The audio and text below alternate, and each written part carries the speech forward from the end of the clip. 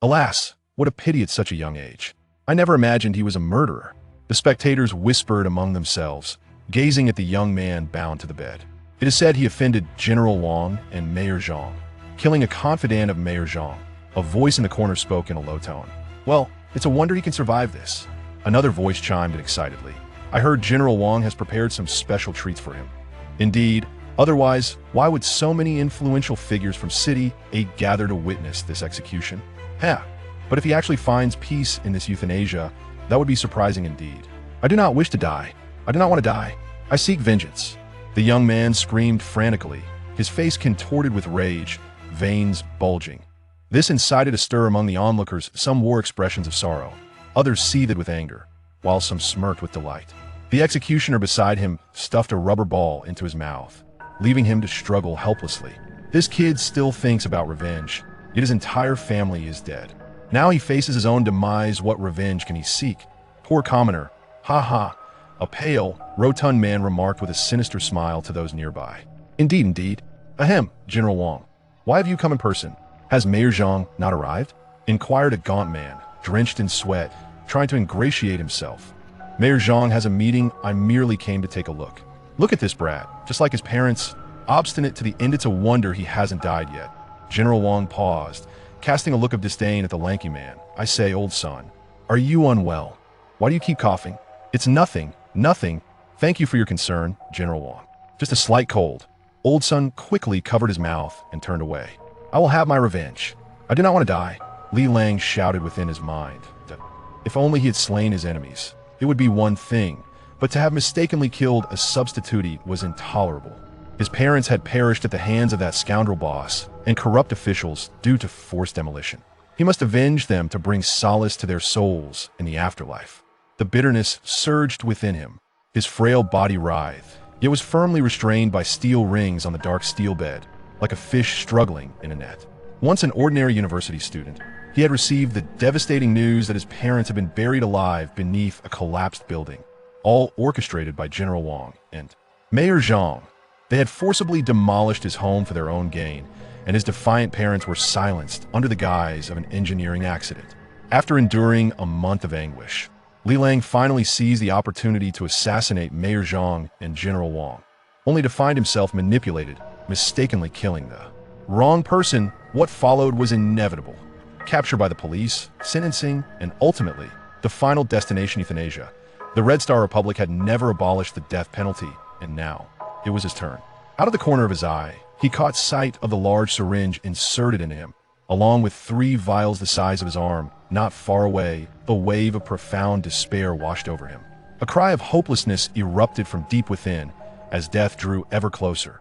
Without tears, only a maddening, transcendent fury. Dogs of authority, mercenary traitors, if there is an afterlife, I shall ensure you meet a wretched fate. Oh heavens, I shall pierce you, let you witness the heart of justice.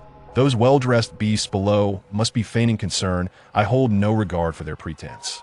Despairing terror and furious agitation drained Li Lang of all his strength, writhing like a fish on a cutting board, inciting a frenzied thrill among those below who awaited death. The executioner cast a sympathetic glance at Li Lang, pondering to himself how this young man had offended someone of considerable power, as the authorities had substituted his usual agents with the latest type decay toxin, a stimulant, and a neurotoxin, an insidious method of torturing him to death. The decay toxin would swiftly rot his internal organs, while the stimulant kept him alert, and the neurotoxin would drive him to madness. What a harrowing torment this would be. Do not blame me. Lad, your misfortune lies in offending those you ought not to, the doctor whispered internally, glancing at the time for 21:10 before pressing the injection button. Instantly, Li Lang felt a chilling liquid coursing through his left arm, rapidly spreading throughout his body with the flow of his blood. To his astonishment, his spirits lifted and his emotions stabilized. This was the effect of the stimulant. With newfound calmness, Li Lang watched the slowly infusing liquid, engulfed by a profound fear of death, akin to an abyss pulling him into despair, inch by inch. I do not wish to die, I want to live now. His voice emerged hoarse, barely audible. Tears finally trickled from the corners of his youthful eyes, sliding down his pale cheeks as slowly as the advancing liquid. Beep! An electronic synthesized voice announced the completion of the first vial. contrary to the protocol that should have rendered him unconscious, Li Lang instead found his nerves sharper than ever, his senses heightened to their zenith. He stared blankly at his surroundings, perplexed as to why he felt no imminent approach of death. Among the spectators, those in the know, particularly Mr. Wong, revealed a cruel smile. The main event was yet to come. The second vial began its infusion. An excruciating burn surged from his left arm throughout his body, as if he were ablaze, while the agonizing pain from his internal organs felt as though countless saws were mercilessly cutting through him. This torment transcended mere pain. It was a non-human suffering. Under such agony, the average person would have succumbed to unconsciousness. Yet Li Lang, due to the stimulant coursing through him, was not only unable to faint but instead felt. His suffering magnified 100-fold. His lips had long since cracked, and his jaw was on the verge of dislocation, while his eyes bulged almost painfully with streams of blood, tears cascading from the corners, resembling a malevolent spirit from the depths of hell. The excruciating pain contorted his body into an unnatural arc. His veins swelled grotesquely, resembling serpents that threatened to break free from beneath his skin. Among the spectators in the stands, some timid souls had already covered their eyes, peering out through their fingers. Splendid, truly exhilarating, Mr. Wong exclaimed, his face ablaze with excitement, as if he were gazing upon a sumptuous feast, his lips curling into a delighted smirk. Beside him, Old Sun appeared even paler, his eyes vacant, and fixed ahead. Had someone touched him, they would find his skin unnaturally warm to the touch. The second vial of serum had finally been administered, yet Li Lang's mind was a blank slate. He had even bitten off a small piece of his own tongue, which had expelled the rubber.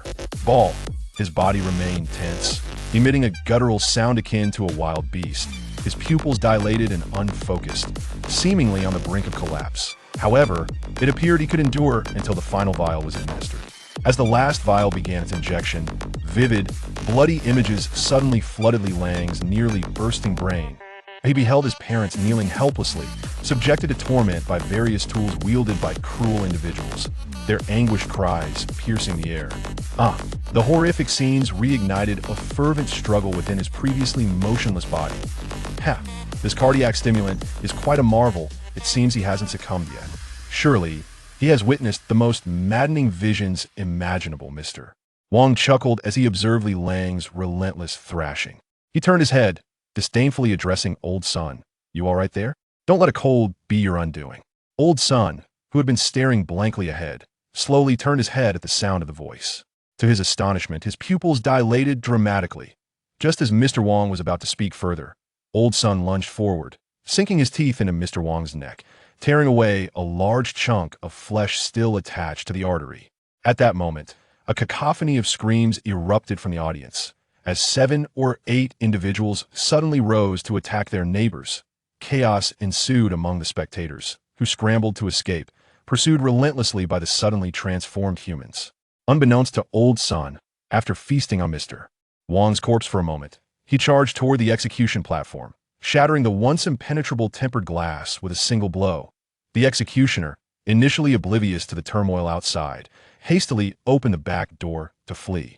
Seeing that there was nothing left to devour, Old Sun swiftly turned his attention to the bound Li Lang, sinking his teeth into the young man's neck, intent on savoring this fresh morsel.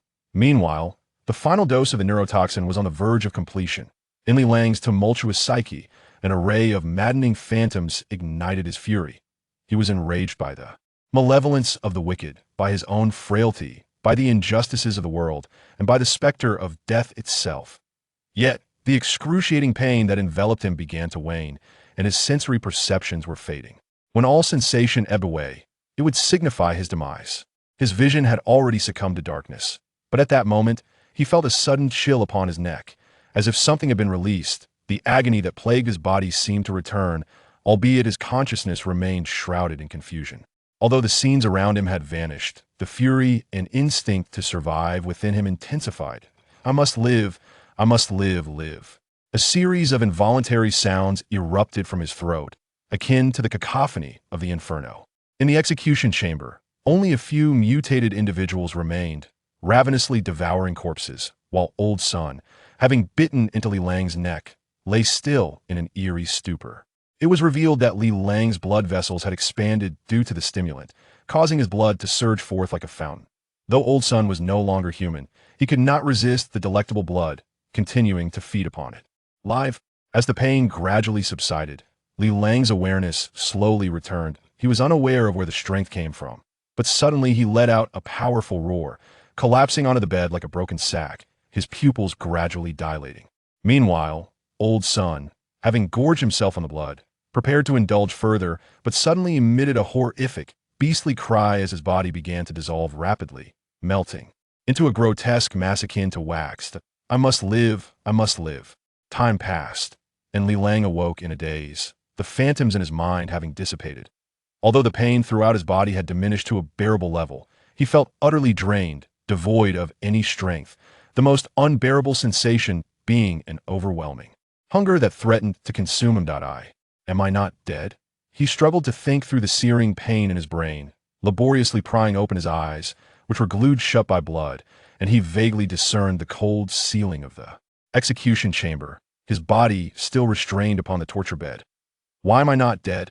Li Lang gasped for the metallic sweet air since he had not perished. He must strive to endure every moment. Surviving such brutal torture was astonishing, yet he pondered how those fiends might torment him further. Despite the pervasive agony, Li Lang inhaled deeply, attempting to lift his head to ascertain whether any of his adversaries were among the spectators. To his shock, he caught a glimpse of a startling scene. The viewing platform was entirely empty, splattered with red-brown stains as if doused in crimson paint. The scent revealed it to be the foul stench of blood. The aroma intensified Li Lang's hunger, and although his rational mind deemed it strange, the gnawing hunger was undeniably distressing. The execution chamber was illuminated by a pulsating red light, accompanied by the shrill sound of an electronic alarm. From the shadows, a faint sound reminiscent of chewing echoed, yet Li Lang's limited vision prevented him from discerning its source. What was happening? Could this be a terror attack? Li Lang pondered in astonishment, but a vague intuition tugged at him.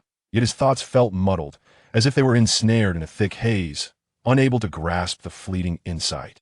He strained to extend his neck forward, desperate to comprehend the unfolding chaos. To his surprise, he heard a sharp crack. The clasp around his neck had shattered. Elation surged within him, overriding any hesitation as he summoned the remnants of his strength to pull at the steel rings binding his limbs. Though his astonishment, apart from the steel ring on his left wrist, the others seemed to have corroded to mere fragile remnants, easily yielding to his weakened grasp. At long last, he could sit up. He slowly twisted his long-restrained body. He was horrified to discover that he was drenched in blood, and his prison garb appeared to have been eaten away, barely covering him, as if his own blood had contributed to this degradation. Clearly, something significant had transpired. Everyone had fled, likely believing him to be dead. Little did they know, he was resilient. His immediate concern was to seize the opportunity amidst the turmoil and escape. Focusing on the steel ring binding his left wrist, he noticed that it too had suffered corrosion, though it was still encircled by a resilient plastic ring, seemingly designed to monitor his temperature, yet proving more durable than steel. What to do? The piercing alarm in the execution chamber urged him to act swiftly in times of chaos. The sooner one comprehends the situation, the greater the chance of escape. After a moment's hesitation, Li Lang unexpectedly opened his mouth and bit into his forearm. He was no longer the naive university student. His brush with death had instilled in him the understanding that only the ruthless survive and thrive. To be merciless towards others is one thing, but to be equally so towards oneself is essential. If he hesitated now, he might pay with his life later. A death row inmate surviving execution would likely face a reduction in sentence. Yet he was acutely aware of the power of his enemy's death awaited him. An icy sensation coursed from his wrist to his tongue as he bit down with surprising force, managing to sever a third of his flesh without a single drop of blood spilling forth. Nor did he feel any pain. What was happening? Yet there was no time for reflection. He continued to gnash his teeth, the pale tendons snapping from beneath his skin, revealing brittle bone beneath. How fragrant, he mused. He had not anticipated that his flesh would be so enticing. Suppressing the urge to swallow a piece of his own flesh, he bit through the last remnant of skin, oblivious to the extraordinary strength of his bite and the astonishing sharpness of his teeth. Present. His left hand lay motionless upon the frigid bed, instilling in Li Lang an uncanny sense of unreality. He reached for his own left hand, scrutinizing it before tucking it into his pocket. Unsteadily, he rose to his feet and ambled toward the exit. Despite exerting every ounce of strength, he was inexplicably drained, the insatiable hunger emanating from the depths of his being intensifying with each step, as if the tide of hunger threatened to tear him apart. His consciousness began to blur increasingly. Yet, the remnants of awareness compelled him to resist the temptation of his own left hand. Just as he approached the doorway, he unexpectedly encountered a familiar visage. It was General Wang. This portly figure was the first to fall victim to the assault, his body marred by a dozen bites, collapsing at the entrance where no one had come to his aid amidst the chaos. Now, his form was smeared with dark, purplish blood, convulsing on the ground, exuding a putrid stench. The ravenous hunger had nearly overwhelmed Li Lang, and upon sighting the fallen General Wang, his eyes gleamed with an insatiable craving, as though he had stumbled upon a delectable feast. With bloodshot eyes wide open, he lunged forward and sank his teeth into Wang's neck. General Wang's neck had already been gnawed upon by Old Sun, yet Li Lang chose to bite the opposite side. He greedily gulped down the remnants of blood, momentarily sating his hunger like a tea that moment. General Wang suddenly opened his eyes, his pupils dilating ominously. It appeared he retained a flicker of consciousness, struggling violently in a fit of rage to push Li Lang away. However, Li Lang held him down fiercely, his primal instincts igniting as he bit down hard, severing half of Wang's neck. With a sickening crack, Wang's head detached, rolling aside like a ripe apple. Nearby shadows glanced up momentarily before returning to their grim feast. Li Lang gradually rose, a knowing smile curling at the corner of his bloodied lips. This banquet of flesh had restored a measure of his strength, and the next step was to escape from this place. However, upon stepping onto the street, he was met with a shocking sight. Initially intending to stealthily slip away, he staggered into the street only to find it in utter disarray. Cars were jammed together, while disheveled figures, smeared in blood, roamed aimlessly. These people emitted eerie howls as they tore into the corpses before them, transforming the scene into a veritable hell on earth. What transpired? Had he, perhaps, already perished and arrived in hell? Li Lang's suppressed rational thought raced like lightning, while a primal thirst for blood surged within him, prompting an exhilarated roar. Though his cry was loud, it failed to capture the attention of the ravenous people engrossed in their gory repast.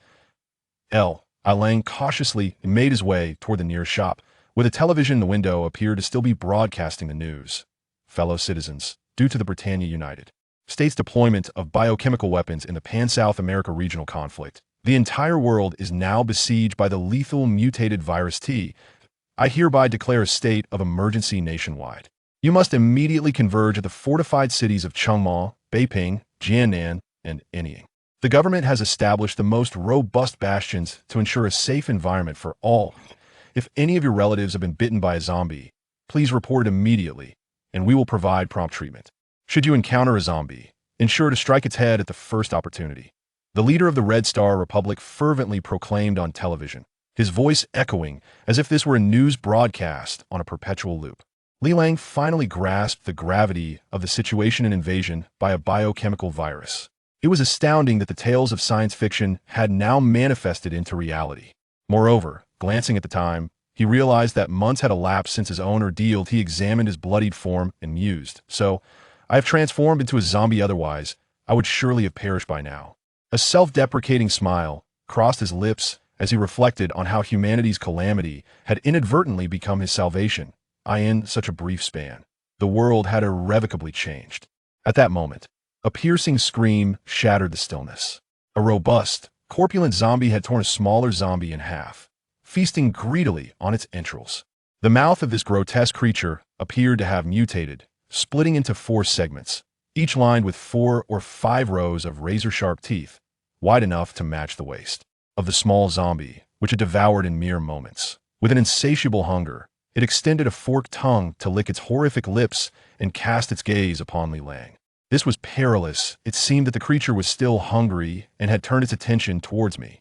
Panic surged within Li Lang as he instinctively retreated. However, due to the recent transformation into a zombie, he felt alarmingly weak, with only a fraction of his usual speed and a gnawing emptiness in his stomach. Witnessing Li Lang's retreat, the corpulent zombie became enraged and lunged forward with great strides, each step as swift as that of an ordinary person. In a state of desperation, Li Lang crouched low and slipped beneath a parked car at the roadside.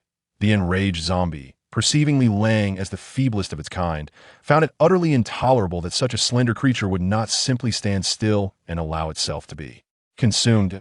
It plunged down, thrusting its hand beneath the car to grasp Li Lang's leg, pulling him out while succumbing to the temptation of food, voraciously devouring Li Lang's legs, and emitting a muffled chuckle. Li Lang struggled fiercely, however. His body lacked the strength to resist, and the overwhelming hunger further sapped his energy. He felt himself being dragged closer to doom. I will survive, even as a zombie. I shall avenge myself, Li Lang shouted inwardly, summoning all his remaining strength to thrust his mangled left and right arms against the face of the corpulent zombie. That I want to live, Li Lang exclaimed in a frenzied outburst, pouring forth every ounce of his strength. Accompanied by a desperate wide eye in that moment, he felt something within him converge at the wound on his left arm, and soon a viscous dark red liquid erupted from the injury, drenching the head of the corpulent zombie before him. The grotesque creature let out a wretched scream as its enormous head began to dissolve, revealing the skull beneath, which too, astonishingly, melted away like ice in a furnace. The liquid that had once constituted that head was gradually absorbed back into Li Lang's left arm. However, after expelling the dark red fluid, he succumbed to unconsciousness, completely oblivious to the chaos around him. As the street gradually fell silent, Li Lang awoke from his stupor in the evening of the same day. How did I faint again? He mused with a bitter smile. Truly, he was fortunate each time he lost consciousness he managed to escape death, that he glanced at the headless corpse of the obese zombie at his feet, then at his newly grown left hand, feeling a wave of confusion wash over him. He vaguely recalled that before losing consciousness, his left hand had expelled some substance. Could it be that liquid that vanquished this creature? And how had his left hand regenerated? He noticed a patch of gleaming white bone armor on the back of his hand, leaving him puzzled about its purpose. At that moment, he realized that his undead form was somewhat distinct from others. While most zombies seemed devoid of intelligence, mere beasts driven by instinct, he retained a semblance of his former will. Additionally, unlike the others who craved only fresh flesh, he found himself yearning for other sustenance, such as canned goods. With that thought, hunger surged anew within him.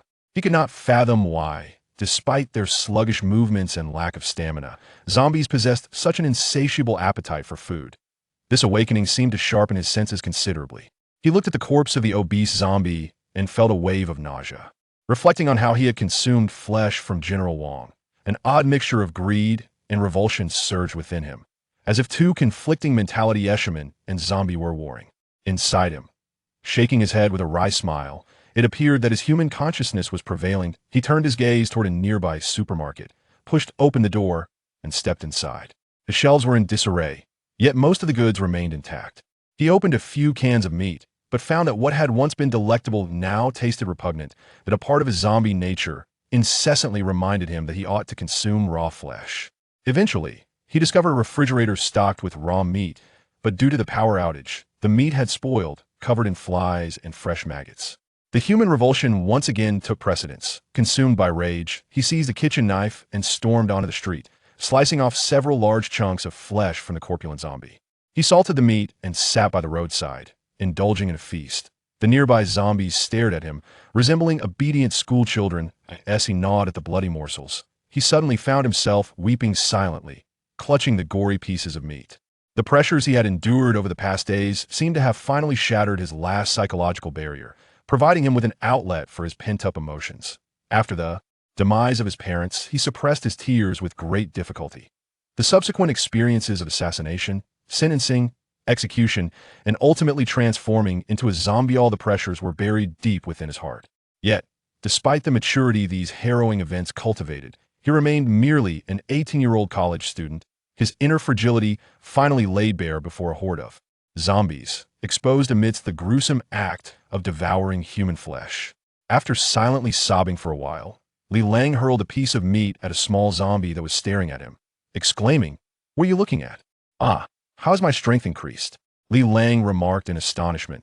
He suddenly realized that his physical power had nearly returned to its original state, and his speed was comparable to that of an ordinary person.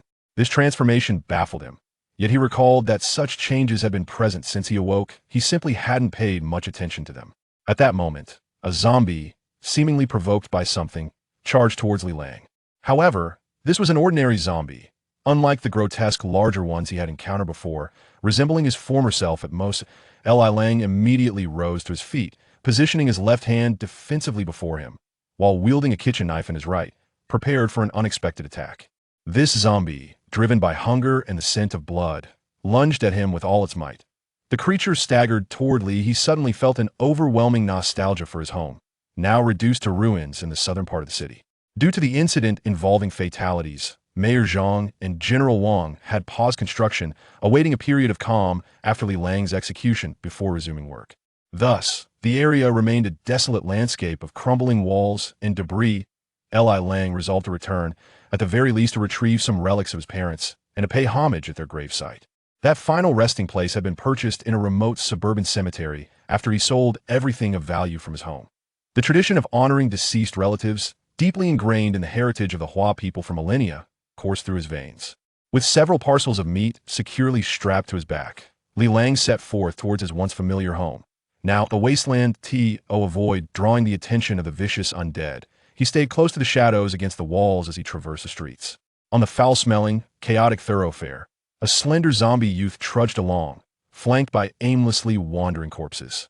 The scene was bizarre beyond description.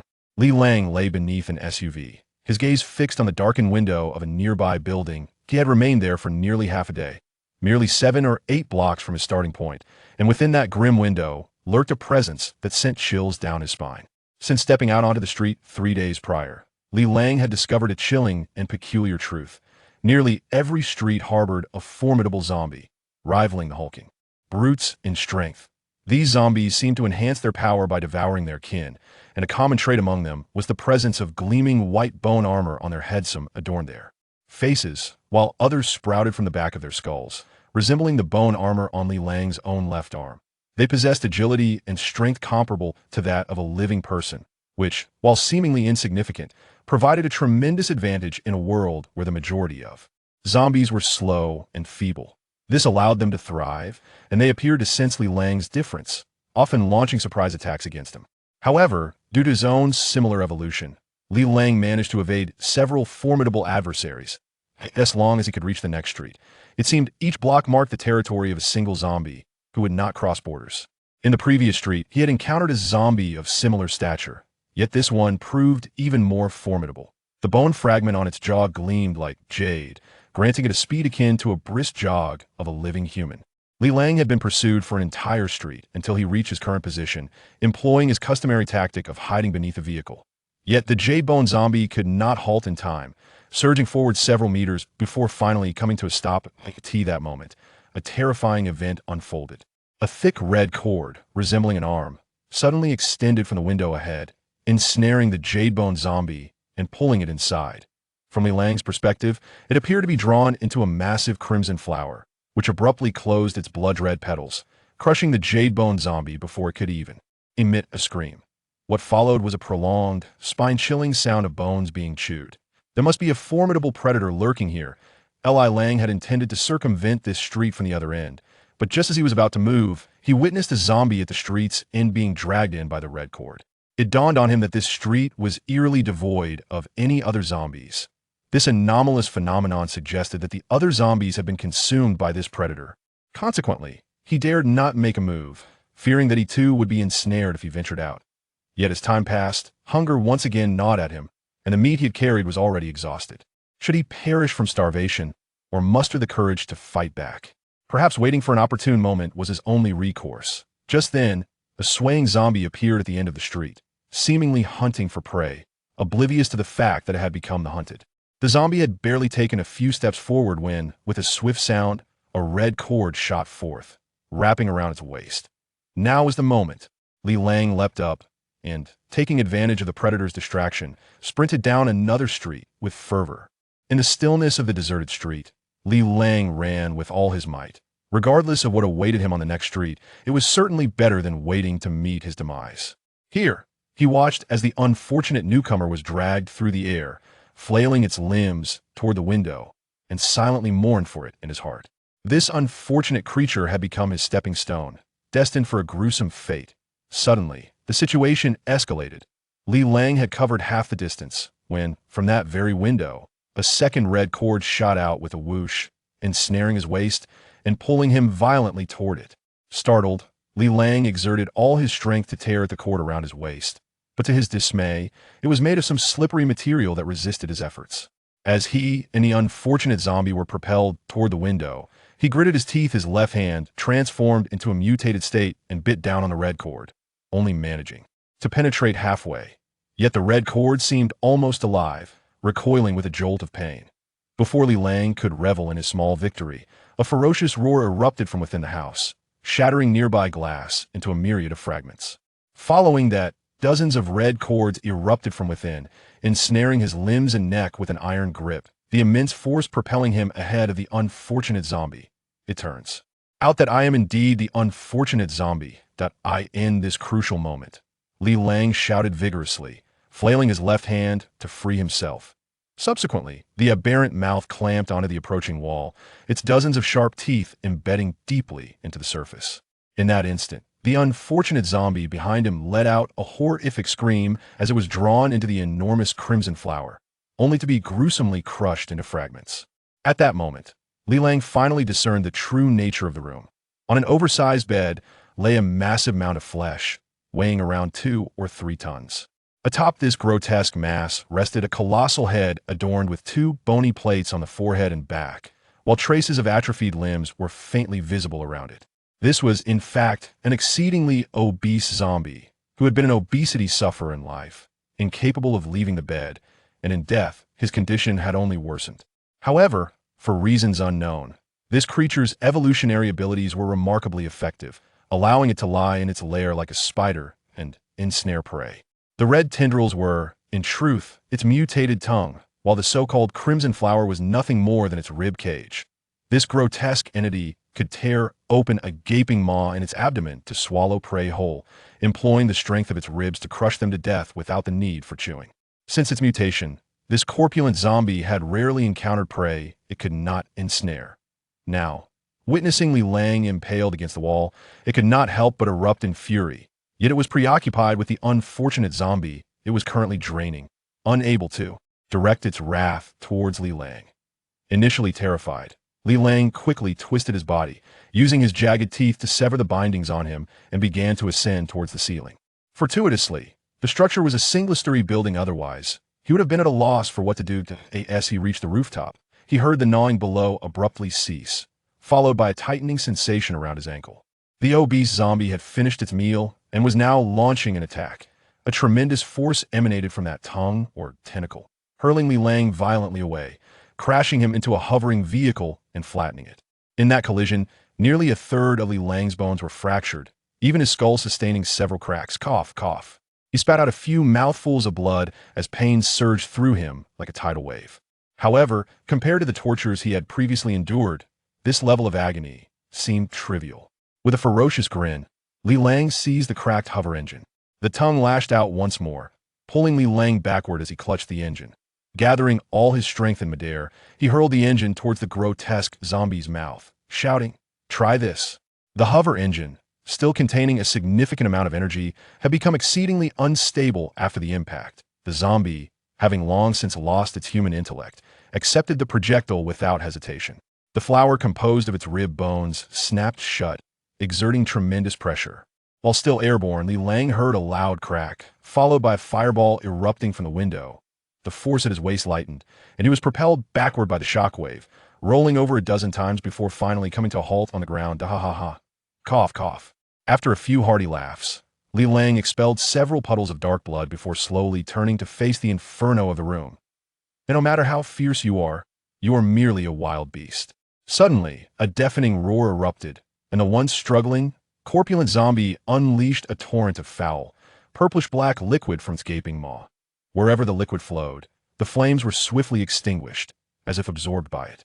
In no time, the fire was entirely doused. However, the appearance of the obese zombie was hardly improved. One of its eyeballs had been gruesomely obliterated, a significant portion of its body had been blasted away, and its form was a grotesque mass of flesh and blood. Strangely, after spewing that noxious liquid, its size had diminished by half, rendering it feeble and listless. Yet, it had not forgotten the equally injured Li Lang. With a gaping mouth, A blood-red tongue slicked with purple slime lashed out toward him. This creature was still alive. As Li Lang marveled at the zombie's tenacity, he felt a tightening around his neck as the tongue yanked him closer to the grotesque beast. However, the grip was nowhere near as forceful as at the outset. It merely dragged him slowly along the ground. Li Lang found himself unable to move much, let alone escape, and thus resigned to being pulled toward the zombie. With his eyes tightly shut, he sensed a tumult within him. He realized that he might be capable of expelling a corrosive liquid of extreme acidity, his last potential lifeline. Yet, this lifeline was not under his precise control. He could only simulate the feeling of wanting to spray from his left arm. It was like grasping at a lifebuoy, knowing it was tenuous, yet still desperately reaching for it. The obese zombie stirred weakly, and as its prey drew near, a glimmer of greed and hatred flashed in its solitary It had never suffered such a setback before, and it was determined to thoroughly consume this quarry from head to toe. Closer and closer, blood-red shadows danced before Li Lang's eyes as he found himself at the mercy of the zombie's distended belly, its repulsive, membranous ribs pressing against his face. In the next instant, they would close in on him. Summoning every ounce of strength, Li Lang raised his left arm high, aiming the bone tube at the zombie's head. Shoot, shoot! He mentally screamed, yet no miracle unfolded. A looming shadow enveloped him as the ribs began to constrict. A terrifying pressure enveloped Li Lang, pinning him in place, making him feel as fragile as an egg, on the verge of shattering. Shoot! The pressure forced his left arm deep into the thick layer of fat surrounding the zombie, and the bones of his body crackled ominously, unsure how many had fractured under the strain. Li Lang was on the brink of suffocation. The zombie erupted into a manic cackle, as if mocking Li Lang's audacity. Li Lang's ears. That laughter bore an unsettling resemblance to Mayor Zhang's, conjuring images of Zhang's insults toward his parents in his mind. With a low growl, Li Lang channeled all his strength into his left arm, and a stream of dark crimson fluid erupted from the twisted bone canal of his arm like a high-pressure water jet. Upon encountering the flesh and blood of the corpulent zombie, the liquid acted as boiling water poured onto snow, instantly melting a gaping hole the size of a bowl, and without losing momentum, it pierced through the zombie's skull. The creature's grin remained etched upon its face, yet it had succumbed to death in an instant. The tightly bound rib membrane gradually unfurled, revealing the bloodied Li Lang, who lay gasping for breath within the belly of the fallen zombie. It seemed that, this time, his gamble had paid off. Suddenly, his left arm tightened once more, and the bone canal thrust outward, embedding itself in the zombie's skull. Li Lang then felt a warm substance flowing into his body through his arm, gradually mending his battered form, providing a soothing warmth. Remarkably, it also bestowed upon him a sense of satiation. Though utterly exhausted from this life-and-death struggle, Li Lang fought against the urge to succumb to sleep. He allowed the bone canal to continue absorbing the remains of the obese zombie while he grasped its mangled head, examining the armor-like bone plating adorning it. These two pieces of bone armor were notably resilient. Appearing somewhat translucent once the blood was wiped away, they revealed an unexpected beauty.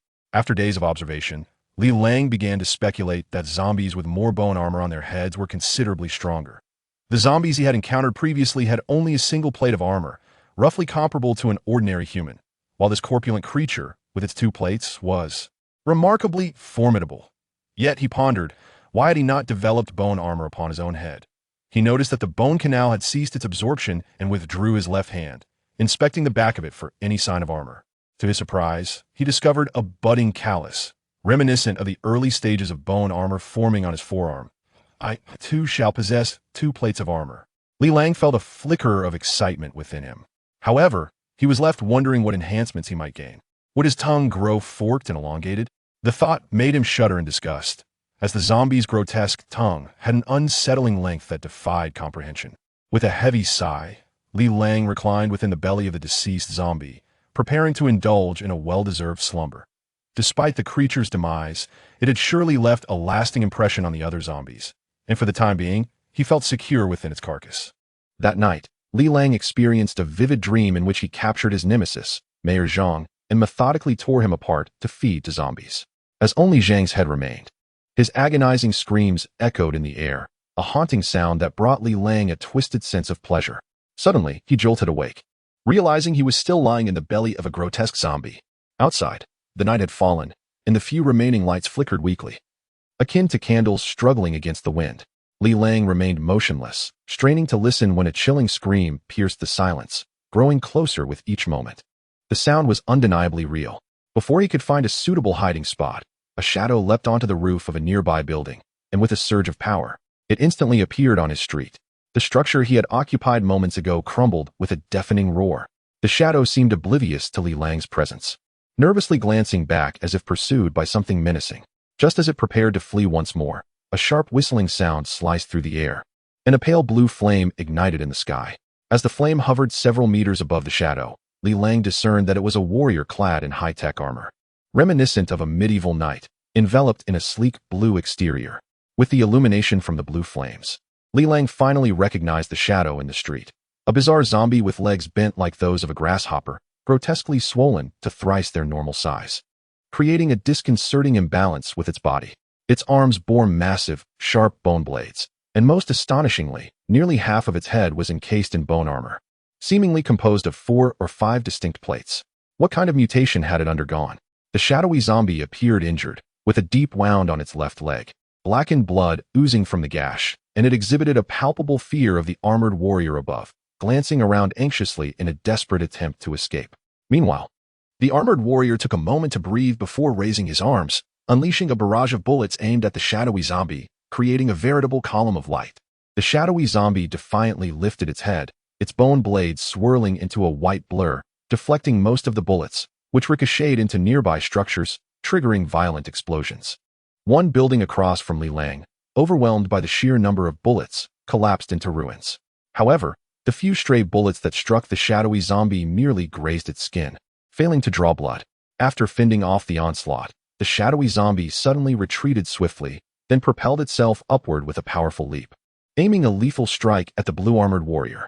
Yet, the warrior's reaction was swifter. He advanced rather than retreated. With a twist of his arm, a small shield materialized on his left arm, blocking the zombie's strike, while his right hand wielded an electromagnetic blade, slicing towards the shadowy creature with a swift motion. The shadowy zombie hastily retreated in the manner of a blade, albeit too late, as the electromagnetic knife grazed its grotesquely large toe, severing 3 of its digits. Once more, the shadowy zombie was wounded, emitting a mournful cry as it propelled itself off the ground and fled into the distance, intent on escaping again. The blue-armored warrior, having locked onto its target, unleashed 2 jets of flame in pursuit. A cacophony of thunderous sounds ensued, vividly illustrating the devastation left in their wake, until the noise gradually faded into the distance.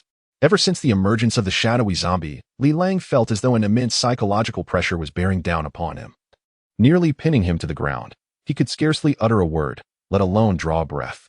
Even as the shadow and the blue warrior receded, Li Lang remained utterly devoid of strength.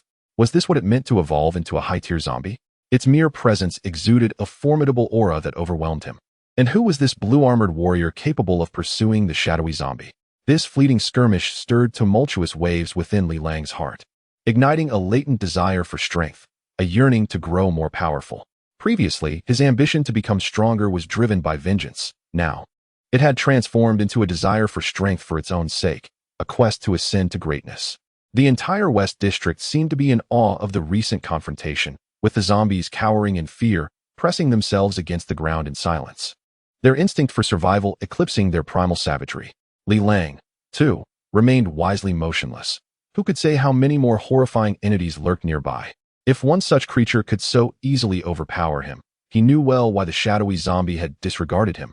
It was not a matter of ignorance, but rather disdain. For to them, Li Lang was akin to an ant on the roadside. The entire district lay in silence throughout the night, until the first light of dawn heralded the arrival of anguished zombie wails. It was then that Li Lang cautiously emerged from his hiding place, surveying his surroundings before hastening towards the epicenter of the previous day's battle. The road was now unrecognizable, completely obscured, and the surrounding buildings lay in ruins, the towering structures reduced to chaos. Li Lang bent down, meticulously searching for the severed toe of the shadowy zombie, believing that such a relic would grant him deeper insight into the creature's formidable power. At last, he discovered 2 toes, roughly the length of his fingers, scattered nearby, while another lay buried beneath the rubble. He promptly picked up the 2 intact digits, examining them closely. The ebony claws bore a talon-like appearance, easily capable of slicing through Li Lang's skin. even threatening to break the teeth he clenched in his hand. Despite exerting all his strength, he could inflict no harm upon them. Such was the vast chasm of disparity. Additionally, he noticed several silver bullet casings glinting on the ground, resembling treasures in their brilliance, which he also collected. Carefully wrapping the 2 toes and 4 or 5 bullet casings, he tucked them into his pocket, instinctively aware that they would prove useful in the future. A wave of hunger washed over him once more. However, Li Lang found himself unwilling to consume the remains of the only meat, the corpulent zombie, that lay before him. Due to his human nature prevailing once more in the face of the repulsive pile of purplish-black fat, he felt an overwhelming sense of disgust. Fortunately, his gaze was drawn to a nearby supermarket, which seemed to harbor some remnants of energy, with several areas still operational. Without a moment's hesitation, Li Lang pushed the door open and began his search for freezers stocked with meat. Upon discovering a functioning freezer containing approximately half a stock of chilled pork, a wave of relief washed over him. At last, he would not have to resort to human flesh. Although the taste of human meat was quite palatable, his memories of once being human instilled a deep-seated aversion to such consumption. After indulging in a hearty meal of cold pork, Li Lang ambled through the supermarket, clutching a pig leg and savoring his feast. Following several skirmishes, he realized that his strength remained inadequate. However, after delivering a devastating blow to a corpulent zombie using a magnetic levitation engine, an idea sparked in his mind, leveraging his clarity of thought and employing tools to combat those beastly zombies. As this notion flickered to life, Li Lang couldn't help but slap himself a few times. He should have grasped this elementary truth earlier. Thankfully, he had retained his human intellect. Was it not the most significant distinction between humans and beasts that the former adeptly wield tools? Reflecting on this realization was not too late. Once he acquired a few formidable weapons, he could easily make those zombies with their scant bone armor weep. As for the more advanced mutated zombies, he dared not entertain such thoughts. While traversing the electronics section, Li Lang felt a surge of satisfaction as he pocketed several miniature nuclear magnetic power sources. He had extensively researched various plans in preparation for assassinating Mayor Zhang, including the assembly of nuclear magnetic power sources, akin to nuclear batteries, into small explosives. Thus he was well versed in their manipulation. To his astonishment, he also stumbled upon a powerful nail gun, a compact yet formidable tool, should he wield it skillfully. Most exhilarating of all was a canister of dog-fighting stimulant, originally intended to incite fighting dogs. Li Lang conceived of a bold idea. Just as he was about to move forward, a faint sound emanated from beneath his feet, reminiscent of a human groan. Li Lang froze in place. Ever since he had become a zombie, his auditory and olfactory senses had sharpened. Otherwise, the former version of himself would have failed to discern such a sound. There were people below. An exhilarating thrill coursed through him. It had been an eternity since he had encountered a normal human, let alone engaged in conversation. His daily existence was defined by desolation and the undead. Yet the essence of humanity within him instilled an acute fear of solitude. He yearned for communication. Even if it were merely a fleeting exchange of words, there were living beings below. This thought surged through him like a potent stimulant, compelling him to crouch down and press his ear against the ground, listening intently while he rhythmically pounded the surface. On his 7th strike, the floor responded with an empty echo. This was the location. Surrounded by excitement, he remained blissfully unaware that the human voice had completely faded away, and below, the sound of a gun's safety being disengaged echoed softly. A narrow crevice on the polished floor formed a circular entrance, evidently the portal to the basement. After knocking for an extended period without a response, Li Lang hastily summoned an iron rod, wedging one end into the gap and applying pressure to the other. With a creaking sound, the entrance's barrier was pried open, revealing a glistening black gun barrel. The barrel swiftly pivoted towards Li Lang's head, and the occupant within pulled the trigger. Bang! Upon seeing the gun barrel extending from below, Li Lang's expression shifted dramatically. He instinctively crouched and veered to the right, narrowly evading the gun's aim. Yet, to his dismay, a searing pain shot through his shoulder following the gunfire. It was a shotgun. He let out a muffled groan and shouted, "Don't shoot. I'm human." In that moment, the harsh reality of his transformation into a zombie struck him. He had been recklessly careless and nearly met his demise in this grim situation. Unable to outrun a bullet, he had no choice but to feign humanity amidst the chaos. Upon hearing Li Lang's voice, the gun barrel waved, signaling him to approach. Cautiously, Li Lang crawled closer to the ground, and sensing the silence, the occupant retracted the weapon. Steeling himself, Li Lang leaped into the entrance. A woman's gasp echoed in the air. Inside, 2 men and 3 scantily clad young women were present. It was a temporary storeroom within the supermarket, brimming with food and beverages, yet exuding a peculiar odor due to lack of ventilation. You've been bitten by a zombie? Remarkably, you're still alive. Consider yourself fortunate, one of the men remarked. One was a stocky figure wielding a shotgun, while the other was tall and lean, clutching a semi-automatic pistol, both regarding Li Lang with cold stares. But even if you are lucky, you won't last more than 3 days, the tall man chuckled darkly. Panic surged within Li Lang as he recalled his current state. Recent battles and the inhumane conditions had left him smeared with grime and blood, with countless wounds adorning his body. Although his healing abilities were astonishing, allowing fractures to mend overnight, he had neglected to cleanse the filth and injuries. Noticing Li Lang's silence, the middle-aged man with the shotgun smirked wickedly, aiming the gun at Li L in his heart. The most intolerable offense was the insult to his parents. The middle-aged man's vile words had struck a chord deep within Li Lang, awakening his inner fury. Who would have thought he would encounter such a situation? The violent life he had led over the past few days had nearly eroded his youthful innocence, and unbeknownst to himself, he had transformed into a creature of rage and bloodlust. The girl gradually approached the middle-aged man, submissively kneeling before him, yet she remained still, casting a glance at Li Lang. Observing that Li Lang had not departed, the middle-aged man erupted in a tirade. You little bastard, didn't I tell you to leave? The tall, lean individual, growing impatient, interjected, Zhang, just shoot him. This kid is practically a zombie already. Killing him and taking the girl is the only sensible course of action. If you want to do it, I will. Zhang, evidently in agreement with the tall man's suggestion, advanced a few steps while cursing, raising his shotgun to fire at Li Lang. However, Li Lang had already gathered his strength as Zhang aimed. He swiftly dashed toward the tall man, shielding his head with his left hand while drawing his nail gun with his right.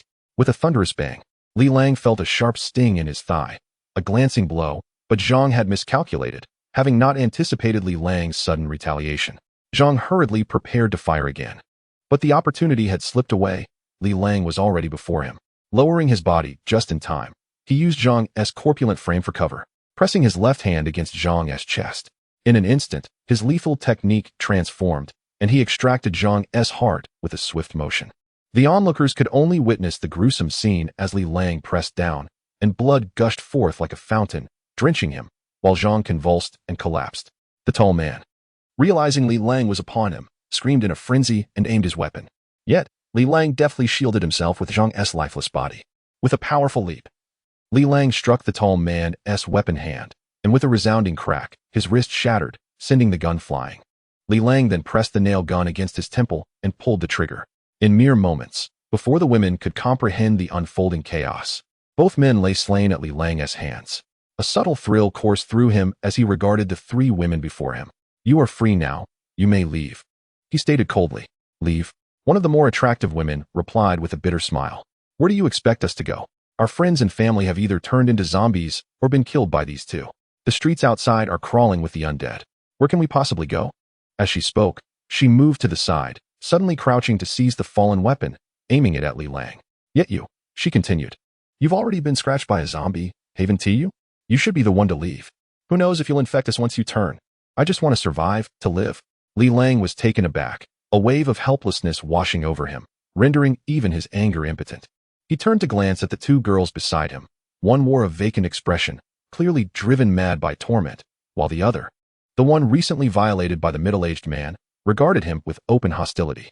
He surmised that had he revealed his sharp claws moments ago, they would have unhesitatingly pulled the trigger. This is only because you saved us. Otherwise, we would have shot you long ago. Remember, the infected carry the virus too. The woman wielding the gun exclaimed, as if trying to convince herself. Then, she hesitated, her lips trembling as she managed to utter 3 words. I'm sorry. Li Lang gazed deeply at them and replied, Take care of yourselves. He then turned and crawled out through the exit. The sound of the door closing behind him echoing in the silence, a clear indication of their profound fear of becoming zombies. With a grim expression, Li Lang exited the supermarket, inhaling the air deeply. The initial joy he felt upon discovering human survivors had long since evaporated, leaving only a profound sense of helplessness and sorrow. He was at a loss as to whether to laugh or cry, yet an overwhelming oppression weighed on his heart. Is it for survival? He muttered to himself. How naive I have been. It dawned on him that a significant part of his heart still lingered in the relatively stable society that existed before the chaos erupted. Failing to recognize that the world had reverted to a primal state of survival of the fittest. Everything was now about survival. He realized he was still struggling to adapt to this new reality, subconsciously approaching problems from a human perspective, when in truth, he had already transformed into a zombie. For the first time, he earnestly contemplated his place in life, or rather, his place in death. At that moment, a common zombie staggered around the corner, the threat posed by the previously formidable fat zombie having dissipated with its demise. A mischievous smile crept across Li Lang's face. What did it matter? He would face whatever came his way. Life as a zombie didn't seem too bad. At least he had grown considerably stronger. Just as that woman had said. I only want to survive. With newfound clarity, Li Lang charged at the ordinary zombie, his claws extended, swiftly dispatching it, and then he continued on his path. Days passed, and the journey revealed to Li Lang that he had overestimated his own strength. He encountered zombie leaders, all of whom were mutated creatures with 2 bony plates. This led him to discern a pattern. The closer he moved toward the city center, the more formidable the zombies became. Although these 2-plate zombies were not as grotesque as the fat zombie he had previously faced, they were exceptionally powerful. Some were as formidable as the fat zombie. And each encounter often devolved into a bloody battle before he managed to escape, with only rare strokes of luck allowing him to slay one. These zombies varied in attributes. Some were incredibly swift, others had tough hides, and some were cunning. He even encountered a zombie with bony blades protruding from its arms, evoking memories of the shadowy figure that had once filled him with dread. Fortunately, this individual had only one arm mutated and was not particularly robust. Otherwise, Li Lang would have been in dire straits. Even so, he managed to escape by employing a bomb tactic that left the creature disoriented. However, the greatest discovery he made in recent days was the identification of the most optimal hiding place, the underground. Whenever he encountered a basement, Li Lang would enter directly. If none were available, he would utilize his to dig a substantial pit, covering it with some debris. This method significantly reduced unnecessary troubles, as his strength was still inadequate. Even 2 pieces of bone armor zombies barely posed a challenge. The bone armor on his arm remained unfully solidified, implying that if one piece of armor represented a first-level zombie, Li Lang could at best be considered a first-and-a-half level. He did not encounter any survivors in these basements, but he did stumble upon 2 or 3 nests of zombies, evidently the result of former survivors who had mutated. Due to the innate dominance that high-level zombies exert over ordinary ones, Li Lang paid no mind to the wandering zombies within and instead found a corner to recline and slumber, moving only when he awoke. Thus, Li Lang gradually approached the city center at a pace of 2 or 3 blocks daily. One midday, having just consumed a meal of frozen meat in the pit he had dug, he heard furious roars resounding from the west, not more than 2 streets away. He recalled that the zombie leader in that vicinity appeared to be a tough-skinned creature adorned with 2 horns on its head. What conflict had arisen? Initially believing it to be a mere skirmish among ordinary zombies, he was taken aback when the roars intensified, echoing from the area, while hurried footsteps became audible on his street, indicating that a second-level zombie was hastening towards the commotion. They were competing for something. Li Lang immediately surmised the situation. And at that moment, a peculiar fragrance wafted into his nostrils.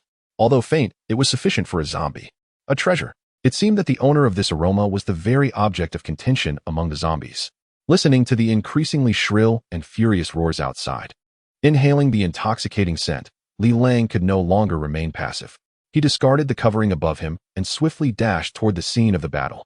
While the sensation had not been so intense from within the pit, once he emerged, he was immediately enveloped by a brutal, sanguine atmosphere emanating from the conflict. Judging by the odor, no fewer than 4 or 5 zombies were engaged in the fray.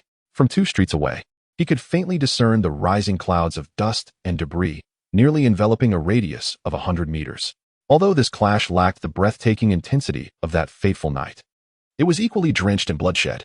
Just as Li Lang reached a point adjacent to the building where the combatants clashed, he suddenly witnessed 3 more plumes of dust accompanied by howls surging forth.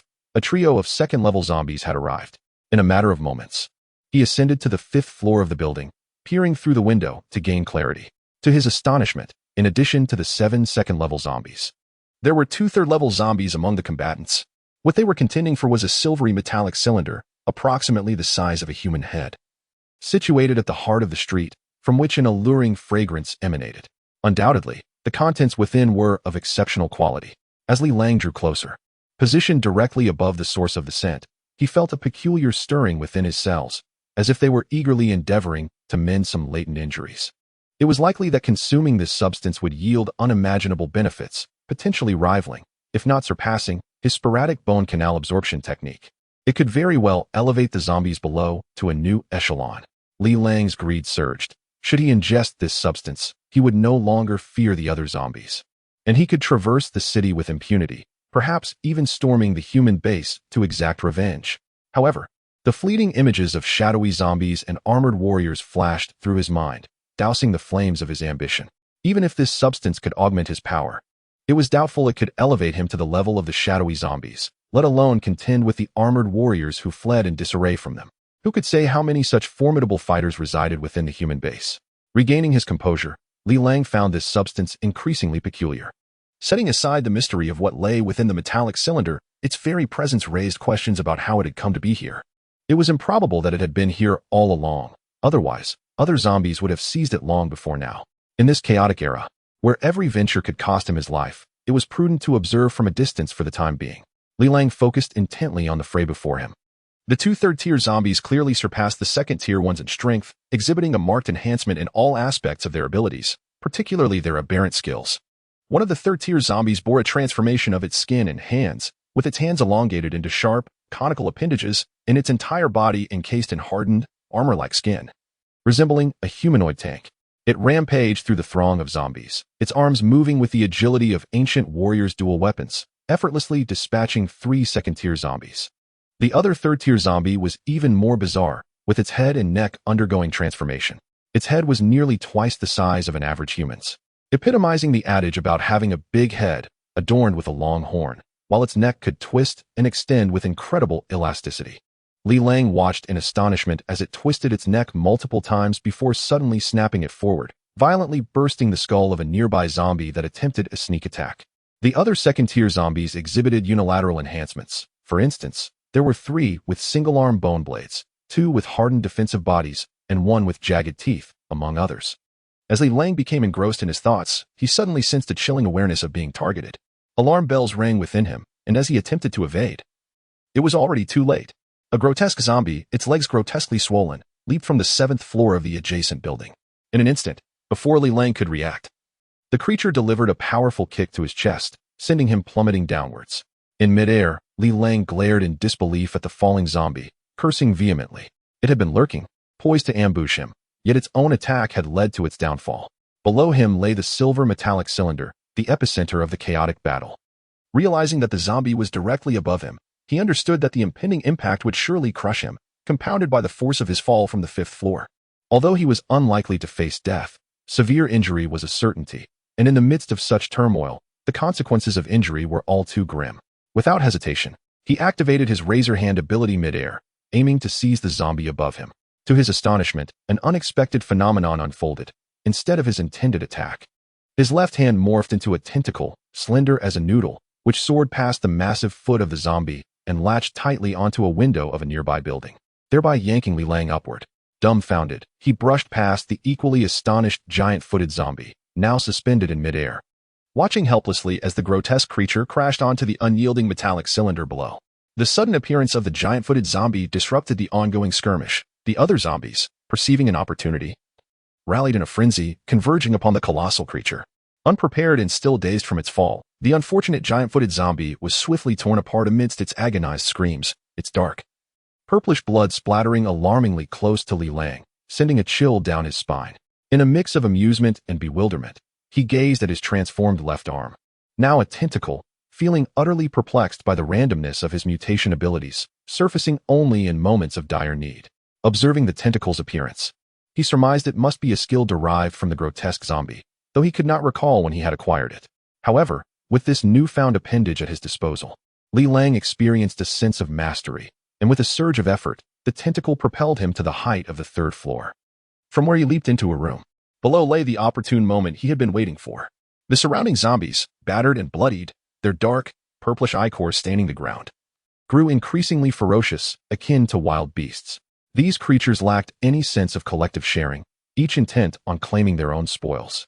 Cautiously surveying his surroundings to ensure no hidden zombies lurked nearby, Li Lang rummaged through his backpack, retrieving a motley assortment of items, finally settling on a bundle of black, stick-like objects.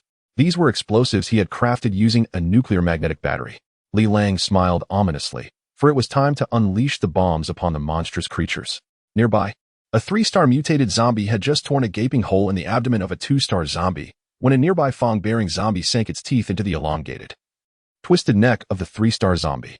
Shortly thereafter, another bone-blade zombie ruthlessly struck the 3-star zombie's neck with its bony appendage.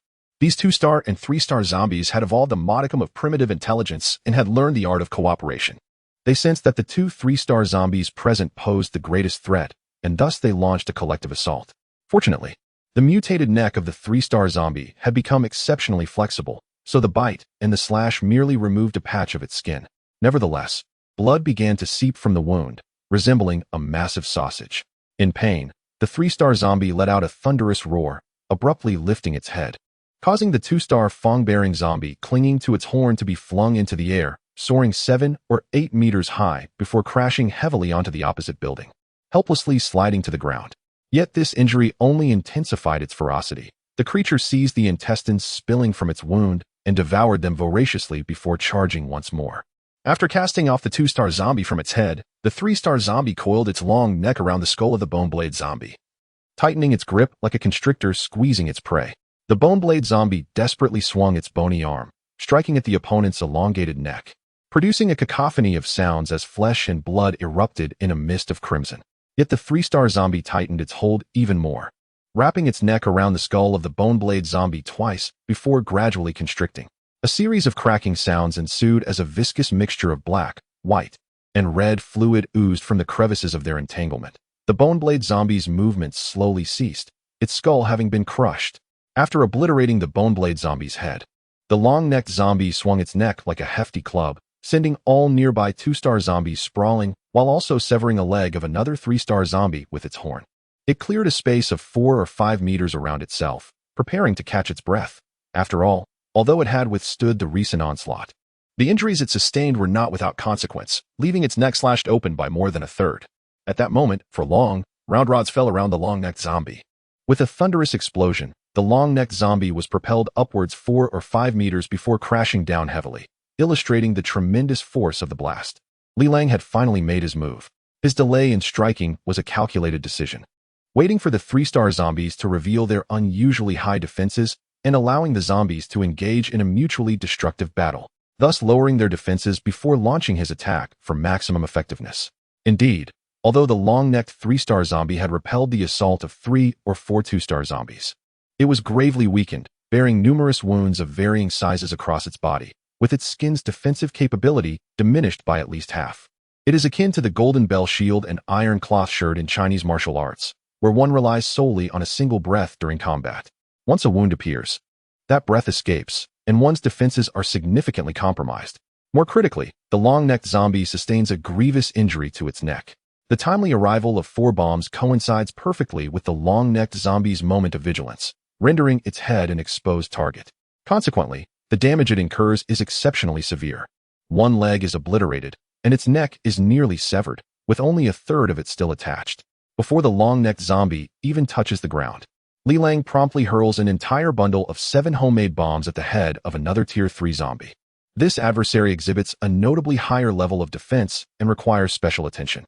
Moreover, during the chaos of battle, it has barely sustained any serious injuries. Its hardened skin merely showcases numerous scratches and small pits, while its core remains largely unharmed, enabling it to crush the skulls of 2 Tier 2 zombies with its conical arms. Boom! To Li Lang's astonishment, the collective impact of the bound bombs proves to be exponentially greater than their individual usage, amplifying their power by several times. The unprotected areas of the Tier 3 zombies' head burst open, resembling gaping mouths, and the dark purple blood instantaneously transforms its head into a grotesque visage. It appears as though a pile driver has struck it, forcing its body several inches into the ground and scattering its armor into disarray. Nearby, the 2 Tier 2 zombies are violently propelled away. All of this transpires in a mere second, filling Li Lang with exhilaration as he leans forward to witness the spectacle, nearly bursting into laughter. Just then, he feels a tremendous force crashing down upon him, a shockwave. With half of his body protruding, the impact is considerable, lifting him upward by 1 or 2 meters before sending him crashing back down. In this sudden turn of events, if one could turn green with regret, Li Lang's insides would surely rival the hue of Wu Dalong's hat. Desperately, he stretches his left arm upward, yearning for the emergence of tentacles. Instead, What manifests is a set of jagged teeth. At this moment, tears stream from the corners of his eyes. Pride is a perilous folly, and regret washes over him. He then crashes heavily onto the cold, hard ground, first elegantly spitting out a mouthful of black blood, before grinning at the dazed zombies surrounding him, exclaiming, "Hello." The zombies, now partially cognizant of their surroundings, vaguely recognize that the powerful aerial assault was orchestrated by this recently fallen figure, for which they have paid a heavy toll in injuries. Particularly, the two Tier 3 zombies emit an enraged howl, charging furiously toward Li Lang. Enveloped in overwhelming fury, they temporarily cast aside their silver metal tube. Their sole focus is to eliminate this audacious lower-tier zombie. In their eyes, Li Lang, who is scarcely regarded as a Tier 2 zombie, has deeply insulted them and must pay the ultimate price, total annihilation. This time, the situation is dire indeed. In his heart, Li Lang cried out wildly. Seizing the opportunity amidst the encircling foes, he rolled and crawled forward while simultaneously hurling a bomb both ahead and behind him. Then, he curled into a ball and rolled onward. These were his last two bombs. One bomb slightly hindered his pursuers while the other widened the gap, allowing Li Lang to break free from the encirclement. Turning back, he feigned a throwing motion, causing the approaching zombies to momentarily halt, mistakenly believing it to be another of those devastating little devices. Under the watchful gaze of the horde, Li Lang took off at full speed. Although he successfully created some distance from his relentless pursuers, his low evolutionary level rendered him not particularly swift, and soon he was overtaken by a frenzied long-necked zombie. In a state of madness, the long-necked zombie seemed oblivious to its own injuries, gathering its strength before lunging forward like lightning. As Li Lang ran, he veered to the left, only to feel a sharp pain in his right arm, which was yanked off at the elbow. It was clear that had he not dodged, he might have been impaled or even torn in half. At that moment, he realized that merely injuring the zombies was futile. It only incited their rage. Only a headshot would suffice. Otherwise, the relentless undead would drag their opponents to a gruesome demise. Li Lang's initial strategy had been to incapacitate the zombies severely, even aiming for headshots, but a single miscalculation had landed him in peril. Seeing the zombies drawing ever closer, Li Lang gritted his teeth and, despite the piercing agony from the long-armed zombie, rolled towards a metal barrel. As he reached the barrel, he kicked it, sending it tumbling into the arms of the long-armed zombie. The zombie paused in surprise, then, drawn by the enticing aroma, prepared to open and consume the object.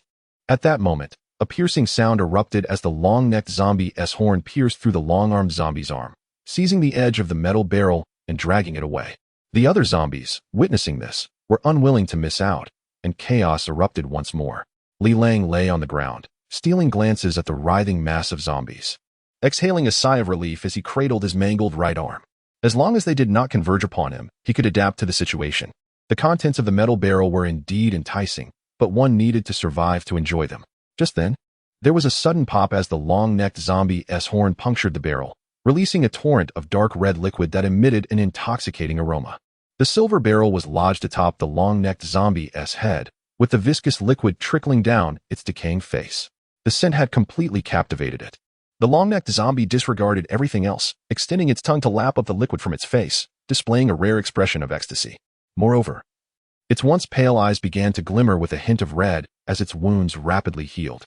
Seeing this, the other zombies could no longer contain their impatience, and they all howled as they charged at the long-necked zombie, launching their assault. The scene unfolds with a cone-armed zombie, reduced to a single leg, yet remarkably agile. It leaps into the air, extending its arms as if charging forth like an ancient knight wielding a lance, but its target is not the long-necked zombie. Rather, it aims for a metal canister. Though the canister is composed of sturdy material, it shatters with a resounding crack under the force of the dual cones, detaching from the long-necked zombie's horn and soaring away. Li Lang, observing the chaos nearby, intends to swoop in and claim the spoils once the two combatants have exhausted themselves in their struggle. He is acutely aware that with his current abilities, rushing into the fray would be tantamount to courting death. While he stands on the periphery, eyeing the dark red liquid greedily, an unexpected pale shadow descends from above, striking him squarely on the head and drenching him in the fragrant liquid. Astonishingly, the shattered metal canister has landed upon him. At first, Li Lang feels a surge of joy, albeit tinged with regret, as he gulps down the liquid. Suddenly, a chilling realization strikes him. Disaster is imminent. The horde of zombies is now converging upon him, their intent clear. They desire the dark red liquid, which is now smeared across Li Lang's form. The low-witted creatures have but one plan: to consume him. Should they capture him, he would undoubtedly meet a gruesome fate, reduced to mere scraps. Yet, escape is no longer an option. In his eagerness to indulge in the dark red liquid, he has allowed the zombies to encircle him, and they now launch their collective assault. Li Lang hurls aside the empty metal canister and, with a fierce shout, charges forward. With his trump cards, bombs, and the metal canister, exhausted, he finds himself with no route of evasion. Only by confronting them directly could he hope for a sliver of survival. He had underestimated the intelligence of the zombies, thinking them mere playthings. Yet here he stands, cornered, forced to fight with the ferocity of the very creatures he had dismissed. Ahead of him are two toothy zombies, while behind lurks the sharp horn of the long-necked zombie, poised to strike with its lethal projectile attack. Li Lang braces himself, determined to endure the impending blow. If he can dispatch the two zombies before him, a chance at escape may yet present itself. He lunges at the nearest emaciated zombie, clamping his jaws onto its head and seizing its mandibles tightly. He deftly evades the attack from the other toothy zombie, and, with a powerful twist, he snaps off two of the weaker zombie's mandibles, leaving the remaining two hanging uselessly to one side. Just as he prepares to slip past the now incapacitated zombie, a chill runs down his spine. Suddenly, a black point bursts forth from his chest, elongating and expanding. It is the horn of the long-necked zombie. The speed of the attack is astonishing, leaving Li Lang no time to dodge. The entire head of the long-necked zombie pierces through his chest, continuing its trajectory and impaling the toothy zombie ahead. From a distance, the bizarre scene unfolds. A long-necked zombie, adorned with two dangling zombies from its neck, resembles a skewered treat, reminiscent of candied fruit on a stick. As the long-necked zombie ceased its castration, it twisted its neck and sank its teeth into Li Lang's shoulder, tearing away a substantial chunk of flesh stained a dark crimson. Though the zombie's sense of pain was exceedingly dulled, the sheer devastation of his own body elicited a loud cry from Li Lang, as he realized he could not escape. In that brief moment of hesitation, all the zombies closed in, surrounding him and gnawing furiously. On the desolate black street, flanked by dilapidated skyscrapers, an assortment of vehicles lay abandoned. In the center of the road, a throng of grotesque zombies relentlessly tore into another of their kind, whose anguished and desperate roars echoed through the air. Li Lang's left leg and right shoulder were gone, and a gaping hole marred his chest, through which the head of the long-necked zombie grotesquely protruded. The scent of the dark red liquid emanating from Li Lang drove the zombies into a frenzy. To them, he had transformed into an exquisite feast. Ironically, the remains of the recently dismembered giant-footed zombie lay at his feet. What should I do? What should I do?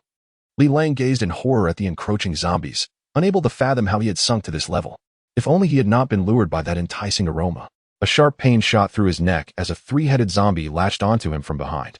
Li Lang struggled desperately, but each movement only resulted in further strips of flesh being torn away, as he helplessly witnessed chunks of his own body being devoured. The sensation, a harrowing mix of despair and madness, drove him to the brink of insanity. Even his clawed hand, after managing to sever a zombie's neck, was brutally shredded and consumed by the three-headed fiend, leaving only a hardened bone shard. In no time, Li Lang's limbs were lost. The zombies, now frenzied with hunger, saw the three-headed zombie take a bite directly into Li Lang's unprotected forehead. Instantly, he felt a searing pain that threatened to explode in his skull, as the long-suppressed terror and despair morphed into an overwhelming fury. With a primal howl, Li Lang emitted a wolf-like roar, his eyes transforming into a blood-red hue, glimmering like two eerie gemstones, radiating a crimson glow as he approached the precipice of madness and death. Suddenly, a sound akin to melting snow filled the air. From the wounds of his remaining body surged dark, viscous liquid, which, upon contact with the air, morphed into a blood mist enveloping all the zombies. This sanguine fog seemed to possess a potent corrosive quality, rapidly eroding the flesh of every zombie within reach, while the remains of the giant-footed zombie disintegrated into nothingness. Even the bone armor of the zombies was partially dissolved. They had been ravenously feasting, yet at this moment, not a single groan escaped their lips as they collapsed one by one, teetering on the edge of death. The blood mist, having deepened in color after corroding the horde, was drawn into the remaining bone shard of Li Lang's left arm, granting him a formidable suction that pulled in the fog. Astonishingly, his flesh began to regenerate at a visibly rapid pace. Although Li Lang was utterly astonished by the scene before him, he found himself paralyzed. As if he had lost all control over his body, his physical strength diminished to the lowest point. He could sense that the process of reconstructing his body had consumed an immense amount of energy, leaving him in a state of utter weakness. After approximately 4 to 5 minutes, his newly formed flesh was fully restored, yet it bore an appearance that belied its freshness, imbued instead with a sense of profound resilience amidst its pallor. At that moment, all the zombies fell into a deep stupor, and the surrounding ruins were enveloped in silence. Li Lang lay amidst the mass of zombies, quietly contemplating the events that had transpired within him. In retrospect, this was undoubtedly a fortuitous development. Every time he found himself on the brink of despair or rage, that crimson liquid would emerge, proving to be a veritable panacea. However, he recognized that pondering the matter further would yield no clarity, so he decided to let it rest. The other zombies were unlikely to awaken soon, and he ought to close his eyes and conserve his strength. Just as he began to close his eyes, he heard a whistling sound piercing the air, unmistakably the sound of human aircraft. Li Lang's heart raced. He peered through the narrow slits of his eyes towards the sky and beheld 3 warriors clad in gray armor hovering several meters above him. The design bore a striking resemblance to that of the blue-armored figures from that day. Each warrior held a large net, laden heavily with second- and third-tier zombies. Were they capturing zombies? Li Lang promptly shut his eyes, feigning unconsciousness, while he attentively listened to the voices from above. Why were all these zombies in a stupor? The previous encounters had been life-and-death struggles. A deep, resonant male voice emanated from one of the armored figures. They likely exerted themselves to the point of exhaustion, causing their bodily functions to temporarily cease, but this was advantageous. Hadn't Dr. Luohai mentioned that live specimens were preferable? Look at those captured previously. They are all but dead. A sharper voice retorted. Enough chatter, call for the transport team. Although Captain Li has driven off the level 5 zombie king, we cannot rule out the possibility of a second appearing. Let us complete the mission and return to rest. The third gray-armored warrior, a woman, casually pressed a button, and soon the roar of a jet engine filled the air. In the distance, a Y-50 vertical takeoff transport aircraft approached, and hundreds of fully armed soldiers clad in biohazard suits surged forth, methodically placing the unconscious, blood-soaked zombies into specialized metallic containers, which were then loaded onto the transport aircraft. The 3 gray-armored warriors also boarded the aircraft, tossing their nets into the cargo hold, standing guard at the entrance for a moment.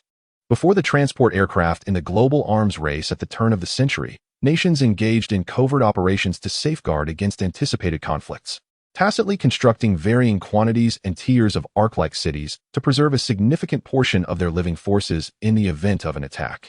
Now these cities, originally intended for nuclear warfare and space stations, have unwittingly transformed into oases amidst the global biochemical catastrophe. Bay City, situated 300 kilometers northwest of City A, stands as one of the hundreds of small to medium-sized cities that survived the crisis in the Red Star Republic. Unlike City A, where 90% of the population succumbed to infection, Bay City managed to endure, having received relatively timely warnings. It weathered a loss of only 40% of its populace and now houses hundreds of thousands. Once a military-industrial hub, it has been fortified into an impregnable steel fortress.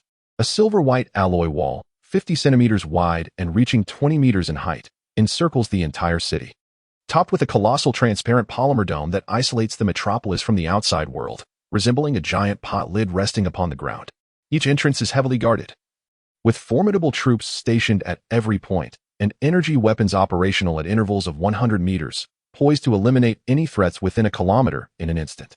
Yet these are merely the visible defenses. The secrets lurking behind the thick walls and beneath the ground remain unknown, possibly housing devastating weapons of mass destruction. Bay City has not only undergone a transformation in identity, but has also adopted a new name. It is now known as Fortress 56, classified as a human-grade stronghold within the 3-tiered fortifications of the Red Star Republic. At this moment, a Y-50 transport aircraft streaks across the sky, trailing a long cloud as it approaches Fortress 56. Inside a metallic container, the material of which remains a mystery, Li Lang, though utterly fatigued, perceives its indestructibility, rivaling that of a blue-armored warrior's bullets.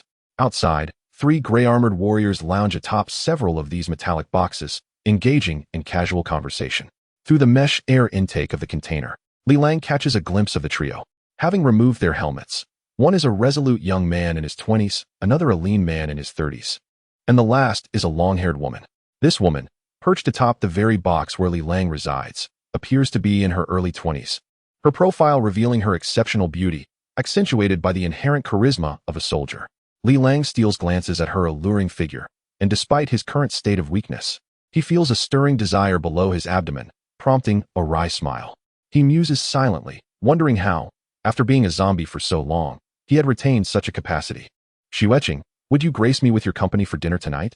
The lean man inquires, having just taken a seat, his tone laced with eagerness. I'm quite busy, Zhao Chong. Please understand that this is during the execution of a mission, Li Xueqing stated coldly. Don't be so heartless, Xueqing. I have been unwaveringly devoted to you. Do you realize how long I've been pursuing you? Zhao Chong, with an audacious demeanor, leaned closer. Zhao Chong, Xueqing has already made her position clear. Why do you persist in this entanglement? Interjected a young man nearby, also an admirer of Li Xueqing, eager to undermine his rival. How long have you been pursuing Xueqing? Since the onset of the zombie apocalypse, right after we settled into Fortress 56? You are well aware of your own circumstances at that time, aren't you? Do you have no shame? Wang Gang, stop pretending. Are you relying solely on your father being the commander of the Fortress armed group? Your entire family managed to escape.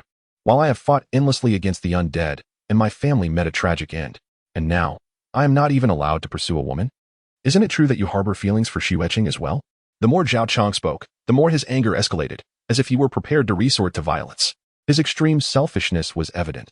Despite the lack of affection for his own wife, with whom he quarreled incessantly, the loss still ignited a fierce rage within him. Witnessing Wang Gang, the privileged scion he loathed, jeopardizing his chances only fueled his desire for confrontation. Zhao Chong, Wang Gang exclaimed, rising abruptly, donning his helmet and preparing for a fight. Zhao Chong, unwilling to back down, activated a miniature laser cannon embedded in his armor, signaling an imminent clash. As we approach the base, I, in my capacity as the leader of Special Operations Team 3, command you both to take your seats. Otherwise, I will not hesitate to remove you from the team, Li Xueqing stated coldly, as if the unfolding drama bore no significance to her. The two men, recognizing the gravity of the situation, chose to relent. Neither wished to escalate matters to the point of violating wartime emergency regulations, where the consequences could be dire. Humph. You both are quite skilled at bickering. With the global population dwindled to fewer than 1 billion, and the Red Star Republic reduced to merely 200 million. Every survivor has lost loved ones. Zhao Chong, spare us your lamentations about your emotionally distant wife and parents. If you were truly a dutiful son, would you have abandoned them? Wang Gang, I acknowledge your father's position as the commander of Fortress 15, but remember, now that you wear kinetic armor and are part of this operations team, you must heed my commands. If not, I won't hesitate to eliminate you during our next mission, Li Xueqing declared impassively, as though she were addressing two lifeless beings. The two men fell silent. Fully aware that Li Xueqing had earned her leadership role through exceptional ability and a ruthless disposition, their petty squabbles were usually overlooked by her indifference. But should she be provoked, they knew well that she could easily turn the tide against them in their next mission. After Li Xueqing concluded, she closed her eyes to meditate.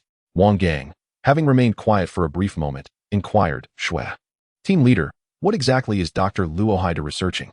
Why does he require so many level 2 and level 3 zombies? Moreover, they have deployed us, the gray-level warriors. What is contained within those metallic canisters? The scent of blood is overwhelmingly potent.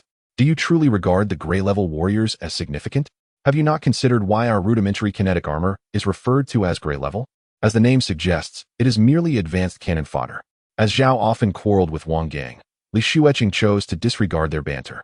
Speaking almost as if to herself, Luo Haida is researching a biological agent that can halt the activity of the T-virus within zombies. The metallic canisters contain his research byproduct, blood essence. Its exact function remains unknown to him. Hence, it is used to attract zombies while simultaneously serving as a means for experimentation, a dual benefit. Furthermore, this is the last time I shall permit any disturbances during my rest. Let those who intrude bear the consequences. With that, Li Xueqing closed her eyes. Ignoring the two men whose faces were marked by confusion, Zhao Chong and Wang Gang, finding little amusement, exchanged glances and also settled into a meditative silence. They were unaware of the tumultuous thoughts that this exchange had stirred within Li Lang. Li Lang rapidly processed and analyzed the information he had just received in his mind. Astonished by the severity of this global biochemical crisis, the world's population, once 7 billion, had dwindled to a mere 1 billion. This could very well be the greatest catastrophe in human history. Would they manage to survive this ordeal? He then shook his head and offered a cold, indifferent smile. What did humanity's fate matter to him? Not to mention that he had already become a zombie, when he was still human, who had come to his aid in his moments of near death. All his relatives, particularly his parents, had fallen victim to this society, or rather, to humanity at large. While he could not claim to harbor collective hatred towards them, he certainly lacked any messianic aspirations. Moreover, he was struggling for his own survival. Now that he had been captured, it was imperative that he behaved like the other zombies. Otherwise, should anyone discover that he could speak and maintain his original cognition, he would not be met with familial affection, but rather with the cold steel of a dissection knife. Furthermore, he had overheard references to first- and second-tier zombies from the others, indicating that humanity had indeed gained a certain understanding of the undead and established a precise classification system. He needed to devise a means of escape, but regrettably, his body was weak and unresponsive. Otherwise, he would have seized the opportunity to leap from the aircraft. Controlling his own fate was the only true source of reassurance. He could only wait and observe after they entered the fortress, hoping that the defenses would not be overly stringent, allowing him, as a second-tier zombie, a chance to escape. Li Lang silently prayed. Yet he was acutely aware that he was indulging in wishful thinking. Given that the remaining humans had fortified their defenses, it was highly unlikely that they would relax their security measures. As he pondered, he felt the metallic crate beneath him shudder. And soon 3 gray-armored soldiers rose to their feet, the hatch hissing open. Fortress number 56 had arrived. Quickly, swiftly, move these crates inside. A lieutenant, adorned with his military insignia, orchestrated the movement of several hundred soldiers as they unloaded metallic crates from the transport aircraft and loaded them onto the awaiting hover trucks. Nearby, 3 gray-tier warriors stood vigilantly, their watchful eyes ensuring that no lurking zombie would awaken and breach the confines of the boxes. Their concerns, however, proved to be unfounded. Even as 4 or 5 zombies stirred to life during the process, none succeeded in breaking free, instead fracturing their own bones in the futile attempt. After a considerable duration, the crates were finally relocated. The commanding lieutenant jogged over to Li Lang and her companions, saluting respectfully. "Commander, the transfer is complete. Please advise. Deliver them to Dr. Luo Hei's research facility in Zone 9, Li Lang commanded coldly, gesturing dismissively. She turned to Zhao Chang and Wang Gang, instructing, "At ease. Mission accomplished. Disperse and enjoy a day off, but remain on standby within the fortress." Instantly, Zhao Chang and Wang Gang appeared deflated, akin to punctured balloons. They pressed a button on their suits, executing a series of operations that caused their kinetic armors to disassemble into compact, suitcase-sized forms. Grasping the armors in their hands, they chorused, "Xueching," before exchanging glances filled with unspoken tension. "You needn't entertain any thoughts. I must attend to matters at Dr. Luo Hei's facility," Li Lang stated, removing her armor with ease before leaping onto the roof of a truck that was already several meters away, vanishing into the distance. Left behind, Zhao Chang and Wang Gang exchanged glances before parting ways. Li Lang, nestled within the swaying confines of the truck, fell into a contemplative state. He had never anticipated that his simple quest to retrieve mementos of his parents from the ruins of his home would embroil him in life-and-death confrontations, leading to near-fatal encounters and ultimately being captured and delivered to the fortress's research facility, seemingly destined to become a test subject. Now fully restored in strength, he found himself beset by an overwhelming hunger. It appeared that each time his body was resurrected from the brink of death, it demanded an immense reservoir of energy, manifesting as a profound sense of starvation. Yet, despite his regained vigor, he dared not move. He was acutely aware that the gray-tier warrior Li Lang, accompanied by a fully armed contingent of soldiers, remained on the truck, and he stood no chance against her prowess. Li Lang had developed a rough assessment of the combat capabilities of both humans and zombies. The gray-tier warriors, whom he suspected had undergone physical enhancements, seemed to possess strength comparable to that of level 3 or 4 zombies. There appeared to be an intermediate tier between them and the blue-tier warriors, who he surmised matched the strength of level 4 or 5 zombies. Presently, however, Li Lang was merely an ordinary level 2 zombie, left to the whims of fate and observation. His strategy was to feign ignorance and seize any opportunities that might arise. After a span of approximately 10 minutes, the hover truck came to a steady halt. The laboring soldiers draped black cloth over all the crates before lowering them down and moving forward, eventually emerging into the light. The zombies confined within the boxes, having already begun to roar and thrash about, grew even more agitated upon seeing the light, desperately battering against the metal confines of their prison. Li Lang mimicked the actions of the other zombies as he pounded on the metal box, surveying the environment outside. It was a small chamber resembling a prison cell, with thick metal bars firmly sealing the dimly lit room, confining the zombies within to merely collide with the pillars, producing a pinging sound. Yet they were utterly unable to escape. A long corridor flanked by such small cells contained over 300 in total, most housing second and third tier zombies. Li Lang's room was one among them. In the middle of the corridor stood an elderly man, aged around 50 or 60, accompanied by Li Xueqing, examining the zombies with an unsettling intensity. The old man's demeanor was anything but normal. He gazed at the newly arrived zombies with the same glint as a lecherous man beholding a beautiful maiden or a married woman admiring exquisite jewelry. Wonderful, wonderful. I can't believe we've captured so many at once. Thank you for your hard work, dear Li Xueqing. As he spoke, he pressed a button on a remote control, causing the sealed boxes to swing open. The newly transported zombies burst forth, clinging to the bars and roaring, inciting chaos among the other zombies. Instantly, the entire confinement area reverberated with their cries. As nearly all the zombies opened their various mouths in a show of defiance towards the two humans, black, red, and purple saliva splattering down, Li Lang modulated his voice, maintaining an average volume, presenting himself as an ordinary zombie. Uncle, you're being too polite. If there's nothing further, I shall take my leave. Li Xueqing saluted with military decorum before turning to exit. Xueqing, don't go. Stay and converse with your uncle. Rest assured, I shall not treat you poorly. Luo Hade said, unfazed by the roars of the hundreds of zombies, instead wearing a lewd smile as he addressed Li Xueqing. Li Lang, with his increasingly acute hearing, caught wind of Luo Hade's words, while he continued to let out a few growls, secretly scornful of the old man. He was aware of this man, an expert in the field of biological sciences in the Republic of Red Star, often featured on holographic television. It was surprising that beneath his polished exterior and scholarly accolades lay a lascivious old rogue. Initially, it was said that he remained unmarried in dedication to science, but it now appeared he had indulged in numerous escapades. Uncle, please conduct yourself with decorum.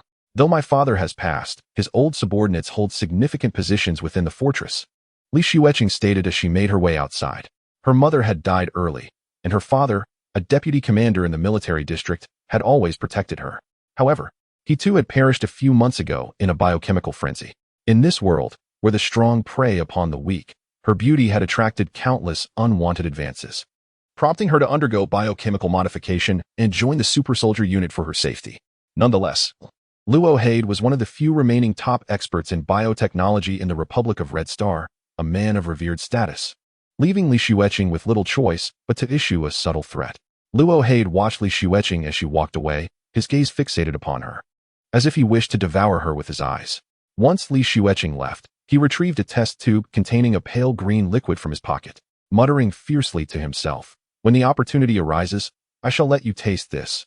Even a level 3 zombie will succumb to its allure, let alone a mere gray-level warrior like you." Unbeknownst to him, every word was overheard by Li Lang, who meticulously noted the appearance of the test tube. Luo Hade cautiously stowed the test tube away, his eyes gleaming with maniacal delight as he gazed at the caged zombies, exclaiming, "Little ones, fortune smiles upon you." He then rushed to the terminal controller on one side of the laboratory, shouting at the staff, who immediately began frantically pressing buttons. A circular detector, connected by steel pipes, extended from the ceiling of the room where Li Lang was situated, scanning him thoroughly. Peering outside, he observed that every room underwent the same procedure, evidently part of the pre-experimental checks.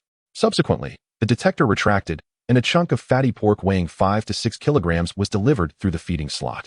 Li Lang, not one to turn his nose up at it, lunged forward and devoured it hungrily, for he had no time to concern himself with anything else. After all the zombies had finished their meal, the cage numbered 460 abruptly constricted inward, ensnaring a level 3 zombie, which was then slid away along a track, seemingly descending into the depths below. That location was the experimental ground of the Institute. Throughout the night, the lamentations of that unfortunate zombie echoed continuously, yet Li Lang paid no mind to the evident fate of the creature. While appearing as dazed as the other zombies, he was secretly examining his own body. Following this rebirth from dismemberment, he pondered whether any new abilities had emerged. Most crucially, he needed to master his existing skills promptly, particularly the tentacle ability. For the sooner he became proficient, the greater his chances of survival. Who could tell when he might become subject to dissection? Furthermore, he had discovered that 3 bony plates had already formed on his left arm. This was a delightful surprise, likely a result of the blood essence. Originally, each cage was equipped with surveillance cameras, yet due to the generally volatile nature of the zombies, breaking these cameras was a frequent occurrence. The staff under Luo Hade's command were overwhelmed, resorting to the lazy practice of reinstalling them every morning, only to find them most often destroyed by nightfall. Upon realizing this, Li Lang immediately feigned madness, raving and thrashing as if incited by the zombie opposite him, and with a kick, he shattered the surveillance camera mounted on the wall behind him. He then summoned all his senses, striving to discern the method of utilizing his abilities. He began at his head, inching downwards, and when he reached a couple of inches below his chest, he felt a peculiar heaviness, akin to a viscous mercury-like fluid swirling within him. It must be that dark red liquid. He concentrated intently on this small area, using both hands to press and gently rub it.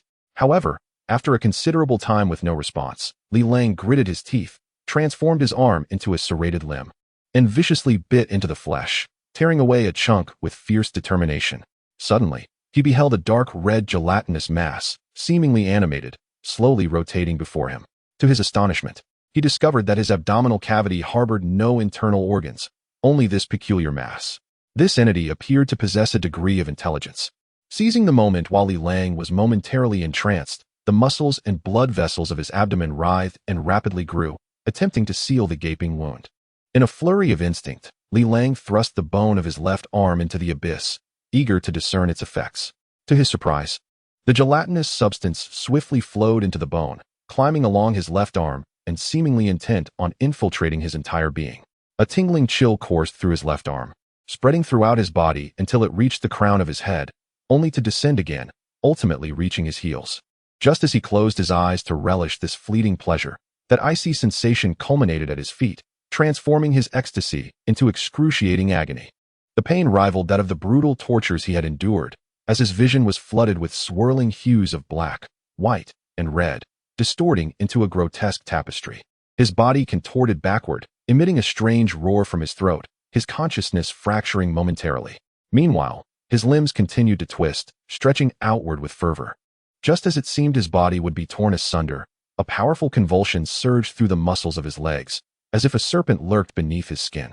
Then, with a resounding rip, akin to fabric being torn, his legs swelled and birthed enormous feet, an aberration of the giant-footed zombie. With a cacophony of cracking bones, Li Lang's right arm shot forward, extending to twice its original length, morphing into a robust, conical appendage, the transformed arm of a zombie. Simultaneously, hardened plates of skin armor emerged on his back and head, from which a massive inverted bone blade sprouted along his spine, an aberration of the bone blade zombie. The emergence of these mutated features inflicted tremendous pain and damage upon Li Lang. His skin was mercilessly torn and reconfigured. Even though the zombie's sensitivity to pain was dulled, he teetered on the brink of collapse. Just when he thought it might cease, a sharp pain shot through his neck, extending 2 to 3 meters outward, while a pointed horn sprouted from his crown, piercing through the reinforced cement of his cell's ceiling. At last, the transformation of his neck into that of a long-necked zombie was revealed. The tide of pain gradually receded, and Li Lang let out a thunderous roar, awakening all the dazed zombies, who, trembling in fear, dared not utter a sound but bowed their heads ever so slightly in his direction. For upon his elevated left arm, for pieces of bone armor materialized, he had ascended to the 4th level of the zombie hierarchy. For those of the 1st to 3rd levels, a 4th-level zombie represented a monumental leap, embodying a truly monstrous existence. Its speed, defense, and strength had undergone a significant enhancement. While a 3rd-level zombie could still be harmed by ordinary firearms, a 4th-level zombie could effortlessly evade such attacks, and even if struck, the damage would be trivial, unable to penetrate their resilient skin. At present, Li Lang appears to be a complete monstrosity, yet he revels in this state, for he feels an overwhelming power coursing through his being. Most notably, he seems to have forged a delicate connection with the red fluid within him and various aberrant abilities. He can summon any desired skill at will, and the 4 bone armors adorning him can conveniently retract beneath his skin. Li Lang gazes with satisfaction at the zombies that now bow to him, their instinctual fear compelling them to submit, even if they originally resisted. However, the transformation into an aberrant being comes with a significant drawback: the rapid depletion of energy. This is particularly challenging for Li Lang, who finds himself grappling with a fierce hunger akin to a frenzied beast rampaging within his abdomen. Though the time for food distribution has long passed, Li Lang remains unconcerned. With a sinister grin, he licks his lips, fixing his gaze upon a level 2 zombie ensconced in a nearby cage, and begins to contort and retract his neck with deliberate slowness. The power of this maneuver is formidable, necessitating further practice. When he has retracted his neck to its utmost limit, Li Lang exerts a sudden force, instantly plunging into the neck of the adjacent zombie and tearing its head clean off. Thus begins his dinner hour. The less desirable remnants are generously tossed to the other zombies in nearby cages, and in no time, the former level 2 zombie evaporates into nothingness, leaving no trace behind. After satiating his hunger, Li Lang reverts to his original form, appearing disheveled and blood-soaked. His clothing, ravaged from numerous battles, consists of only a tattered short-sleeved shirt and shorts, both stained with blood, while his eyes emit a chilling glint. As long as he keeps his true nature concealed, others will perceive him merely as a mindless zombie. Exhausted from the mental strain of recent days, Li Lang retracts all his aberrant features and bone armor back into his body, collapsing onto the ground to sleep soundly. The following day, when Rohade's assistant arrives, they fail to notice the absence of a zombie from Li Lang's cage. Or, should they notice, they dismiss it as a mere lapse of memory. Rohade is notoriously harsh, and any mistake in their duties would invariably lead to the assistant's dismissal, prompting them to turn a blind eye to the oversight. As for the consequences of a zombie escaping, why should they concern themselves? It is not until the afternoon that a disheveled Rohade makes his appearance in the laboratory, his weary visage suggesting that after dissecting the previous zombie, he sought the company of a woman, as evidenced by the telltale lipstick stains adorning his face. With the previous zombie having been tortured to death, Rohade is now prepared to select a new specimen for experimentation. He meticulously examines the array of holographic displays showcasing the status of the cages, demonstrating an undeniable fervor for his work, earning him his illustrious reputation. "Ah, how curious that there remains a useless zombie," Rohade remarks, his gaze falling upon the cage where Li Lang resides, a note of skepticism evident in his voice. At this moment, Li Lang lay sprawled out, fast asleep, his entire body in a state of disarray. To Rohade's eyes, he appeared to be an ordinary, low-level zombie devoid of any significance. What on earth is going on? What purpose does such a creature serve? Dispose of him immediately. Rohade scolded his assistant before issuing a directive for disposal. Wait. Transport him to General Qian's beast arena to feed those monsters. Let the old man know that I, Luo, am considerate. Inform him that I shall certainly visit the arena tomorrow night. In his view, this ordinary zombie had been studied countless times, yielding no practical results. It would be better to repay a favor. The assistant hurriedly nodded in apology, fumbling through a series of operations, and soon. The prison cell where Li Lang resided revealed a row of wheels that sprang from the bottom, automatically gliding along a track toward a passageway against the wall. The tremor of the prison cell roused Li Lang from his slumber. Although he did not hear Rohade's words, he gleaned from a muttering staff member what had transpired. It seemed he had played the low-profile act a bit too well and was now being treated as refuse. With a sudden determination, Li Lang sprang up, smashing the surveillance monitor behind him, and quietly surveyed his surroundings.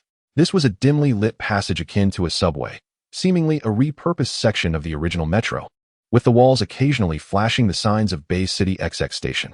So this was Bay City. Li Lang realized with a spark of joy, as this city, being a tourist destination in the province of a city, had seen him visit numerous times, making him somewhat familiar with its layout. This passage appeared to have been secretly converted into a connection between a research facility and another location, presumably that beast arena. Though it seemed unlikely he would be dissected in the short term, he was certain that his time in the arena would involve considerable hardship. There was no other choice. One must confront challenges as they arise. He couldn't help but feel a surge of anger at his own weakness. Since the onset of the biohazard crisis, the world had transformed radically, and he felt as if he were being led aimlessly by fate, narrowly escaping death time and again, with his future uncertain. If one day I possess sufficient strength, I shall seize control of the entire world, Li Lang vowed silently. Clang. The prison cell reached the end of the passage, veered left, and connected with another identical cell, coming to a halt. The rear gate then pushed forward, shoving Li Lang into the adjacent cell, which housed 4 or 5 ordinary zombies. Once Li Lang was placed in the new cell, the original prison cell returned along the track. Li Lang scrutinized his new environment meticulously. It resembled a stadium, or rather, it appeared to be a repurposed Bay City sports arena, with metal cages beneath the stands, numbering up to 1,000.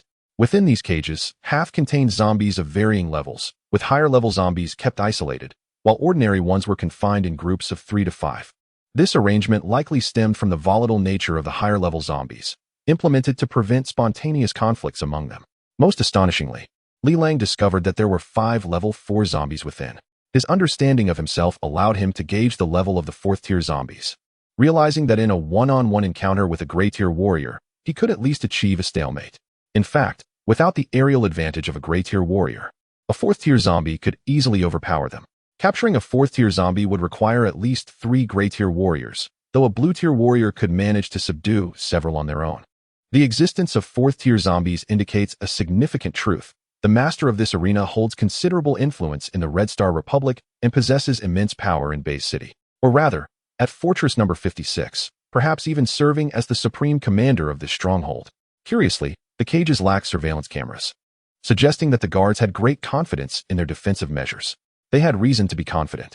Li Lang observed concealed brain-controlled machine guns in each cage and evident signs of laser weaponry beneath the stands. Most notably, the ground of the entire arena bore the scars of countless battles, marked by claw marks, bite marks, and deep craters caused by gunfire. While third and fourth-tier zombies could withstand some regular ammunition as long as they remained intact, they would not endure the onslaught of laser weaponry. The ordinary zombies in the same cell cowered in the corners, intimidated by the commanding aura that Li Lang exuded. Meanwhile, he began to meditate, as the stands of the arena remained eerily empty, indicating that the main event would commence in the evening. Thus, all he needed to do was wait. At 6 o'clock in the evening, people began to arrive, and the stadium, capable of holding tens of thousands, was soon filled to capacity. By 7 o'clock, it appeared that a significant figure was about to make an entrance. The crowd fell silent. Even whispers ceased. At the largest entrance, a regiment of well-trained soldiers marched in, maintaining vigilance and forming an honor guard while unfurling a red carpet. A tall figure clad in military uniform appeared, accompanied by a cadre of dignitaries and Luo Haid. This was none other than the current supreme commander of Fortress number 56, General Qian. Senator. At the moment of his arrival, the arena erupted in cheers, with the crowd chanting praises for General Qian, referring to him as the savior of the people. Naturally, those with keen perception could detect the forced enthusiasm on their faces. However, everyone present wielded some degree of influence within the fortress and understood the importance of demonstrating loyalty to General Qian. It was crucial to note that all fortresses were currently under wartime military control, with resources strictly rationed. In this context, power and armed forces were the only matters of significance. Moreover, with the near collapse of the Red Star Republic's government, the real power figures in each fortress had begun to disregard central commands, subtly hinting at aspirations for independence. General Qian was one such ambitious figure. General Qian, the people hold you in great esteem. In this critical moment for humanity, the unity of the populace is indeed a blessing, Luo Haid remarked, leaning slightly behind Qian's son, nodding and bowing in deference. Qian must rely on everyone's generous support. Lao Luo, as long as your research yields progress, feel free to request anything from the logistics department. My female assistant can have as much as she desires. This is a privilege I still possess. Qian's son smiled at Luo Haid. Then his expression darkened as he took a seat in the private room. Let us begin, Qian's son declared. The ringing bell echoed throughout the arena, signaling the official commencement of today's competition. From Li Lang's perspective, he could see Qian's son and Luo Haid, and he instantly grasped the current situation at the fortress. It seemed these generals were poised to become tyrants in a time of chaos. Friends, the first match tonight features the zombies from cage number 3 against those from cage number 18. Their profiles are as follows. Cage number 3 houses a strength-type zombie, while cage number 18 contains an agility type. Those interested may place their bets now. As the announcer's voice faded, the doors to the 2 cages swung open, and 2 grade 2 zombies sprang forth. The zombie from cage number 3 boasted enormous arms, while its counterpart from cage number 18 was slender, its legs bent like a grasshopper's, wielding 2 bone saws. These 2 zombies appeared to have gone several days without food, and upon spotting each other, their eyes turned red as they lunged forward. Li Lang narrowed his eyes. It seemed only the higher-level zombies were allowed to compete and to thoroughly examine the terrain. He would have to enter the arena. He needed to devise a plan. Chapter 13. The Rebellion of Food. The third zombie swung its massive arms like clubs towards the oncoming 18th zombie. Just as it seemed the 18th zombie would collide with it, it exerted force and leaped, landing squarely atop the head of the third zombie. The bone blades on its legs shot out like lightning, plunging deep into the eye sockets of the third zombie. With a sudden pull, the 18th zombie emitted a horrific scream as its eyeball was violently extracted. The bone saw's force remained unyielding, slicing deeply through the brow of the third zombie, leaving 2 parallel gashes from its eye socket to its skull. In an instant, dark purple blood gushed forth, spilling out from the exposed flesh. The third zombie was plunged into darkness, yet it persisted, relying on its sense of smell to strike in the general direction of its opponent. Meanwhile, the 18th zombie had swiftly retreated, two rotting eyeballs still dangling from its feet. With every step, these grotesque orbs were crushed, releasing a viscous fluid that splattered onto the ground, marking it with irregular dots. Rather than instilling fear, the pain and darkness only fueled the rage of the third zombie. It charged forward, its enormous arms hanging like utility poles at its sides. The 18th zombie, retreating momentarily, accelerated once more, leaping high with the intention of impaling the head of the third zombie with its upright bone saws. At the instant the bone saws pierced the third zombie's skull, its massive arm shot up, seizing the 18th zombie. With all its might, it yanked downward. A sickening sound echoed as the 18th zombie's bone saw pierced entirely through the skull of the third zombie, emerging from the base of its neck. Yet, in this final act of defiance, the third zombie's dying retaliation resulted in the complete fracturing of the 18th zombie's legs, its right leg snapping at the knee. The lifeless body of the third zombie collapsed, while the 18th zombie, disregarding its own injuries, ravenously tore at the corpse, incessantly chewing. Viscous purple-black liquid dripped from its mouth as it drained the remnants of the third zombie's brain almost instantaneously upon landing. Victory belonged to the 18th zombie. As the announcement echoed through the arena, a tidal wave of sound erupted. Shouts of joy erupted from the winning bettors, while those who had lost cursed vehemently. Others, who had not placed bets, expressed various emotions: fear, disgust, excitement, madness, causing the arena to erupt in chaos, all centered around a zombie feasting on human flesh.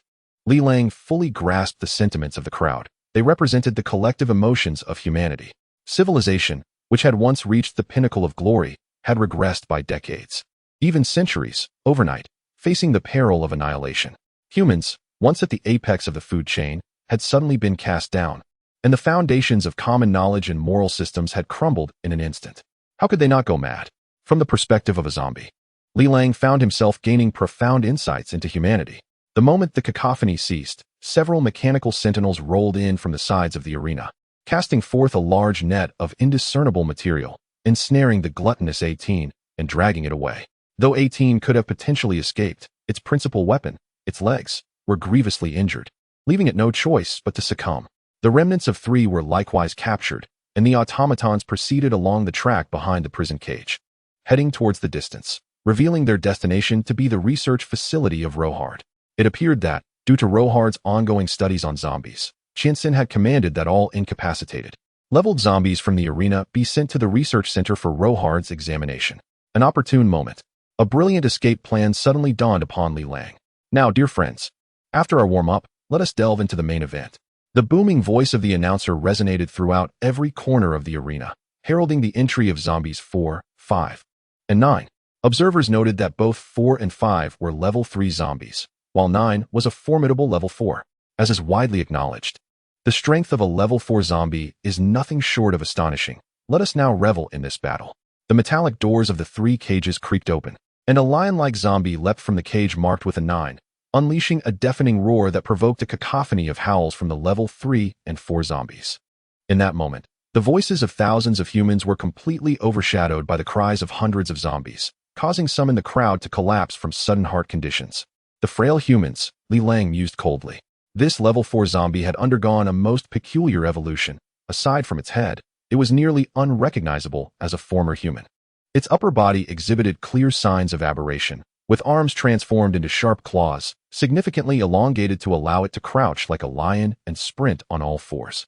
2 robust bony spines protruded from its shoulders, while a similar bony spike curved forward from its chin. Its legs appeared immensely muscular, adorned with bony scales, and even featured backward-facing hooks. Most notably, it boasted a tail of 3 meters in length, which seemed to sprout directly from its spine, devoid of skin, exposing thick, pliable veins and muscles. Now, Zombie 9 fixed its gaze upon the cages of 4 and 5, continuously swaying its tail, with the bony plates on its head and cheeks glinting ominously. Aware of their inferior status, 4 and 5 instinctively drew closer, preparing to mount a joint assault against 9. Li Lang had an epiphany.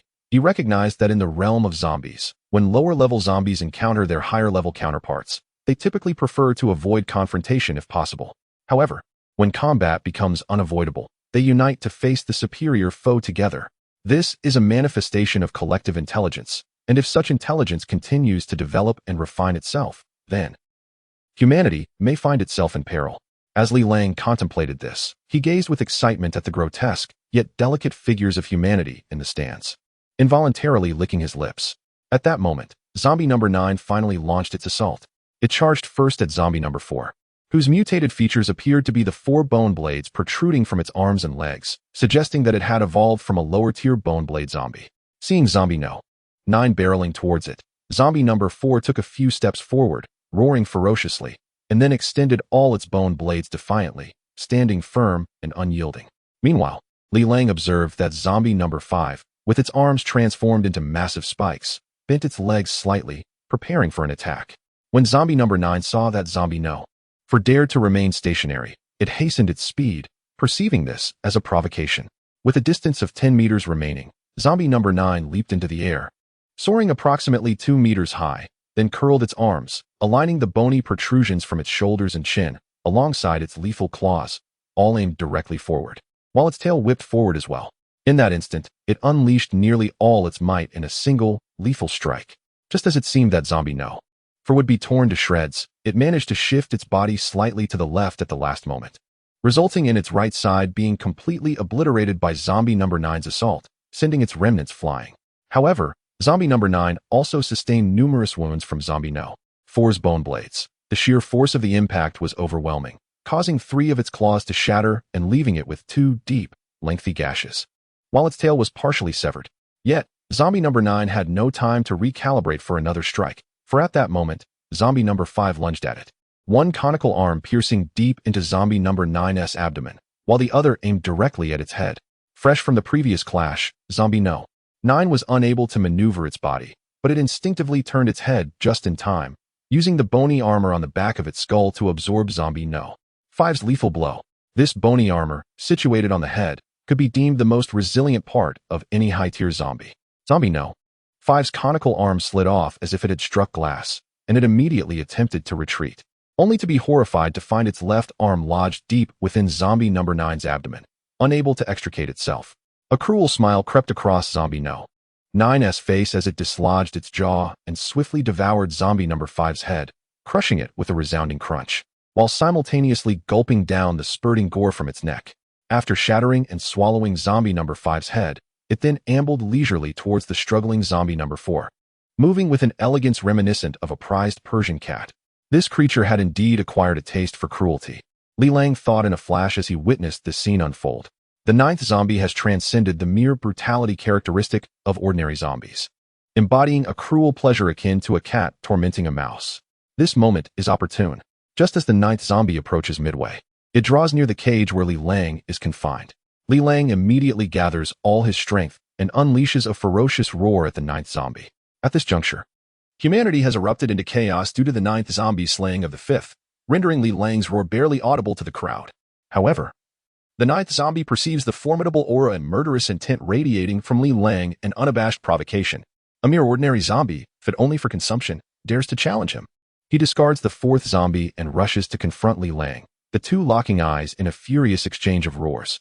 The spectators observe the 9th zombie lunging at the cage housing the ordinary zombies, clawing and biting, and they mistakenly assume it intends to devour the captive.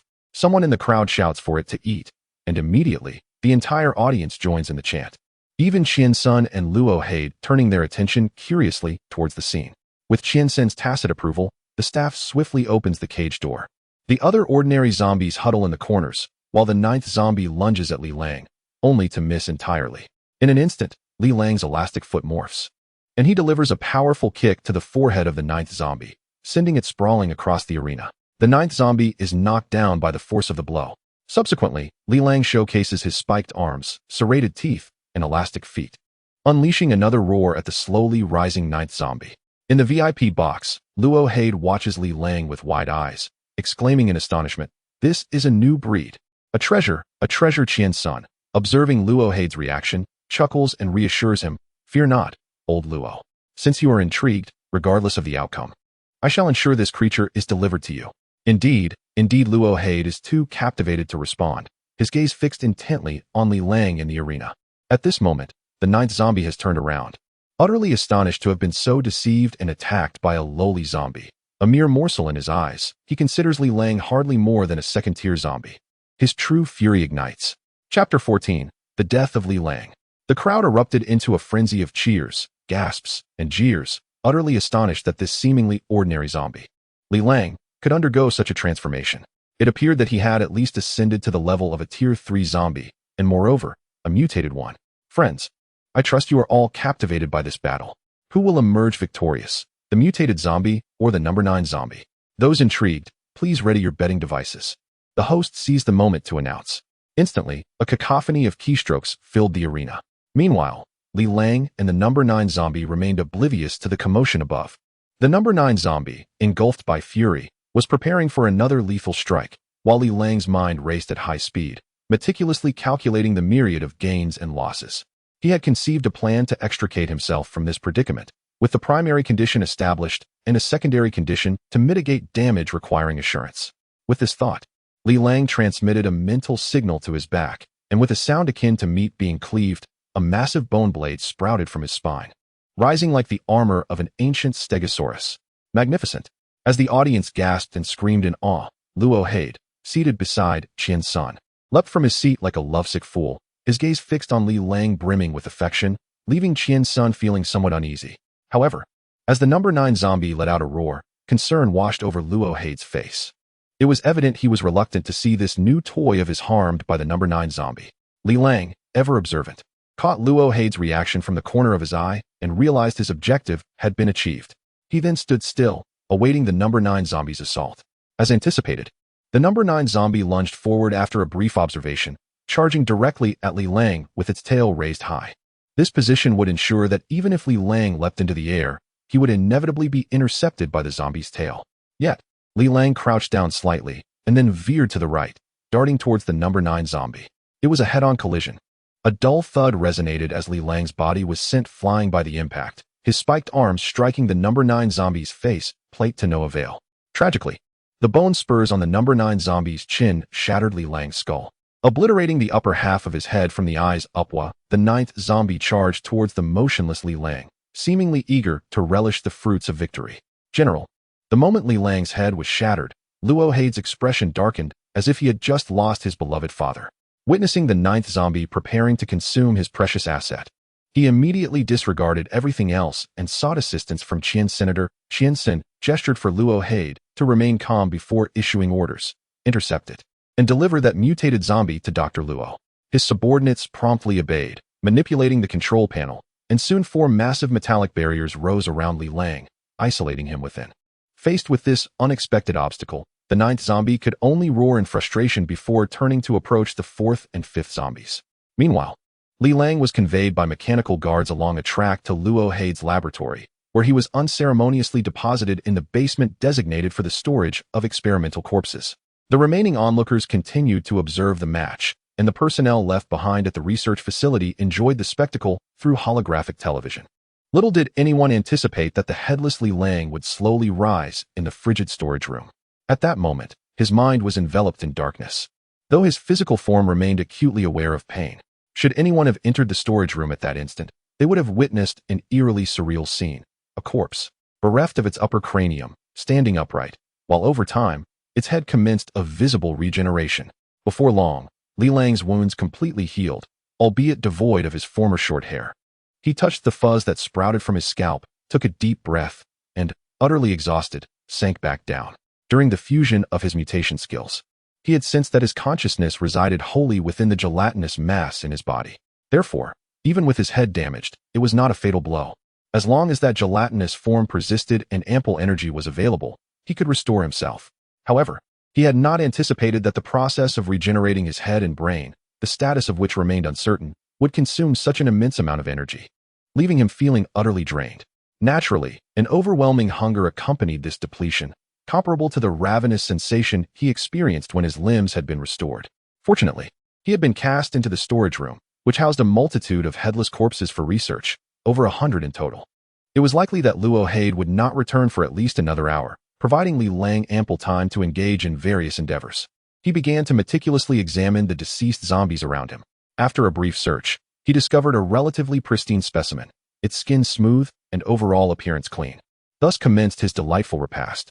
Upon finishing his meal, Li Lang assessed his tattered clothing, which was nearly non-existent, and the bloodstains covering his body. He promptly located some ice to facilitate a thorough cleansing. Afterward, he admired his reflection in the metallic wall, revealing a robust and vigorous young man. Perhaps due to the influence of that peculiar colloid, Li Lang's once decaying flesh has transformed into a dense, dry, and compact form. To the casual observer, he appears to be an ordinary human, devoid of any semblance of a zombie. It is only when he employs his aberrant abilities that the terrifying, evolved appendages manifest in an instant. However, should anyone place their hand upon Li Lang's chest, they would discover the unsettling truth. He possesses no heartbeat. After a thorough cleansing, Li Lang was pleased to dry himself off and donned a relatively intact tracksuit, which he had stripped from the body of a zombie. What remained was for him to conceal himself like a venomous serpent, patiently awaiting the arrival of Luo Haide. Chapter 15. Preparations for escape. The wait did not extend for an inordinate length of time. Perhaps it was the eagerness to dissect and study the new variant zombie, Li Lang, that propelled Luo Haide to hastily return to the research facility within an hour. He first instructed 2 assistants to enter and retrieve Li Lang's body. Yet the pair searched in vain, unable to locate the corpse, and hesitant to report their failure to Luo Haide. They pressed on in their search within the storage room. Due to Luo Haide's exceedingly lax personal habits, his disheveled demeanor was a reflection of his single-minded devotion to biological science and women. Consequently, the staff at the Research Institute adopted a similar haphazard approach to organizing items, particularly those deemed unimportant. Thus, the storage room, housing over 100 zombie corpses, was in disarray, making the search for Li Lang's body all the more challenging. Although the assistants recalled placing Li Lang at the outermost edge, their certainty wavered. As time elapsed, Luo Haide's impatience boiled over. He stormed into the storage room, delivering a sharp slap to each assistant while berating them before joining the search himself. Li Lang awaited Luo Haide's appearance with keen anticipation. Originally, his plan involved eliminating the assistants and donning their attire to ambush Luo Haide. Now that the opportunity presented itself, he could not allow it to slip away. As Luo Haide, still fuming, made his way to the center of the storage room, the 2 assistants passed a gurney, upon which rested several zombie corpses. Suddenly, the bodies sprang into the air, hurtling towards the assistants. Just as they registered the shock, an object resembling a rounded tip with a sharp point flashed before their eyes, seemingly tethered by a thick rope. Darkness enveloped them, and they lost consciousness. 4 Li Lang's elongated horns had pierced through their temples, skewering their heads like candied hawthorn. The entire sequence transpired in but a second, and as the airborne corpses thudded to the ground, Luo Haide instinctively turned, only to feel a constricting pressure around his neck. A resilient leather cord had ensnared him, yanking him backward with great force. Li Lang returned his left hand and neck to their original state, tightening his grip around Luo Haide's throat, while his right arm, now resembling a spear, hovered menacingly above Luo Haide's throat. "Speak a word, and your demise is imminent," he intoned coldly. A sly smile crept across Li Lang's face, glistening with sweat and terror, as he let his spear-like arm drift towards Luo Haide's groin. "Answer my inquiries, and I shall reciprocate with answers of my own. A single lie or refusal to answer, and I shall pierce you. I trust you are familiar with what roasted quail eggs resemble?" Luo Haide fervently nodded, gesturing towards his throat, signaling his struggle for breath. Satisfied, Li Lang loosened his grip slightly, discerning that Luo Haide possessed a modicum of situational awareness. After all, one could hardly ascend to a position of power and enjoy freedom amidst such chaos without a degree of cunning. "Are you a zombie or a human?" Before Li Lang could pose his question, Luo Haide, with a hint of eagerness and excitement in his gaze, interjected, demanding an answer. "Well, I cannot say for certain. I am a student of the humanities," Li Lang replied with a mocking smile. "It seems that the esteemed expert Luo possesses quite the academic spirit. Tell me, how many routes lead out of the fortress?" He initially intended to inquire about the means of departing the stronghold, but upon reflection, he considered that should Luo Haide suggest a distant path, would he not find himself running for half a day? Moreover, this also served as a method to gauge Luo Haide's honesty. "There are many," Luo Haide responded obediently. "However, each exit is guarded by sentinels, and infrared detection gates are also installed, all aimed at ensuring the safety of citizens with unstable mental states." He continued, "I suspect you are a hybrid between zombies and humans, yet the T-virus carried by such hybrids remains infectious. Could you perhaps ease your grip? I fear you might scratch my skin. What's safety for citizens with unstable mental states?" Li Lang scoffed. "This is merely a ploy by Qianxin to prevent population loss while establishing his independent kingdom. After all, population equates to wealth." He then posed a second question. "Where are those gray-level warriors and those of higher rank stationed, and how are their ranks determined?" Li Lang disregarded Luo Haide's request and continued, for this question was of utmost concern to him. He could now masquerade as a human without revealing a hint of flaw, yet should he inadvertently expose a weakness? He dreaded the assault of those armored warriors. Are you contemplating escape? If so, you must fulfill one of my demands, and I will provide you with the most detailed answer. Suddenly, Luo Hei's demeanor shifted, and he began to coerce Li Lang. Oh, you dare to negotiate terms with me? Do you believe I won't rupture your skin right now? I have no faith that humanity possesses a means to counter the T-virus. Do not threaten me, for this demand holds greater significance than my life, or rather, it pertains to my existence. I merely wish to inquire why you still retain consciousness and to collect samples of your tissues and blood. In truth, I envy you. The T-virus can extend human life significantly, nearly a century, and the lifespan of evolved zombies increases with their rank. I have been secretly researching this subject. Luo Hei spoke with growing excitement, his eyes gleaming, his voice rising.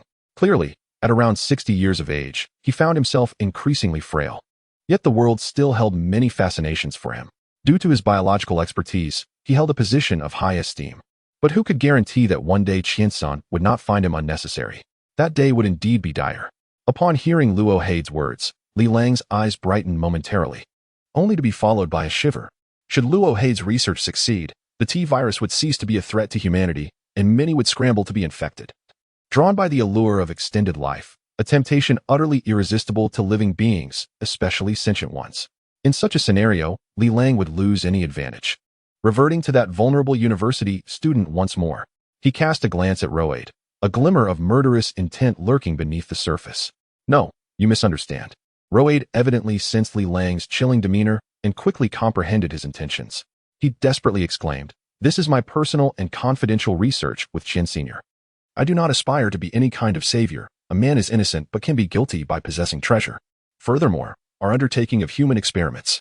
Roaid abruptly sealed his lips, having momentarily blurted out something he should not have. Human experiments? That is of no concern to me. I equally do not wish to assume the role of a savior. This secret holds little significance for me. However, might I have the privilege of visiting your laboratory? Li Lang smiled benignly. Roaid could hardly refuse. Once Li Lang donned the attire of a deceased assistant, Roaid promptly led him outside, securing the storeroom door with a code, signaling that no one was permitted entry. They navigated through the bustling assistants until they arrived at a heavy, sealed door. Trembling, Roaid entered the code, undergoing 3 levels of authentication, fingerprint, voice, and retinal scan, before finally opening the door. Before Li Lang unfolded a vast hall, dominated by hundreds of electronic devices and experimental beds, upon which lay dissected zombies and grotesquely transformed human figures.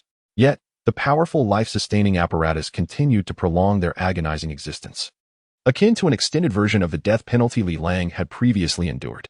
Li Lang inhaled deeply, pondering whether humanity had descended into irrevocable madness amidst this crisis. Damn it, to what extent have you progressed in your research? He inquired.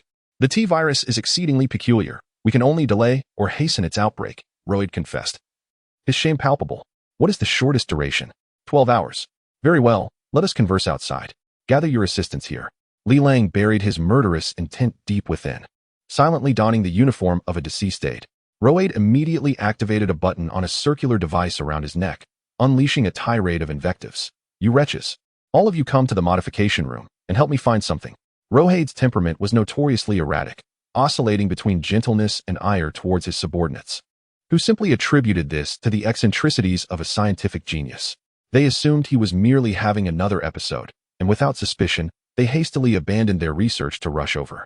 Even upon encountering Li Lang, they regarded him merely as Roaid's newly recruited assistant, paying him little heed. After a brief wait without further arrivals, Li Lang inquired, "Is everyone here?" Cold sweat instantly cascaded down Roaid's brow as he suddenly grasped Li Lang's intentions. However, it was too late. In a bid to preserve his life, he had no choice but to answer truthfully. "Everyone is here, a total of 50, with another 50 on leave." "Very well, then. Miss, please close the door," Li Lang said with a subtle smile. Others were baffled, particularly regarding the pale-faced youth beside Roaid, who merely found it peculiar.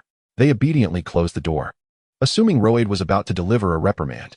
"Old Ro, half of your assistants are stunning women," Li Lang observed, noting that among them were several pleasingly attractive females. "What a pity." "No, stop," Roaid murmured, his voice trembling violently as beads of sweat cascaded down his face, rendering his words nearly inaudible. "Ladies and gentlemen," Li Lang proclaimed loudly, capturing the attention of all present, "the ball has commenced." Subsequently, all of his grotesque appendages erupted from his form, lunging with a savage grin towards the terrified crowd. In an instant, all were struck down. As for Li Lang, slitting throats and piercing hearts had become mundane tasks. Ignoring the quaking Roaid, Li Lang casually seized a fallen zombie's body, tore it apart, and meticulously sprinkled the viscous, semi-solid fluid that oozed forth onto the wounds of the freshly slain. These individuals held great potential. Thus, despite having already dispatched them, likely having already infected them, he deemed it prudent to proceed with this additional measure. I have yet to experiment with infecting humans. It appears I must seek an opportunity to practice in the future. Li Lang pondered as he worked. Once every wound had been doused in the cadaveric fluid, he retrieved the catalyst mentioned by Roaid, gently administering a dose to each corpse. He glanced at his watch, 12:32 a.m., meaning these bodies would commence their second life at 6:32 a.m. Afterward, he followed Roaid out of the transformation chamber. To the observers outside, it appeared as though assistants had entered the chamber, and Roaid emerged alongside Li Lang. Complying, Roaid summoned a holographic map of the entire fortress for Li Lang, particularly highlighting the passages leading to the research facility. Although he lacked intricate knowledge of troop deployments due to his position, the information was sufficient, especially regarding the locations of the armored warriors. Fortress 56 housed over 1,000 gray-tier warriors, 500 purple-tier warriors, 100 blue-tier warriors, and 20 cyan-tier warriors. These individuals had undergone perilously high-risk bodily augmentations, and only those who survived made the choice to don lower-tier kinetic armor and undergo more advanced modifications, ultimately transforming into various levels of warriors. As higher-tier kinetic armor imposed greater burdens, exceptional physical conditioning was requisite. The exceedingly high mortality rate indeed forged a cadre of superhuman warriors. Among them, the highest-tier Cyan warriors that Roaid had encountered were formidable enough to contend with the legendary 7th-tier zombies, akin to demigod heroes of ancient myth. Crucially, most armored warriors above the purple tier were not stationed within the fortress. They predominantly operated in cities overrun by zombies, primarily tasked with hunting high-tier zombies and salvaging technology, energy, and materials. Although the fortress lacks offensive capabilities, its defensive prowess is unparalleled, leaving the warriors with ample idle time. Currently, there are approximately 300 gray-level warriors, several dozen purple-level warriors, and a mere handful of blue-level warriors within the stronghold. Li Lang sees a significant opportunity to escape. However, he harbors another objective, prompting him to instigate chaos. As the elite soldiers constitute the most formidable army, Luo Haid possesses command only over a gray-level warrior action team, specifically that of Li Xueqing and her group. Naturally, Luo Haid is well aware of their residence and means of communication. When Luo Haid disclosed all the information he possessed to Li Lang and transferred numerous confidential research documents onto a data collector, it was already 6:30. Li Lang nodded in satisfaction, and under Luo Haid's apprehensive gaze, he approached the cage that imprisoned hundreds of live zombies, subsequently pressing the button to open the cell door. Chapter 016. Departure and Remain bring forth the aphrodisiac, Li Lang said with a smile to Luo Haid, and the pulse bomb along with all the blood essence. Don't tell me you lack these. What aphrodisiac? I absolutely. Luo Haid hesitated, but upon noticing the ravenous gaze of the zombies in the cage, he promptly acquiesced. He could not fathom how Li Lang knew of such items. In his recollection, only Zhao Chong had sought a few drops of the aphrodisiac from him the previous day, in exchange for a promise of future assistance. However, only 2 vials of blood essence remained. You must ensure my safety, as well as your blood and tissue samples. Luo Haid was still mindful of Li Lang's promise. Li Lang paid no heed to Luo Haid's concerns and, in an instant, revealed 4 pieces of bone armor, demonstrating the prowess of a level 4 zombie, which intimidated the uncertain and bewildered zombies within the cage. He then exuded a benevolent aura and proclaimed, "Little ones, you are free. Food awaits you, go." Though the zombies did not comprehend Li Lang's words, an overwhelming sense of liberation surged within them. They surged forth, bypassing Li Lang, and hurled themselves towards the opening door, followed by 50 newly awakened ordinary zombies, all drawn by the tantalizing scent of food wafting outside. Subsequently, Li Lang pressed the button on the console to dispatch items to the arena, where a pulse bomb capable of temporarily incapacitating the arena's defense system was contained within the cage. 1 vial of blood essence was also scattered upon the ground.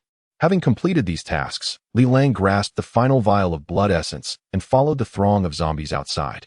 Seeing Li Lang stepping out, Luo Haid gasped in alarm and reached for him, exclaiming, "What about me?" "You are safe now," Li Lang replied, just as a level 2 cleaver zombie ambushed Luo Haid. sinking its teeth into his head. Clearly, the creature was quite famished. Li Lang disregarded Luo Hei's screams and the sound of cracking bones. Forging ahead through the doors of the research facility, murmuring to himself, "In death, there is safety." At that moment, the dawn had just begun to break outside. Li Lang mingled among the scattering zombies, making his way towards the location Luo Hei had mentioned. The research facility was adjacent to a vast open space. And at this hour, most people were still asleep, thus no one had yet noticed the presence of zombies within the fortress. After a few steps, Li Lang veered away from the main throng of zombies, darting into a narrow alley. He transformed and sprinted towards a fortress exit at remarkable speed, burying the blood essence by the roadside, 500 meters from the exit. He then proceeded towards a residential area where the staff of the research facility resided. And most importantly, 3 gray-level warriors also lived there. Zhao Chong was currently elated. After much effort, he had finally secured the coveted item he had long desired. It seemed the aphrodisiac he had painstakingly procured from Luo Hei the previous day was extraordinarily effective. Had Luo Hei known the identity of the recipient of his concoction, he would undoubtedly be regretting his actions deeply. Zhao Chong, lost in thought, gazed lewdly at Li Xueqing, who lay sprawled on the table, and began to disrobe. Li Xueqing's face was flushed with an unusual hue, her delicate brows and eyes flickering with confusion and fervor, her serpentine waist twisting sensually as soft moans escaped her lips. The fire of desire within Zhao Chong was nearly overwhelming. He swiftly removed his clothing, and then lunged forward to strip Li Xueqing of her garments. Her struggles had already left her attire in disarray, and within moments, Zhao Chong had successfully peeled away her top, revealing skin as smooth as white jade, a snow-white neck, and a pair of exquisite curves. In his exhilaration, Zhao Chong was about to pounce when he suddenly felt his waist tighten, followed by a powerful force that yanked him away from his intended feast. Just as he was about to express his anger, a sharp pain gripped his right arm, and he turned to see what had transpired. A grotesque zombie had sunk its teeth deep into his arm, while its other hand transformed into a large, menacing spike, poised at his throat. Zhao Cheng's misfortune was compounded when Li Lang arrived at the residential area and immediately located his room. With a graceful leap, he entered through the window, coincidentally stumbling upon the scene. Though Li Lang was not inherently righteous, the sight of beauty being marred by detritus typically elicited disdain, especially when that beauty was something he could claim for himself. "Where is your kinetic armor?" Li Lang inquired coldly. Upon hearing his voice, Zhao Cheng's eyes widened in realization as he pointed towards a nearby cabinet. Despite the injury inflicted by Li Lang, Zhao Chong, enhanced by genetic modification, possessed a degree of immunity to the T-virus, allowing for potential recovery with timely treatment. "Please, do not kill me," Zhao Chong rasped, his once mighty bravado reduced to that of a mere worm, perhaps destined for psychological trauma, if he survived, of course. "Give me a reason," Li Lang said as he dragged Zhao Chong toward the kinetic armor resembling a briefcase. "I know what you desire. I can teach you to operate the armor." Zhao Chang began, but abruptly twisted his neck to evade the spike aimed at him, launching a swift kick at Li Lang's head with his hidden left leg.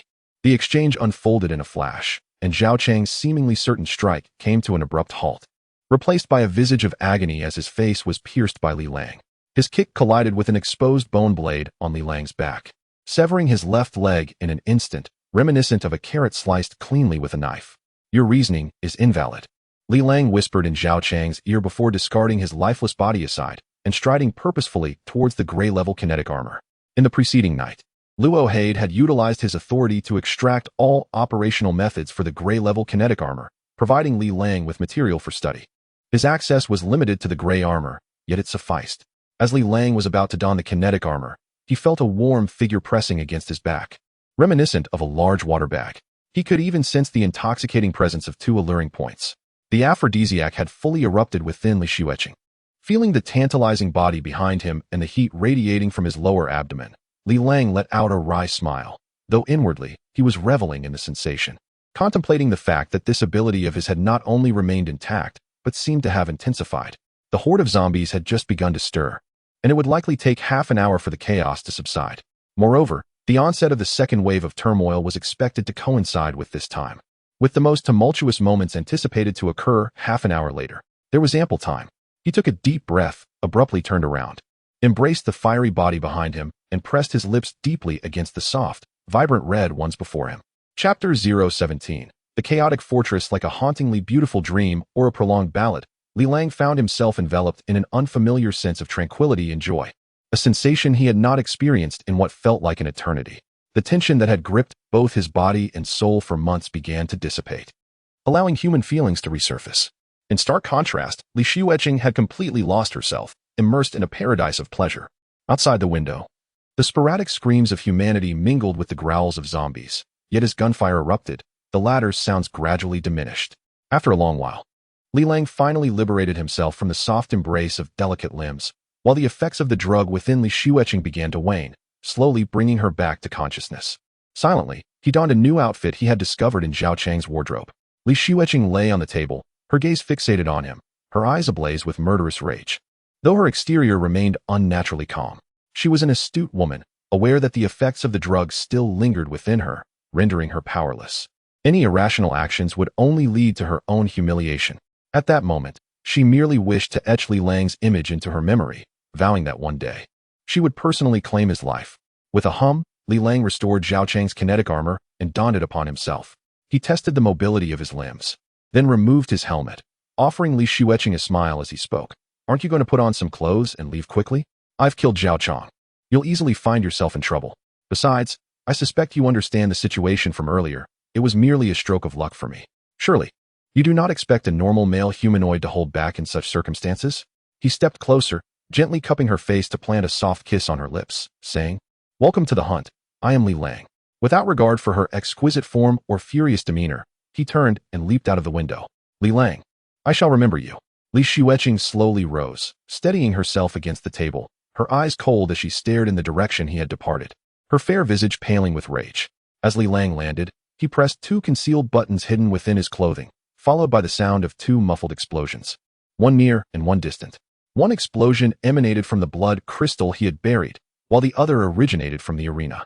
These detonations were the result of a pulse bomb he had previously dispatched, causing all electronic devices within the arena, including laser weapons and metallic cages, to malfunction in a brief span of time. The most catastrophic consequence was that all smart locks unlocked simultaneously due to a short circuit. This fortunate turn of events was attributable to the fact that Luo Haid was a confidant of Qian San, granting him insight into the intricate details and flaws of the arena. Initially, this was not perceived as a flaw, for even under such circumstances, the arena remained sealed from the outside, preventing the zombies within from escaping. The sole transportation route required passage through Luo Haid's research facility, which was similarly fortified, thus ensuring no complications would arise. However, at this moment, the research facility was devoid of personnel, and all passageways had been opened. Due to uncertainty regarding the presence of any remaining zombies, the fortress guard had sealed off the research facility from the outside. Originally, the zombies within the Colosseum were unable to locate the secret passage to the research institute. However, Li Lang had deliberately scattered a vial of blood essence within the institute.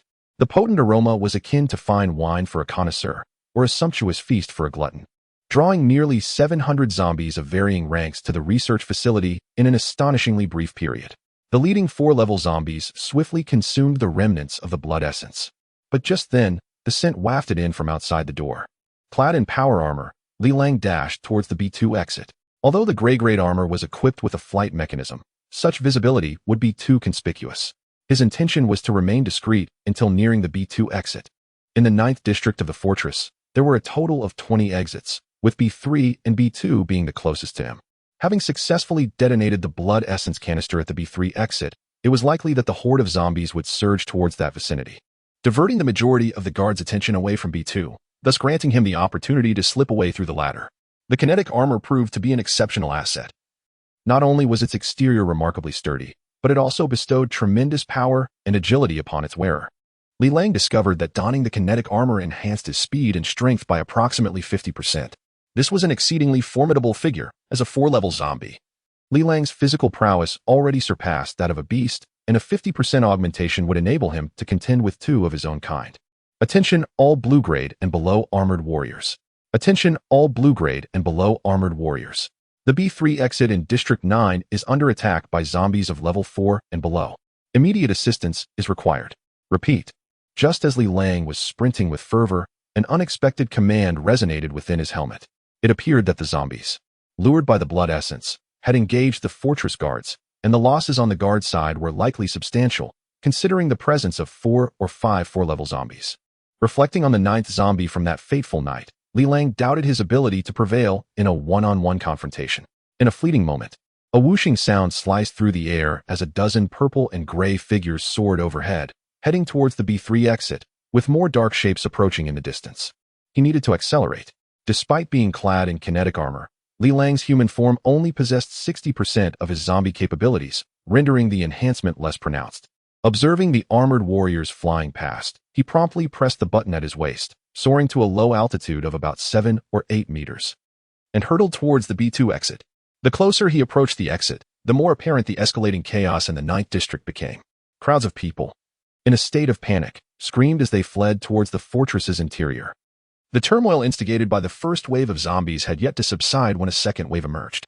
In truth, what instilled the greatest fear in people was not the zombies themselves, nor even death, but rather the prospect of infection.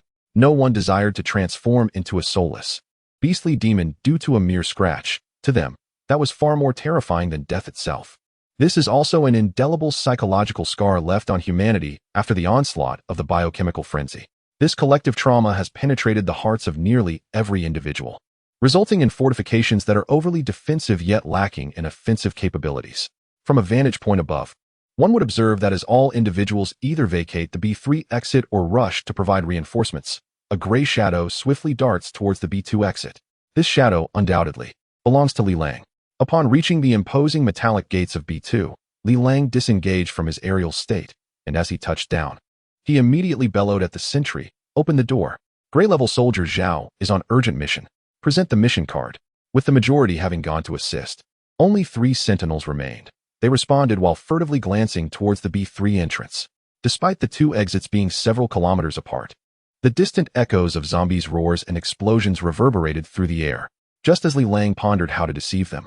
An exceptionally authoritative and furious roar emanated from the B3 gate, followed by a gentle breeze wafting from the source of the sound. This roar had generated a shockwave. It was the zombie number 9. Li Lang discerned from the sound that it was indeed the creature that had obliterated its own skull. And he felt an innate sense of awe, which could only signify one thing. Zombie number 9 had ascended. A twinge of regret stirred within him. Though he understood his own evolution, he remained utterly ignorant of how traditional zombies undergo their transformations. However, a golden opportunity lay before him, and he could not afford to waste time. What transpired next compelled him to seek immediate escape. In the fleeting moment just after the roar subsided, Li Lang beheld a gray figure hurled into the air, soaring dozens of meters high. A gray-level soldier, stripped of all but a fragment of armor and a lifeless body. It appeared that the successfully ascended zombie number 9 had acquired formidable mutant energy and an insatiable hunger. The soldiers of the fortress and the gray and purple-level warriors were surely doomed. In Li Lang's recollection, 5th-level zombies were dubbed corpse kings, capable of contending with blue-level soldiers, possessing immense destructive power. If only there were more high-level warriors within the fortress, it would have been more reassuring. However, as Li Lang understood, most had been dispatched on missions, indicating dire circumstances. At that moment, a dazzling green light erupted from a building within the fortress, piercing several kilometers in mere seconds to strike the vicinity of the B3 exit, resulting in a cataclysmic explosion and the wails of hundreds of zombies. Subsequently, Li Lang felt no trace of the mental pressure from zombie number 9, which could only imply one thing. It had been annihilated by that green light. A blue-level soldier. Li Lang cursed inwardly, realizing the unfortunate ease with which such a high-ranking warrior had been drawn forth. If he did not leave now, it would be too late. While cursing in his mind, he darted towards the 3 soldiers at the sentry post. Even a blue-level warrior had not emerged. What business did a mere blue-level soldier have in this tumult? The 3 soldiers, much like the majority, remained ensnared in the shock of the recent cataclysm, and Li Lang had already plunged his fingers deep into their hearts. Subsequently, he severed the head and thumb of the highest-ranking soldier, placing them into the retinal fingerprint verifier. He then pressed the button that opened the side door. As the half-meter-thick metal door barely cracked open enough for a single person to pass through, Li Lang swiftly darted out. Simultaneously, he pressed the flight button at his waist, soaring into the air and fleeing in a determined direction. Just as he exited, alarms blared throughout Area B2, and a cold, synthesized voice echoed. Senior soldier has unauthorized exited the fortress. Armor identification confirmed. Gray-level soldier Zhao Chong, ID number X873. Damn it, such tyrannical management. Li Lang cursed vehemently, astonished by the strict regulations enforced at Fortress 56. It felt like a dictatorial regime. How could the populace not revolt? Yet, he understood that despite his complaints, the citizens were content to live within the fortress in safety, prioritizing survival over all else. Freedom? Democracy? Those concerns could wait until their bellies were full and they were assured of their humanity. Fortunately, the fortress's defense system had not been activated. It merely issued an alarm. Li Lang immediately accelerated to his maximum speed, swiftly departing the fortress and heading into the distance. Little did he know, barely a minute after his departure, a shadowy figure in azure appeared at the B2 exit, watching the distant silhouette with a cold smile, murmuring, "Gray-level soldier Zhao Chang? How intriguing." The shadow then pursued Li Lang without hesitation. Chapter 018. The Great Escape. This time, fate had truly conspired against me. I had initially believed that I had secured a beautiful escape, having fled from that wretched fortress, only to find myself entangled in yet another misfortune. As Li Lang soared through the air at breakneck speed, his mind was rife with curses, for the green-armored warrior was now a mere kilometer away. From the moment this adversary had approached within 5 kilometers, Li Lang's armor had issued an urgent alert. High-speed object approaching, model identification, green-level armor, serial number unknown, combatant details unknown. The two unknowns could be interpreted as ominous in the direst sense. Green-level armor? Wasn't there only blue-level armor? How could such an entity emerge? Moreover, judging by the armor's velocity, it undoubtedly surpassed that of blue-level armor by a significant margin. Should this individual be of a rank higher than the blue-level warrior, it would be akin to facing a creature comparable to a level 7 zombie, verging on the terrifying presence of an 8-level zombie. The highest tier of zombies Li Lang had previously encountered was merely a level 5, and the strength of this newcomer was beyond his wildest imaginings. He could only flee, madly flee. Even if he understood that escape was futile, he had to try. Being captured was one thing. But if it were discovered that he was a zombie, his fate would mirror that of the zombies in the transformation chamber with Luo Hade. Ahead lay Zhao Chang and his brothers. "Zhao Chang, may I have a word?" A deep, magnetic voice resonated through the armor's communicator. The green-level warrior was now a mere 100 meters away and closing in rapidly. Seeing that he had reached a dilapidated town, Li Lang chose not to respond. Instead, darting towards a towering building, seeking refuge in one of its corners, breathing heavily and adopting a defensive posture. In his human form, clad in armor, he possessed strength that surpassed that of his zombie form, along with the ability to fly. Yet, paradoxically, his zombie form would allow him to unleash his maximum combat potential. He did not wish to revert to his zombie form. He feared it. The greatest terror lay in being captured while in that state. It was far better to continue masquerading as human. Li Lang concealed himself beneath the bed in one of the rooms of the building, shutting down the armor's systems entirely. He held his breath, rapidly lowering his body temperature to minimize the likelihood of detection. Additionally, the building was teeming with wandering zombies of various ranks, making it exceedingly difficult for anyone to locate him. "May I slip past this ordeal?" Li Lang silently prayed. His original intention in acquiring the kinetic armor had been to enhance his combat abilities. Never did he anticipate that it would plunge him into such peril. Otherwise, he would have never engaged in such an act. Upon witnessing Li Lang's entry into the building, Zhou Ren halted midair, intrigued as he searched for any trace of Li Lang, but found nothing. He then smiled and called out, "Zhao Chang, come out and converse." Hiding in there like a timid woman, "All I wish to know is whether you are one of the individuals sent from the capital. Is there some discontent from Commander regarding General Qian?" Though Li Lang had turned off his communicator, Zhou Ren's words echoed clearly throughout the entire town. He was momentarily taken aback, but soon realized that Zhou Ren had mistaken him for a spy sent by the central government of the Red Star Republic. It appeared that Fortress 56 had become estranged from the Republic's government, a situation likely mirrored by most fortresses. In these chaotic times, might makes right. The leaders of those fortresses had effectively become warlords in their own right. Should he consider pretending? Li Lang swiftly weighed the risks and rewards in his mind, ultimately dismissing the thought. Admitting to being a spy would only lead to his capture, and it was best to avoid complicating matters further.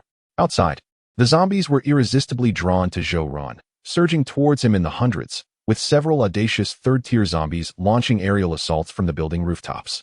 Zhou Ren let out a cold snort and declared, "Brother Zhao Chang, I grant you 1 minute. I'm going to have some fun out here. You decide how to proceed." With that, he landed a powerful punch on a leaping zombie, obliterating it into a shower of fragments. 2 miniature scatter cannons emerged from his shoulders, unleashing a barrage that sent the surrounding zombies wailing in despair. Within mere moments, the horde of low-tier zombies was utterly annihilated, all while Zhou Ren employed only his secondary weapons.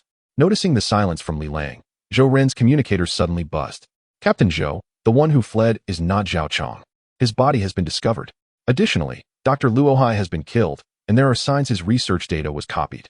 The general has ordered to capture him alive or eliminate him. Understood, Zhou Ren replied coldly. To the brother inside. I know not whether you are sent by the central government or hail from another fortress, but your fate is sealed. As soon as he finished speaking, Zhou Ren's armors converged, transforming into a dual-barreled electromagnetic cannon. A blinding white light erupted, illuminating the surroundings as it blasted towards the base of the building where Li Lang was hiding. Li Lang was met with a cataclysmic roar, followed by a shockwave that shattered every glass pane in the structure. Moments later, the 20-story concrete edifice began to collapse with terrifying speed. As if its very foundation had given way, debris fell incessantly. Remaining any longer would mean being buried alive. With no other choice, Li Lang soared out of the window. However, just as he exited, he felt a tremor in Li Lang's body was undergoing rapid restoration.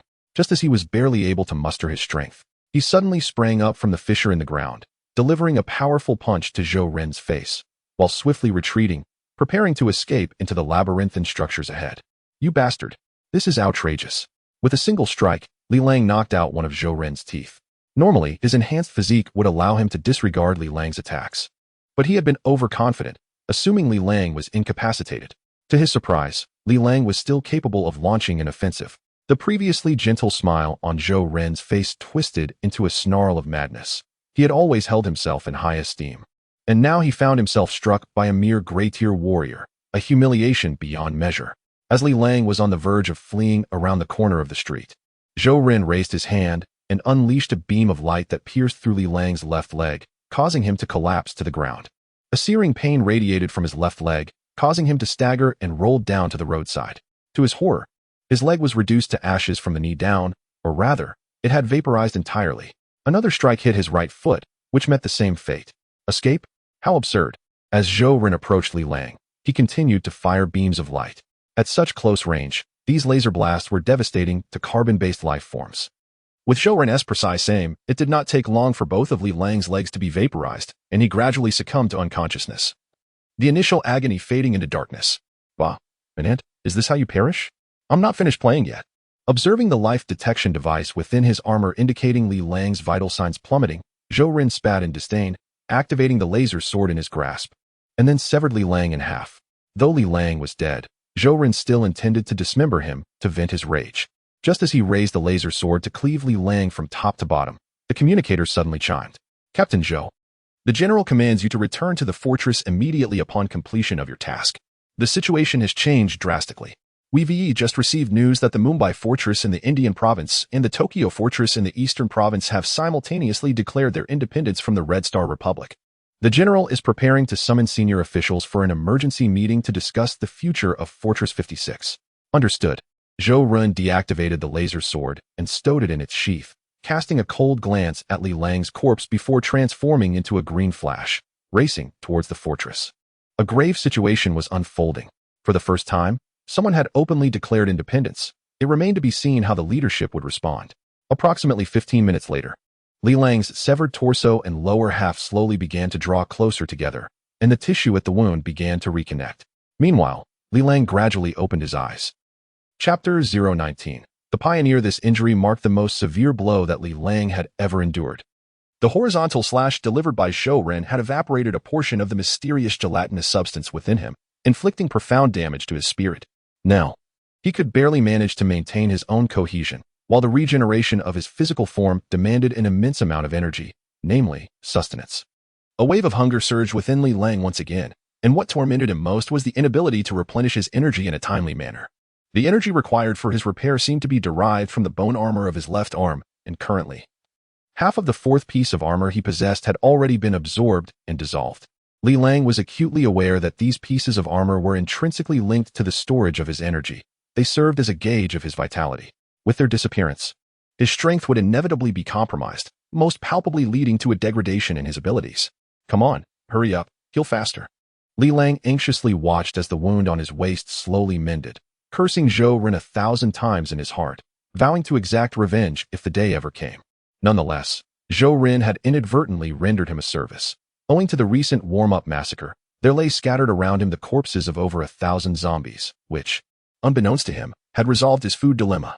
As he observed the fourth piece of bone armor dissolve to half, and the wound at his waist nearly healed, Li Lang summoned the last remnants of his strength, struggling towards the nearest corpse. 20 meters, 15 meters, 10 meters. With each agonizing movement and the gradual healing of his wound, the residual energy within him was depleting at an alarming rate. Pain was secondary. The trials of combat in recent days had transformed Li Lang, allowing him to endure pain 100-fold more intense than that of being bisected.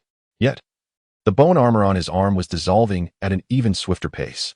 By the time Li Lang finally tore into the first piece of flesh, his fourth piece of bone armor had completely disintegrated, and the third piece had been reduced to little more than a remnant. This meant that his strength had diminished to a level between a second-tier and a third-tier zombie.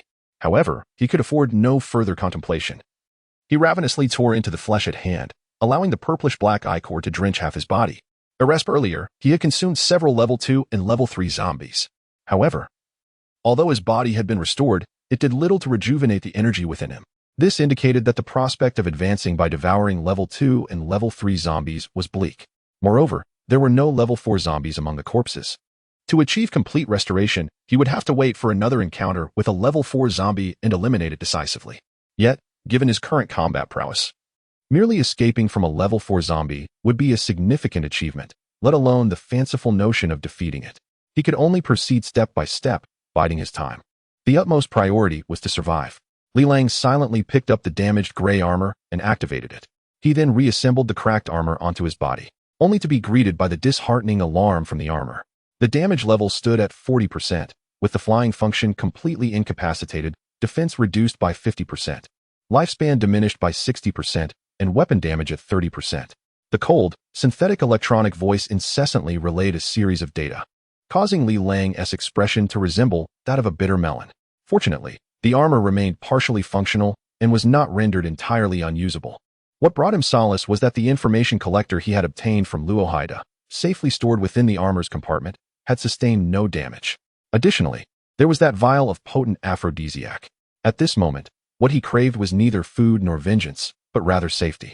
Only by ensuring his survival could he seek revenge and gain strength. He yearned for power.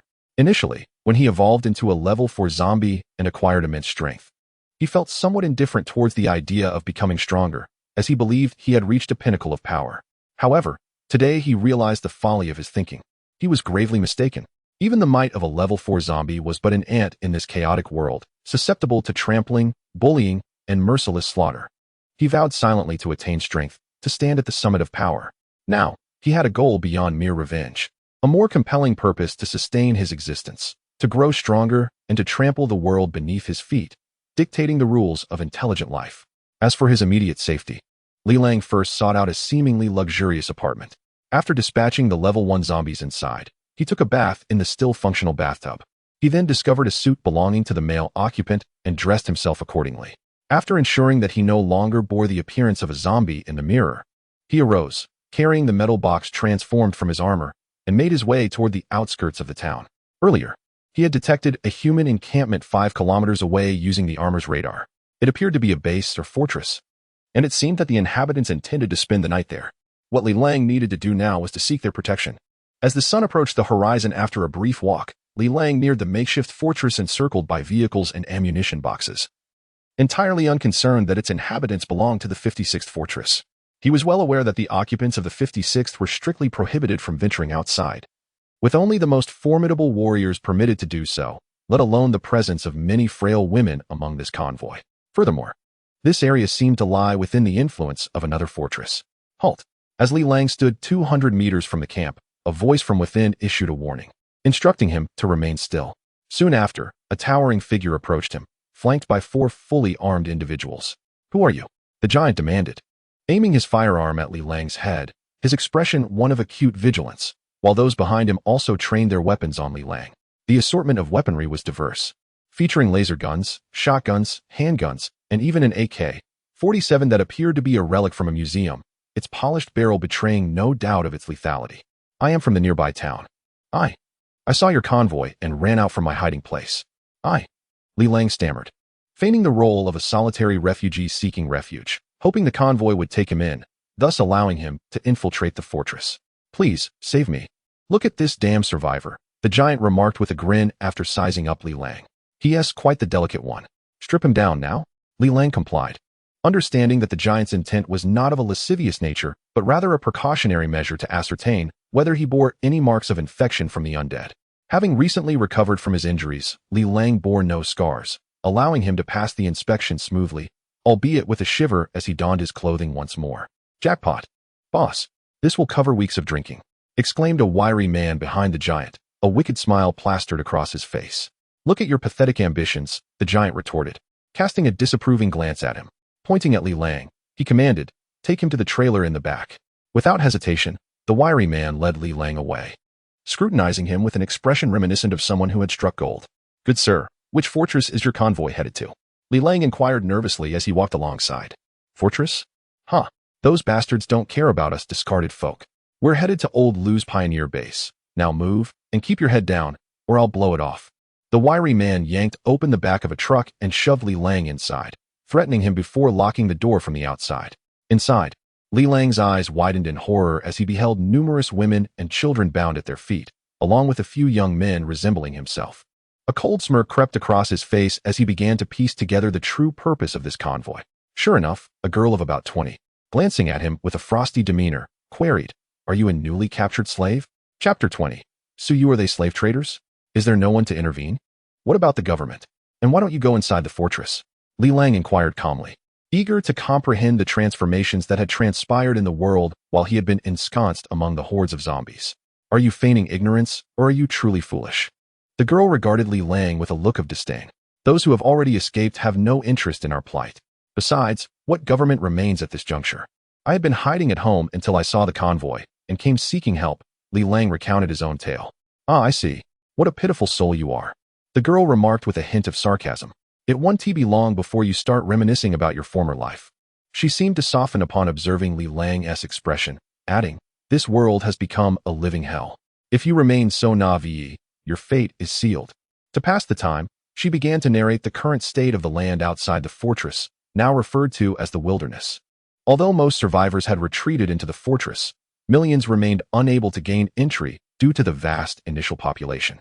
These individuals, having sought refuge in various hideouts, managed to evade the zombies for a time, only to receive the grim news. An agreement among the fortresses had been reached. Any survivor who failed to enter the fortress before the stipulated deadline would be treated as an infected individual, barred from entry indefinitely. This deadline was set for 1 week following the outbreak of the T-virus. Ironically, this announcement was made 2 weeks after the crisis began. The wandering survivors had no choice but to band together in small groups, establishing rudimentary shelters, dubbing themselves pioneers. In such dire circumstances, where despair for tomorrow and the thirst for survival prevailed, all semblance of order regressed to a primitive state. Might dictated leadership and power determined supremacy. Robbery and violence became commonplace, and massacres between rival factions were not unheard of. The girl had once been a university student who, during the outbreak, took refuge with her classmates in the school cafeteria. Eventually, with supplies dwindling, they ventured outside the city, but half of their group had perished. Now, only a few dozen roamed the wilderness, until yesterday when they encountered a band of marauding giants. After a fierce struggle, most of the men were slain. Cities have always been the most densely populated areas, and thus, after the outbreak of the biochemical crisis, they became the epicenters of the zombie infestation. Li Lang had experienced this firsthand. However, being a zombie himself, he felt little concern. It was only upon hearing others speak of it that he truly recognized the overwhelming presence of zombies in the city, swarming like countless insects. In truth, all densely populated human settlements, with the exception of the preserved fortresses, had transformed into nests for the undead. Why didn't they search my bag? Li Lang raised the armor case in his hand, pondering aloud. The specifics of this situation were not his priority. He merely sought conversation to pass the time, as normal communication had become a rarity for him, a relic from months prior. Now that they've captured you, it's only a matter of time before you are theirs. They simply wish to prevent you from struggling too soon, like boiling a frog in warm water. Do you not understand? And you? How should I address you? You seem utterly unafraid. What use is fear? I've long since realized that as long as one can survive, nothing else is essential. Even in my former team, had I not shared beds with those men, my survival would have been far from certain. Suyu. The girl hugged her knees, her cold gaze fixed on an ant scuttling about the cabin. Her eyes radiated an icy intensity, infused with anger and a fierce desire for survival. Suyu, I find you quite admirable, Li Lang chuckled, gently ruffling the girl's hair, akin to an older brother patting his younger sister. You are free now. Madman, have you lost your wits? The girl dismissed Li Lang's gesture, casting him a sympathetic glance, believing him to be in shock. Yet Li Lang had his own plans. Although his strength had diminished considerably, he was confident that his half-zombie abilities would suffice to deal with the minor threats posed by the burly men. Moreover, he had the advantage of a damaged gray-grade armor at his disposal. In this wilderness, there were unlikely to be any gallant souls intervening on his behalf. Everyone was preoccupied with their own survival, too indifferent even to cast a glance in his direction. Having reconciled these thoughts, Li Lang closed his eyes, resting quietly as they approached the pioneer base. However, he did not fully succumb to slumber. Instead, he concentrated on stirring the enigmatic gel within him. Since it had been partially vaporized by Zhou Ren's blade, the gel had become lethargic, as if in slumber. Once adept at fluid motion, it now only stirred with great effort, and his ability to employ his transformation skills had reduced to merely utilizing the razor-tooth arm. Li Lang discerned a pattern. When his emotions surged, the gel responded with heightened activity. Thus, he continually simulated various emotions in his mind, striving to rouse it from its dormancy. After a prolonged struggle, there was still no response, and Li Lang succumbed to a heavy slumber. The cold iron rings clasped around his limbs and neck seared into his consciousness like a branding iron. 3 hefty syringes slowly injected a substance signifying death, drop by drop, second by second, as an unbearable pain spread throughout his body, blurring his consciousness. Yet, from his throat emerged 3 agonizing words, "I want to live." Suddenly, Li Lang jolted awake from his nightmare, only to realize he had dozed off in the compartment. The 20 or so individuals present were startled by his shout. Staring at him with wide eyes, Li Lang managed a slight, apologetic smile, but soon discovered a thrilling revelation. The gel-like substance within him had regained its vitality and could now move in accordance with his will. Simultaneously, his limbs, back, neck, and legs were overwhelmed by a tingling sensation, a prelude to the activation of his altered abilities. Although the bone armor on his arms remained in fragments, it now possessed a more translucent quality, leading Li Lang to believe he could contend even with a level 3 zombie. Who dares to shout? Show yourself, and I shall rend you asunder. The vehicle that had been in motion came to a halt, and the cargo door was abruptly flung open, revealing a gaunt figure wielding a shotgun. Behind him, the sun was rising. What are you staring at? Get down here now. The gaunt figure lunged forward, raising his hand to strike Li Lang, but the onlookers averted their eyes, fully aware of the severe punishment awaiting him, knowing these bandits were devoid of humanity. A scream pierced the air as the gaunt figure was sent flying, clutching his concave chest. Li Lang chuckled as he glanced at the gasping figure on the ground, then affectionately patted the head of the girl beside him, saying, "We are free now." He then donned his gray armor and leaped from the cargo hold, eager to reunite with the group of children awaiting him outside. Chapter 21. Unleashing fury. The towering figure and his companions failed to notice the frail monkey lying behind the vehicle, having just finished relieving himself beside the road. He and his gang were caught off guard by the sound of footsteps approaching from behind. "Frail monkey, what's the matter? That kid could still fetch a pretty penny. Don't you dare kill him," the giant exclaimed, adjusting his trousers and puffing on a cigarette. As he turned, he was met with the sight of Li Lang clad in armor. "Who are you?" "Ah, I am your elder brother." Li Lang replied with a smile from within his helmet, and the frail monkey has met his demise. "Damn it, it's a formidable warrior," the giant suddenly realized. Recognizing the garb as that of the aerial elite he often witnessed soaring through the skies, he possessed a modicum of knowledge regarding these elite forces. "What do you intend to do?" Before he could finish his sentence, he dropped to the ground and shouted, "Get this kid. That armor is splendid." He had long coveted such armor, having only been able to watch the airborne warriors from below. This opportunity was too good to pass up. He didn't even consider whether they could defeat Li Lang. After all, they had over 20 men. They could easily overwhelm him. Various beams and bullets flew through the air towards Li Lang, yet he continued his slow advance with indifference. Occasionally, a bullet would pierce the cracks in his armor, causing a slight sting, akin to a mosquito bite, nothing of consequence. This armor was indeed a remarkable piece of equipment. Many of the weapons being fired were standard military issue, yet they were rendered ineffective against the damaged armor. This explained why the number of armored warriors was so scarce. The survival rate after enhancement was low, and the financial cost was exorbitant. One could only imagine the expense involved in crafting such armor. Li Lang gradually approached the bandits, allowing the projectiles to ricochet harmlessly aside, creating a symphony of delightful chimes. Cold sweat streamed down the foreheads of the giant and his crew. They had not anticipated the sheer prowess of this individual. Gripped by fear, their hands trembled as they clutched their weapons. As Li Lang closed the distance to within 10 meters, one of the thugs screamed in terror, discarding his firearm and fleeing backwards. In an instant, Li Lang bent slightly, and appeared behind the panicked individual. A flash of dark light followed, and the man was cleaved in two from head to toe, perhaps due to energy constraints. The gray-grade armor was not equipped with a lightsaber, but rather a slender blade forged from a special metal. Although not as agile or sharp as a lightsaber, it was more than capable of severing a person in half. Meanwhile, the giant and his cohorts continued firing forward, oblivious to the horror unfolding behind them. Only when the afterimage of Li Lang faded did they turn around, only to see him standing amidst the bisected corpse, a blade in hand, emanating a delightfully devilish laughter. There is a certain thrill in tormenting one's enemies. No wonder the strong often prey upon the weak. Li Lang had come to understand Zhou Run's psyche. Witnessing a weaker individual kneeling at his feet, trembling before his might, was indeed a source of profound delight. More exhilarating than mere bullying was the act of pushing a foe to their demise. With this thought, Li Lang leaped forward, delivering a powerful kick to the giant's chest. The sudden velocity and force were so overwhelming that he pierced through the giant's torso, unleashing a torrential spray of crimson, adorning his gray armor with an eerie shade of red. The giant, with a face full of disbelief, collapsed, unable to fathom that he had met his end in such a manner.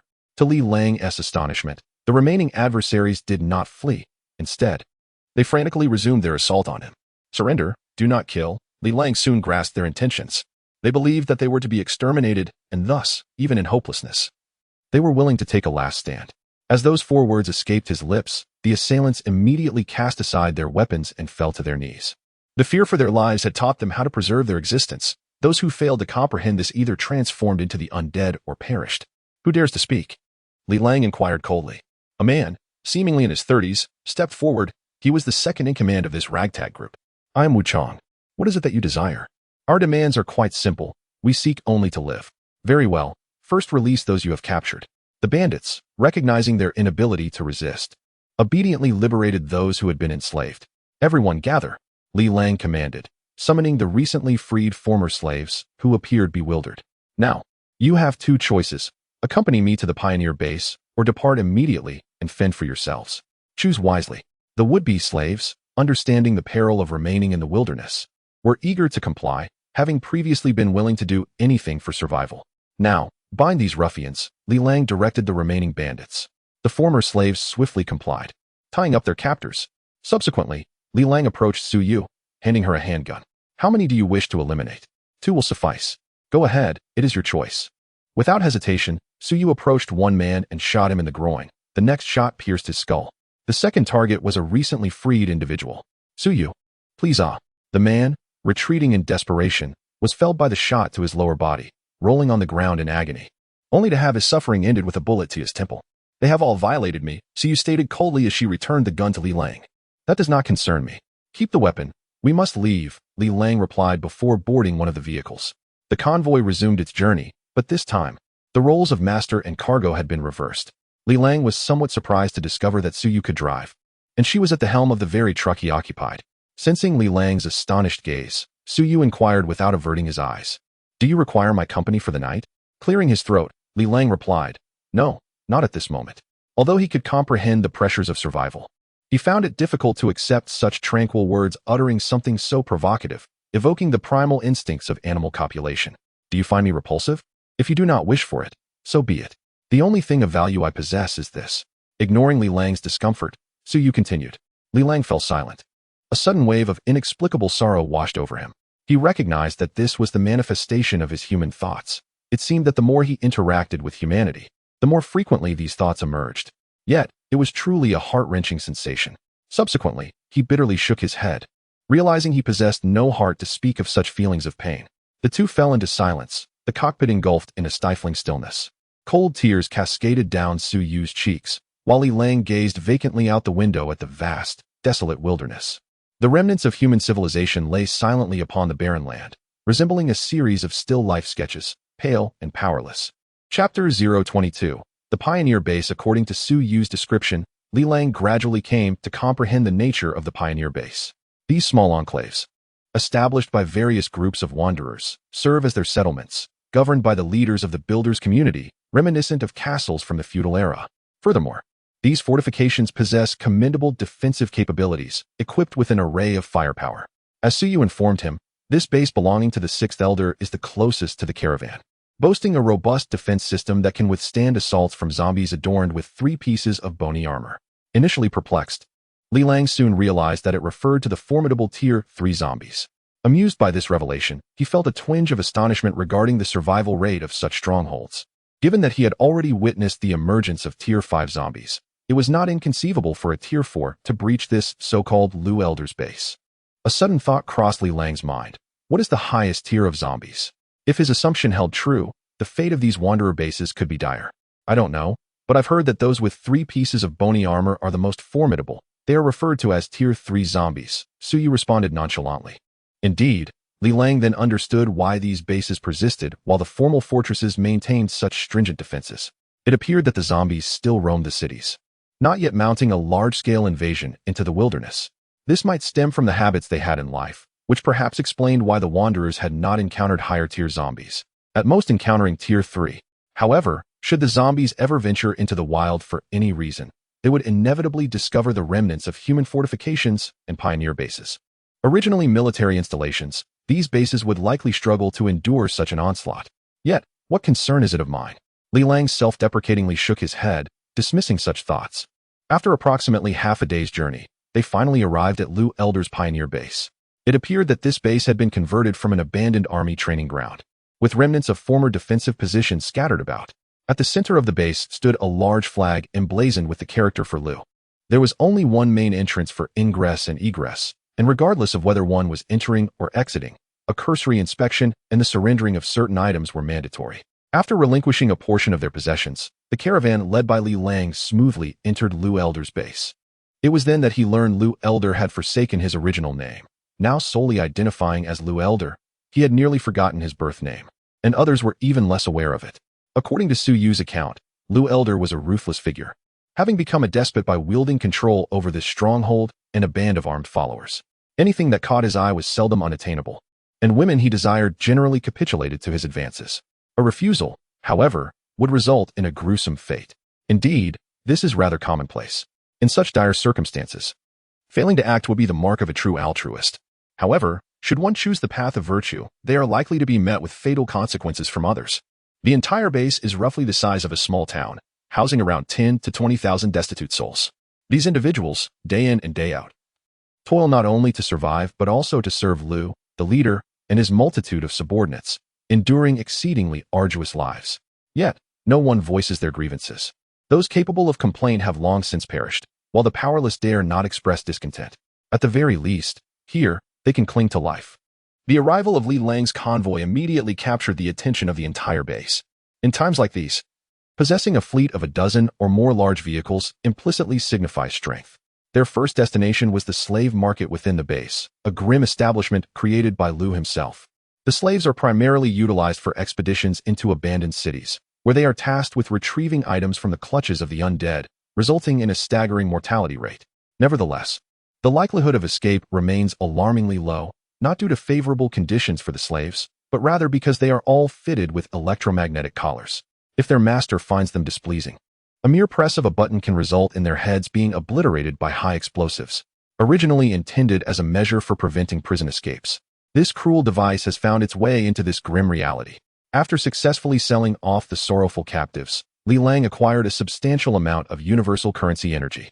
In such a world, energy equates to life, leading the Wanderers to unconsciously adopt it as a standard medium of exchange. Yet, Li Lang was largely indifferent to this. He sought only a tranquil refuge for rest. Thus, after selling off all goods along with the vehicles, he dispersed the rescued individuals, allowing them to fend for themselves. As for Suyu, she was on the verge of departing when Li Lang called her back. He then handed her a significant portion of the energy storage he had acquired, gently patting her on the head, saying, "You are quite remarkable. I hope you continue to survive." Suyu, with a detached demeanor, accepted the items and coldly remarked, "Are you certain you do not require my company for the night?" Li Lang chuckled softly, replying, "Absolutely. I am no lecher. Let us be off before I change my mind." Suyu gazed at him in a daze for a moment, her expression shifting several times before she suddenly rushed forward and embraced Li Lang tightly, as if wishing to meld into him. Li Lang, smiling, regarded her with delight. Although his actions had stemmed from a fleeting impulse to assist Suyu, he did not take them to heart. The tender scene between the two appeared incongruous amidst the dilapidated and chaotic streets, drawing the indifferent gazes of passers-by. Yet, within those glances lingered a hint of softness, reminiscent of a once beautiful life. After a brief embrace, Suyu abruptly pushed Li Lang away, her expression reverting to its customary coldness. She said to him, "I hope you too can survive." She then gathered 2 guns and the energy storage devices Li Lang had shared with her, turning to depart, vanishing into the streets. Li Lang subsequently rented a room, carrying the remaining energy storage devices with him. He regarded his encounter with Suyu merely as a coincidence, allowing her to drift away, for they belonged to entirely different worlds. Once settled in his room, Li Lang first visited the cafeteria within the base to have a bite to eat, and then he began inquiring about the 4th-level zombies, hoping to locate a corpse of such a creature to regain his strength through consumption. However, he was met with disillusionment, as the locals had never even heard of 4th-level zombies. According to them, the most formidable zombies were merely 3rd-level, whose abilities were exaggerated beyond belief. It appeared that these wanderers had never encountered higher-tier zombies. Regrettably, he realized that his decision to come to the human base was misguided. To seek the corpses of higher-level zombies, he would have to venture into the strongholds of the regular army. As Li Lang gnawed on the meat bone in his hand, he made a resolution. He would leave this base tomorrow and see if he could infiltrate other strongholds. To his surprise, as he bit into the meat, he detected a familiar flavor, soon realizing that the bone he held was distinctly different. It was human flesh. While he may not have been able to distinguish other flavors, the taste of human flesh had long lingered in his memory. Amusingly, he had intended to savor a pork bone for a change, only to end up consuming human flesh. At this point, he had developed no aversion to such tastes, possibly due to the activation of a mysterious gel, regardless of the type of meat.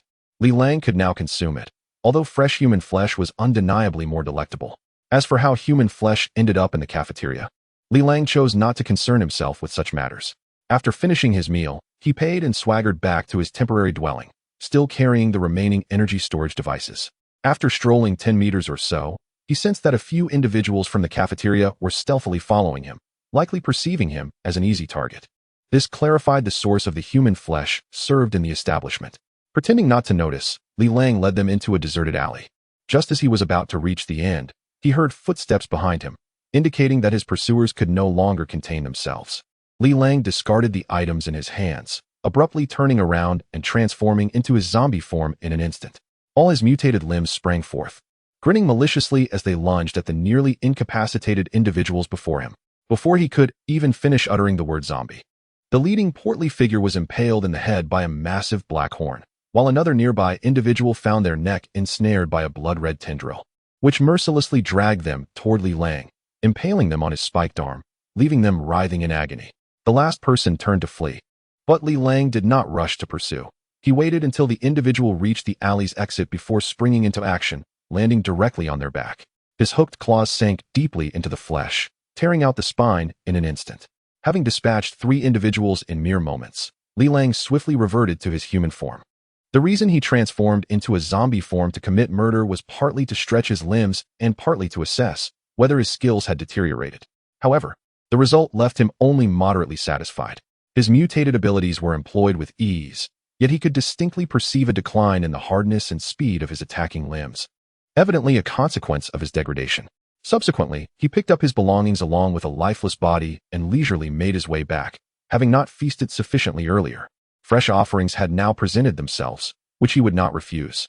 As for the remaining 2 corpses, they would be dealt with once discovered. This was hardly a significant matter. Acts of robbery, murder, and assault were rampant within the base, and in this era that glorifies violence, such occurrences had become commonplace.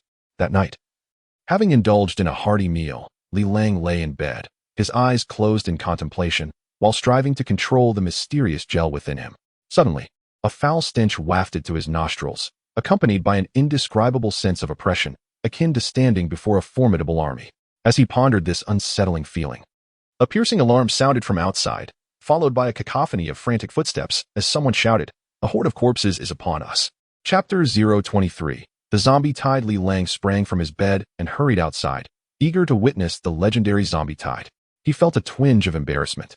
As a zombie himself, he had never laid eyes on such a phenomenon. Was this not a cause for humanity to laugh at him? As he ran outside, he noticed numerous armed personnel, equipped with various weapons, hastily making their way towards the towering, robust walls of the base. However, these imposing walls were substantial only in comparison to human stature. They paled in comparison to the fortifications of a proper stronghold.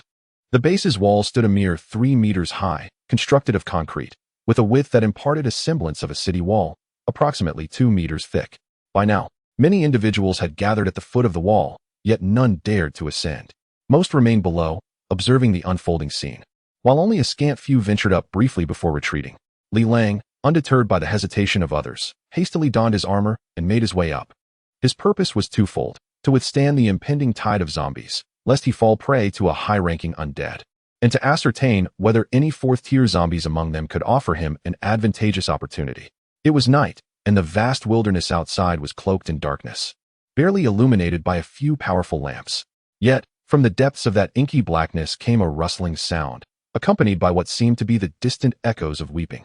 The cacophony grew louder, indicating that its source was drawing near, while the stench in the air intensified. At that moment, a group of individuals armed with light weapons ascended the wall. Though most trembled with fear, they had no choice but to climb, including several women and children. Each bore a collar around their necks, an electromagnetic restraint. They were slaves. Li Lang glanced back at the men standing below the wall and began to understand why the majority refrained from rushing forward. This was evidently a grim tradition of the base. Whenever a zombie tide approached, these slaves were sent forth as cannon fodder, facing a perilous battle. Of course, the slaves could resist, but the consequence would be dire.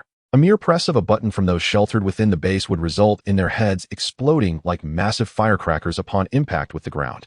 As the slaves prepared their defensive stances, the gazes of those below shifted towards Li Lang, their expressions tinged with disbelief. To them, he was a fool, seeking heroism at a moment when he would likely fall prey to the zombies without a trace. After a while, the zombie tide finally approached the edge of the human base, fully illuminated by the lights. What a sight it was, a dense throng of indistinguishable shapes swaying towards them from the distance. These were all ordinary zombies bereft of any armor. While their individual strength was negligible, their sheer numbers were overwhelming, akin to a vast swarm of ants moving in unison, appearing endless, with at least 10,000 of them surging forth. Tattered garments revealed their decayed arms and cheeks, with some having entirely lost their facial skin, exposing only layers of rotting veins and muscle. Others were infested with crawling maggots. How could they move in unison? Li Lang coldly gazed at the encroaching tide of corpses below. It appeared that these zombies hailed from a nearby city, driven out by the depletion of food resources. Compelled to venture forth in search of sustenance, their exodus seemed to be a manifestation of hunger. Yet their collective movement was undoubtedly not a spontaneous act of their own volition. Hungry, hungry. Most of the zombies emitted this sound from their throats, an unconscious reflex from their former lives. However, the cacophony of thousands of zombies producing such a sound transformed into a chilling wail. The slaves beside him, gripping their firearms, began to tremble. Suddenly, a child of around 12 or 13 could no longer suppress his inner terror and pulled the trigger of his shotgun. With the gunshot, the electromagnetic collar around his neck detonated, instantly shattering his skull and showering those nearby with blood. A drop of that blood splattered onto Li Lang's lips, and he extended his tongue to taste it, savoring an intoxicating sweetness. The other slaves fell silent, their fear palpable. They had likely received warnings about the protocol for gunfire. Failure to adhere to the rules could lead to dire consequences. At the moment the shot rang out, Li Lang's eyes narrowed sharply. From the corner of his vision, he spotted a shadow concealed among the throng of zombies. Judging by its speed and form, it was likely a level 3 zombie. Upon closer inspection, he discerned more than a dozen level 3 zombies, along with several dozen level 1 and level 2 zombies, all within the range of his sight. It was evident that countless zombies of varying levels lurked within this horde. This tide of corpses must have been driven here by someone. As the zombies approached within 100 meters of the base, an explosion erupted from underground, ignited by pre-placed magnetic bombs. The slaves received orders to fire, and the few remaining mortars in the base commenced their bombardment. In an instant, the zombie horde was thrown into chaos, limbs and shattered bodies flying amid a deluge of dark purple blood that stained the ground. Yet, after this initial assault, the number of truly slain zombies remained minimal. As long as their heads were intact, those reduced to mere stumps continued to crawl toward them, intensifying the oppressive atmosphere for the humans within the base.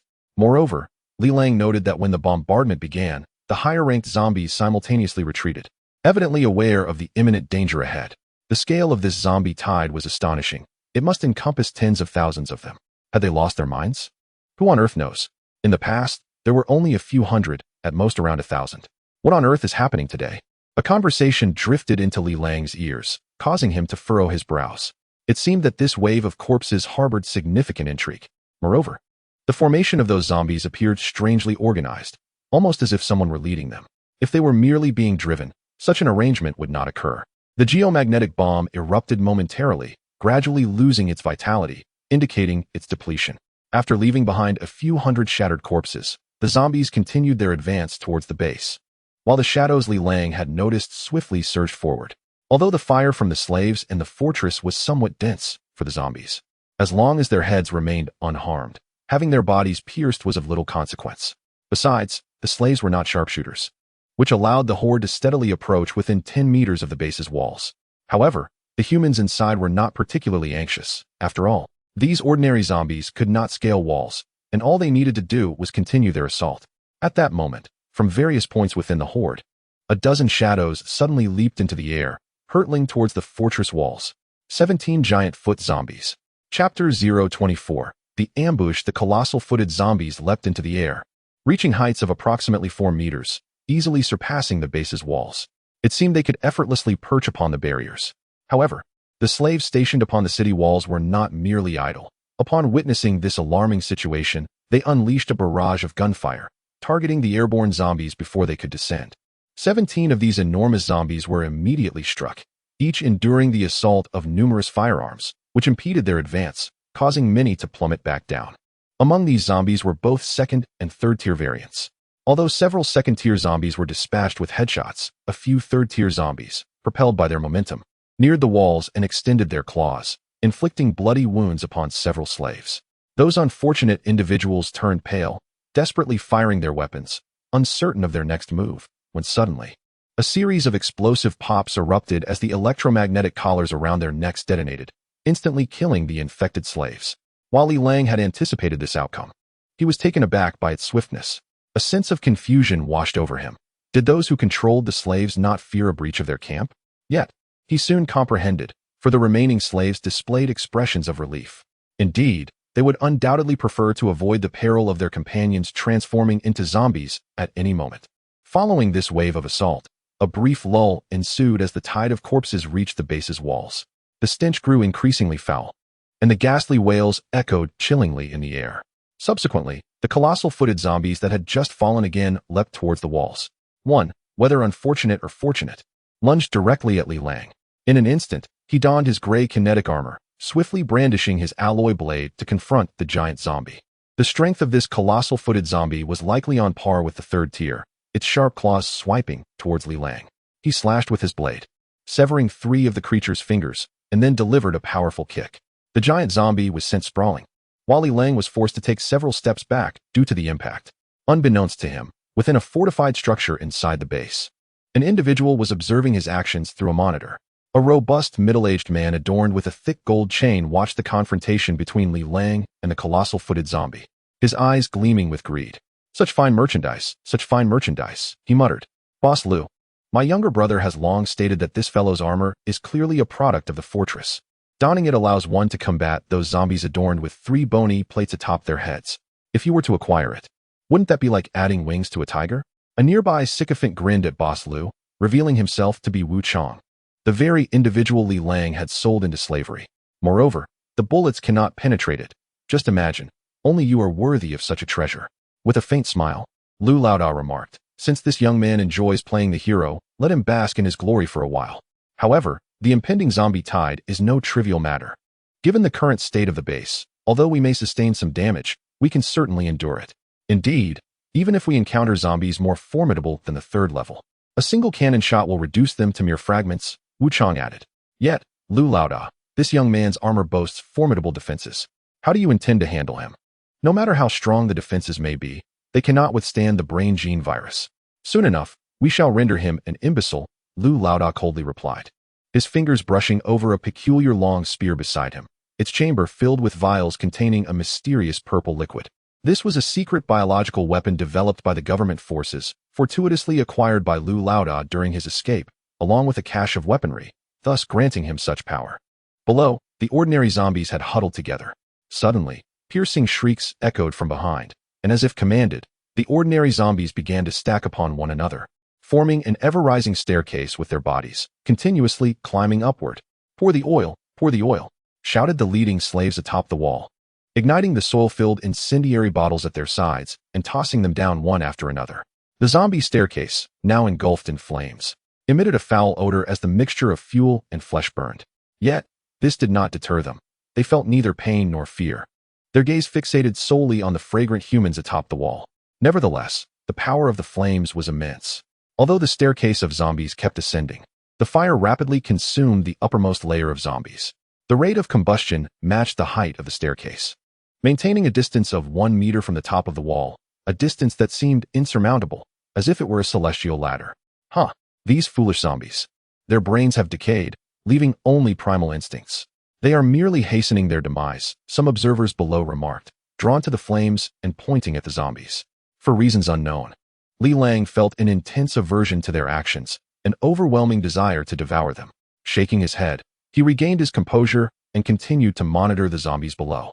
He did not believe their tactics would cease here, for even the third-level zombies possessed a modicum of low-level intelligence. Albeit limited, they would not seek their own demise. Furthermore, the presence of so many third-level zombies implied one thing. There was likely a fourth-level zombie lurking in the shadows, yet to reveal itself. Just then, from within the flames, a multitude of peculiar figures surged forth, a horde of second- and third-level zombies charging up the staircase. The remaining meter in height was hardly regarded as an obstacle by them, as they effortlessly leaped over it. In the moment of astonishment from the humans above, they promptly embraced one individual and began to gnaw voraciously. Immediately, the surveillance personnel at the rear activated their remote controls, resulting in the explosive demise of dozens of captured slaves, which inflicted considerable wounds upon the surrounding zombies. However, this proved futile, for not a single zombie's skull was shattered, and many onlookers who rushed over to witness were bitten. They could hardly be deemed human. Open fire! Open fire! Eliminate them! They are all infected! A voice rang out, and soon, 1,000 fully armed individuals, spurred by an unknown command, raised their weapons and began shooting at those atop the walls. The hundreds of slaves and curious onlookers were subjected to indiscriminate fire, and even Li Lang was not spared. Simultaneously, the watchers at the back, seeing the situation spiral out of control, activated all the electromagnetic collar bombs on the slaves. Although each bomb possessed limited power, the simultaneous detonation of hundreds of them, combined with the frenzied gunfire from below, resulted in the swift annihilation of most of the few dozen zombies that had surged forward, leaving the remnants crippled and incapable of causing further chaos. Li Lang deftly leaped down from the wall, evading the majority of the gunfire, with only a few stray bullets grazing him, causing no significant harm. Witnessing the retreat of the zombies, he felt a sense of regret. After all, a horde of dozens of second- and third-tier zombies constituted a formidable force. Unfortunately, upon scaling the wall, these zombies were more eager to feast than to continue their assault inward. It appeared that, despite having some semblance of awareness, their intelligence remained profoundly lacking, leading them to be repelled by the inept humans. The individuals within the base, having never encountered such a substantial wave of zombies, suffered grievous losses despite their defensive advantages. Moreover, for those who ruthlessly slaughtered thousands of their kind, the term beast seemed far more fitting. As the initial wave of attack was repelled, the humans collectively exhaled a sigh of relief, erupting into cheers. In their eyes, third-tier zombies were the most formidable of all, and they believed the worst was over. They could now leisurely eradicate the remaining, ordinary zombies. At that moment, two shadows, nearly aligned, lunged forth. These were the last two third-tier zombies. Unbeknownst to anyone else, a dark-winged figure loomed above, resembling a colossal eagle, descending upon the crowd, its head faintly adorned with four glistening bone plates.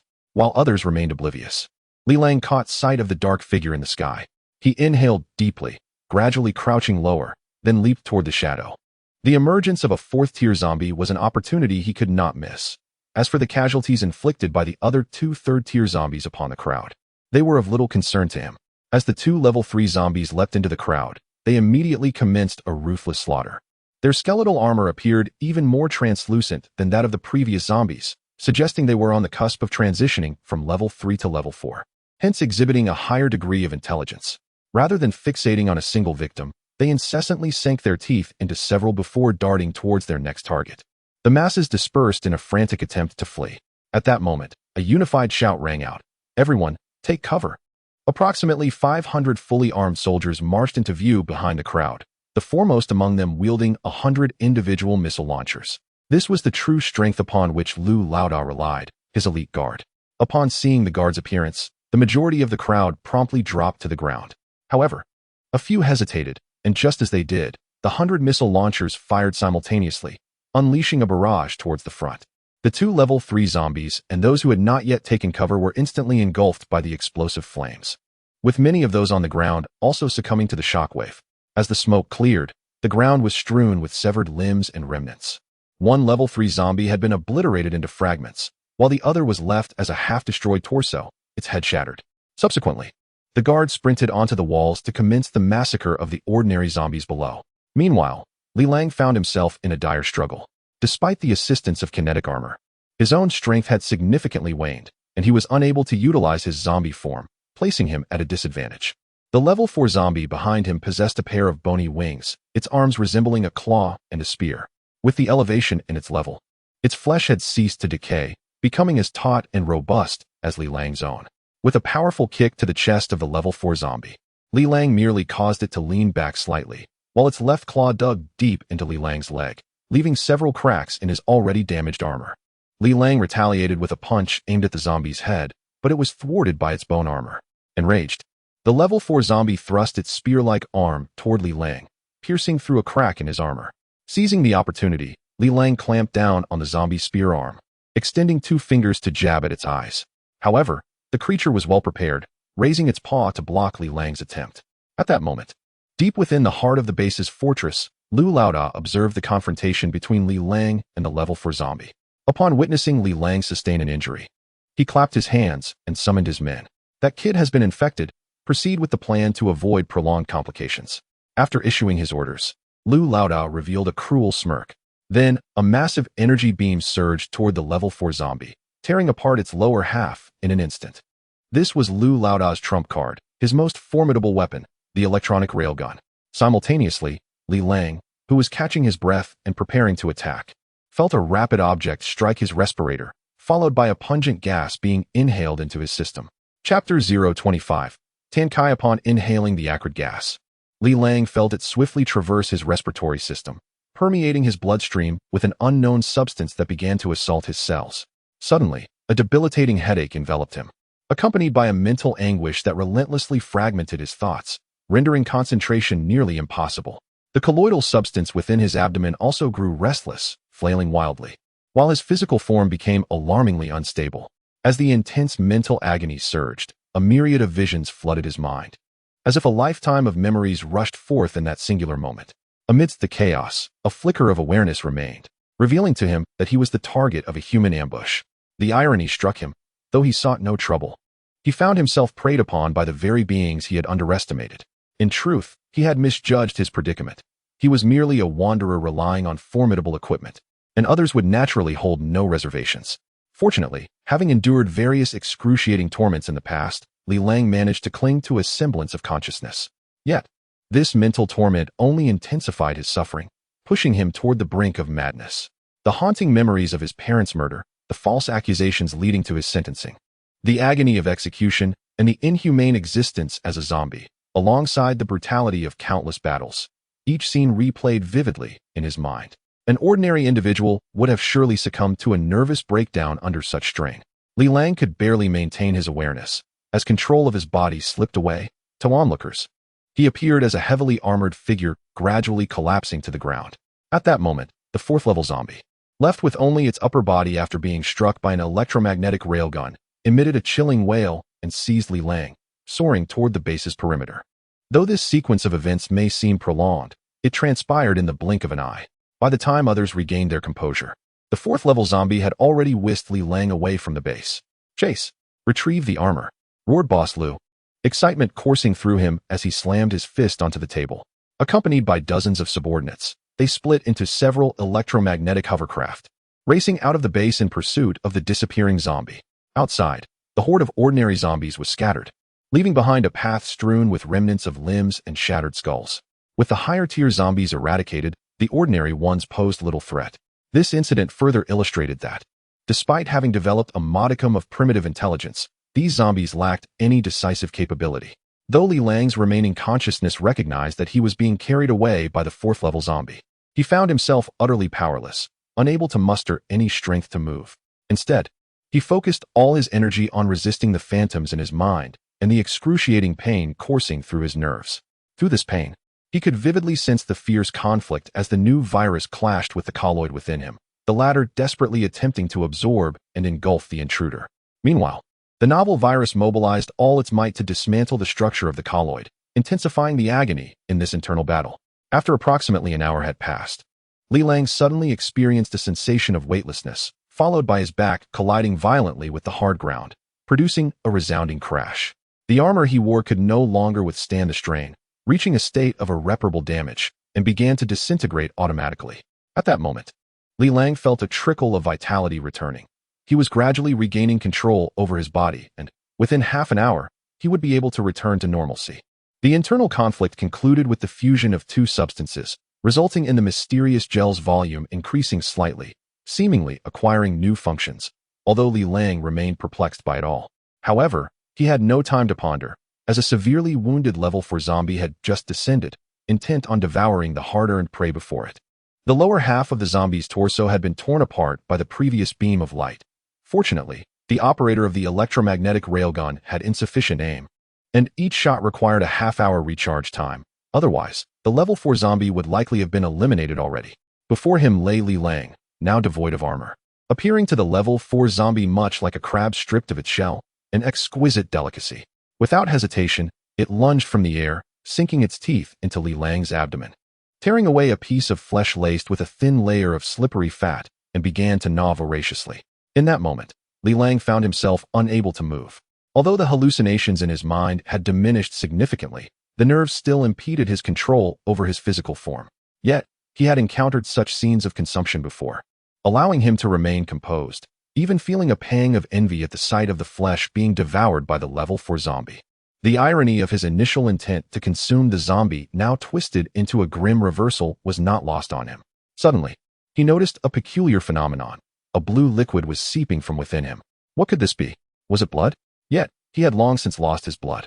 A slight pain pricked at his nerves, while a tingling sensation in his abdomen brought an unexpected comfort. It appeared that the influence of the unknown virus had induced some inexplicable mutation. Moreover, he sensed a rapid acceleration in the recovery of his nerves. It was likely that he would be restored within 10 minutes, if the gel within him remained intact. He was determined to ensure that this crippled zombie would not have the chance to relish its meal. At the very least, he must escape. In no time, a piece of flesh was consumed, and the level 4 zombie, now quite ravenous, swiftly tore another large chunk from Li Lang's wound. This tug was no trivial matter. It unexpectedly pierced through Li Lang's abdomen, exposing the hollow cavity within, along with a mysterious gel radiating a faint blue glow. By its color, it was evident that this substance had indeed undergone a mutation. Just as Li Lang grew concerned for the safety of the gel that housed his consciousness, the level 4 zombie suddenly clutched its head with its remaining bony claw and howled in despair, neglecting even the piece of flesh it had yet to tear away. Subsequently, the level 4 zombie seemed to be undergoing some horrific ordeal, rolling on the ground as if tormented. Its wails echoed like the cries of the damned, resonating far across the desolate wilderness. Although Li Lang could not comprehend the precise nature of the zombie's affliction, he surmised it was a consequence of having consumed its own flesh. Could it be that my flesh now possesses a potent toxin, unbearable even for a zombie? As Li Lang speculated wildly, he remained transfixed by the writhing level 4 zombie, whose demeanor suggested it was experiencing excruciating pain or some intolerable sensation. Yet, aside from Li Lang, an anomaly, could a zombie truly perceive such things? A grotesquely large, otherworldly moon hung high in the sky, casting a ghastly pallor across the barren landscape. Beneath the night's cloak, a solitary figure lay on the open ground, beside which wailed the tormented zombie, creating an utterly bizarre tableau. Just as Li Lang regained his basic mobility and attempted to rise, the zombie abruptly ceased its lamentations. Its lifeless, pale eyes, laced with purplish-black veins, fixated coldly on Li Lang, and it inquired, "Who are you?" Despite having hardened his heart, Li Lang felt a jolt of trepidation. This zombie had spoken, and its demeanor suggested it possessed extraordinary intelligence. "You are not human. No human could possess such a physical structure. Are you also a zombie? And who am I?" Before Li Lang could respond, the level 4 zombie rambled on, followed by another anguished wail. "I am Tan Kai. I am Tan Kai. I am a zombie." In a frenzy, it violently struck its head against the unforgiving ground, creating a series of varying depth craters. At that moment, Li Lang regained complete control over his body. He leaped up, instantly revealing all of his aberrant states, overpowering the level 4 zombie and positioning his spiked arm against its temple, coldly stating, "First, cease those meaningless actions, and then recount to me in detail everything that has transpired within you." Upon hearing Li Lang's words and witnessing his monstrous form, the level 4 zombie instantly collapsed, seemingly suffering a significant psychological blow. I regained my human memories while retaining all the recollections of my time as a zombie. This is the source of my madness. It turned out that this level 4 zombie, after consuming flesh from Li Lang, had suddenly reclaimed human memories and intellect at a certain moment. This revelation was staggering. Not only did he remember his human identity, but the memories of his zombie existence also persisted. In an instant, the realization of his identity nearly shattered his sanity. Tan Kai had once been a 20-something recluse residing in a nearby small city. When the biohazardous frenzy erupted, he was among the last to be infected. It was during a mundane outing to gather supplies that everything changed.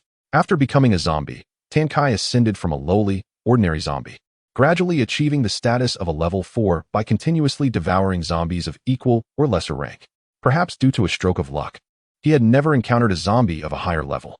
As intelligence gradually ascends, he finds himself increasingly discontent with the sustenance offered by the city, yearning instead for the fresh taste of flesh.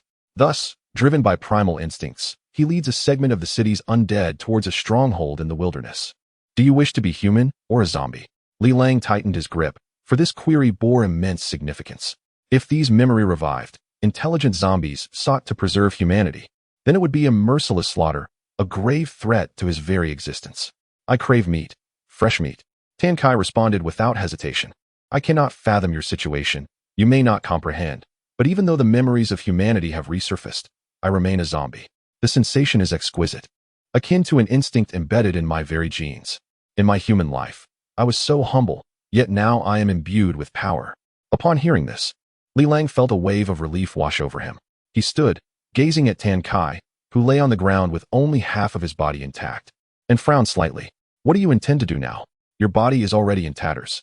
What should I call you, my brother? The grotesque zombie suddenly inquired with an unsettling grin. Li Lang, he replied coldly, unwilling to disclose his true age to Tan Kai. Li Lang, you are quite formidable. I cannot discern your level, and you can shift between human and zombie forms. Remarkable. Tan Kai's expression shifted to one of seriousness as he continued. Though I am uncertain of the reasons, it appears that consuming your flesh could restore memory and intelligence. Have you considered how powerful this ability is? Just imagine if you were to transform the majority of zombies. You would become their hero. At that point, would humanity still exist? It would be the dominion of zombies. Moreover, I now feel a profound sense of awe and respect for you, even a hint of submission. Have you contemplated the ultimate implications of such feelings? You could ascend to the throne of the undead. The realm of zombies would be your dominion. Tan Kai concluded fervently, fixated on Li Lang's expression, eager to gauge his reaction. Why are you sharing this with me? Li Lang's heart stirred with tumult. This individual could articulate such thoughts, suggesting he had been wise in life. Li Lang was not oblivious to the potential of his flesh, but had yet to ponder it deeply. Because I am, no? I was a lazy zombie. It's nice to rest under a big tree. If you ever achieve that day, do remember to uplift your brothers. I have faith in you. Tan Kai chuckled, embodying what seemed to be his inherent nature. Li Lang felt a sense of ease. After all, encountering a conversable counterpart was indeed a delightful experience. Just then, a distant roar of engines erupted from the wilderness. As Li Lang and Tan Kai turned their heads, they beheld a miniature missile trailing a fiery tail, aimed directly at Li Lang. It was Lu Laoda and his minions, pursuing them relentlessly. Chapter 26. Encounter. As the missile hurtled towards him, Li Lang exerted himself and leapt upward, narrowly evading the oncoming miniature projectile. However, at that moment, the missile abruptly veered towards the immobile Tan Kai. Upon witnessing this, Tan Kai immediately summoned all his strength to dodge aside. Yet he was still struck on one side of his body. The ensuing violent explosion obliterated a portion of his remaining form, leaving only the upper segments of his ribcage intact, while one of his bony arms and a wing were severely damaged. Damn it! Tan Kai cursed vehemently, frantically flapping his remaining wing in an attempt to ascend, but the destruction of one wing rendered him unable to soar, forcing him to awkwardly spin low to the ground. Be careful. Li Lang felt a surge of anxiety for Tan Kai, yet his emotional expression was markedly deficient. He merely uttered a terse warning before turning his gaze towards the oncoming hovercars. At that moment, Two hovercars had approached within approximately 50 meters of Li Lang. However, Lu Laoda was absent. Only a few fully armed guards were present. It turned out that fearing he might not locate Li Lang and Tan Kai, Lu Laoda had instructed his subordinates to disperse and conduct a thorough search across the desolate wilderness. Upon seeing Li Lang's ghastly condition, the guards were taken aback. They had initially been informed that their objective was to retrieve the armor from the human warrior, but were met with two zombies instead. It seemed the human lad had already been devoured by these creatures. Without further hesitation, they raised their weapons and unleashed a barrage of fire towards Li Lang. Li Lang immediately commenced evasive maneuvers, leaping and dodging the incoming projectiles while striving to close the distance to the guards and the vehicles. Yet the guards proved to be astute. They recognized the peril of allowing the zombies to approach, lest they be clawed and meet their demise. Thus, they continued to shoot while slowly retreating. What heightened their vigilance further was the presence of another threat from above.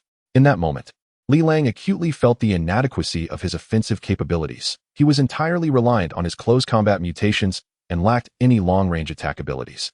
To make matters worse, his level had plummeted to a mere 2.5, resulting in a considerable decline in both speed and defense. As bullets struck his body, Li Lang felt no pain. Yet discomfort plagued him. He was accustomed to dominating battles against ordinary humans, yet he found himself at a severe disadvantage in the vast wilderness. Meanwhile, Tenkai, now left with only half of his body, was equally helpless. Although he was a level 4 zombie, the grievous injuries he had sustained remained unhealed, and the sudden resurgence of his memories had left him reeling. Compounded by the malfunctioning of his wings, his mobility was severely impaired, reducing his attack power to a mere fraction of its usual capacity, leaving him only able to feebly attract the attention of the humans. Tenkai, fly 15 meters in front of me, at a height of 3 meters. Realizing that if this continued, he would be worn down by these minions and potentially attract a larger force, Li Lang bellowed urgently.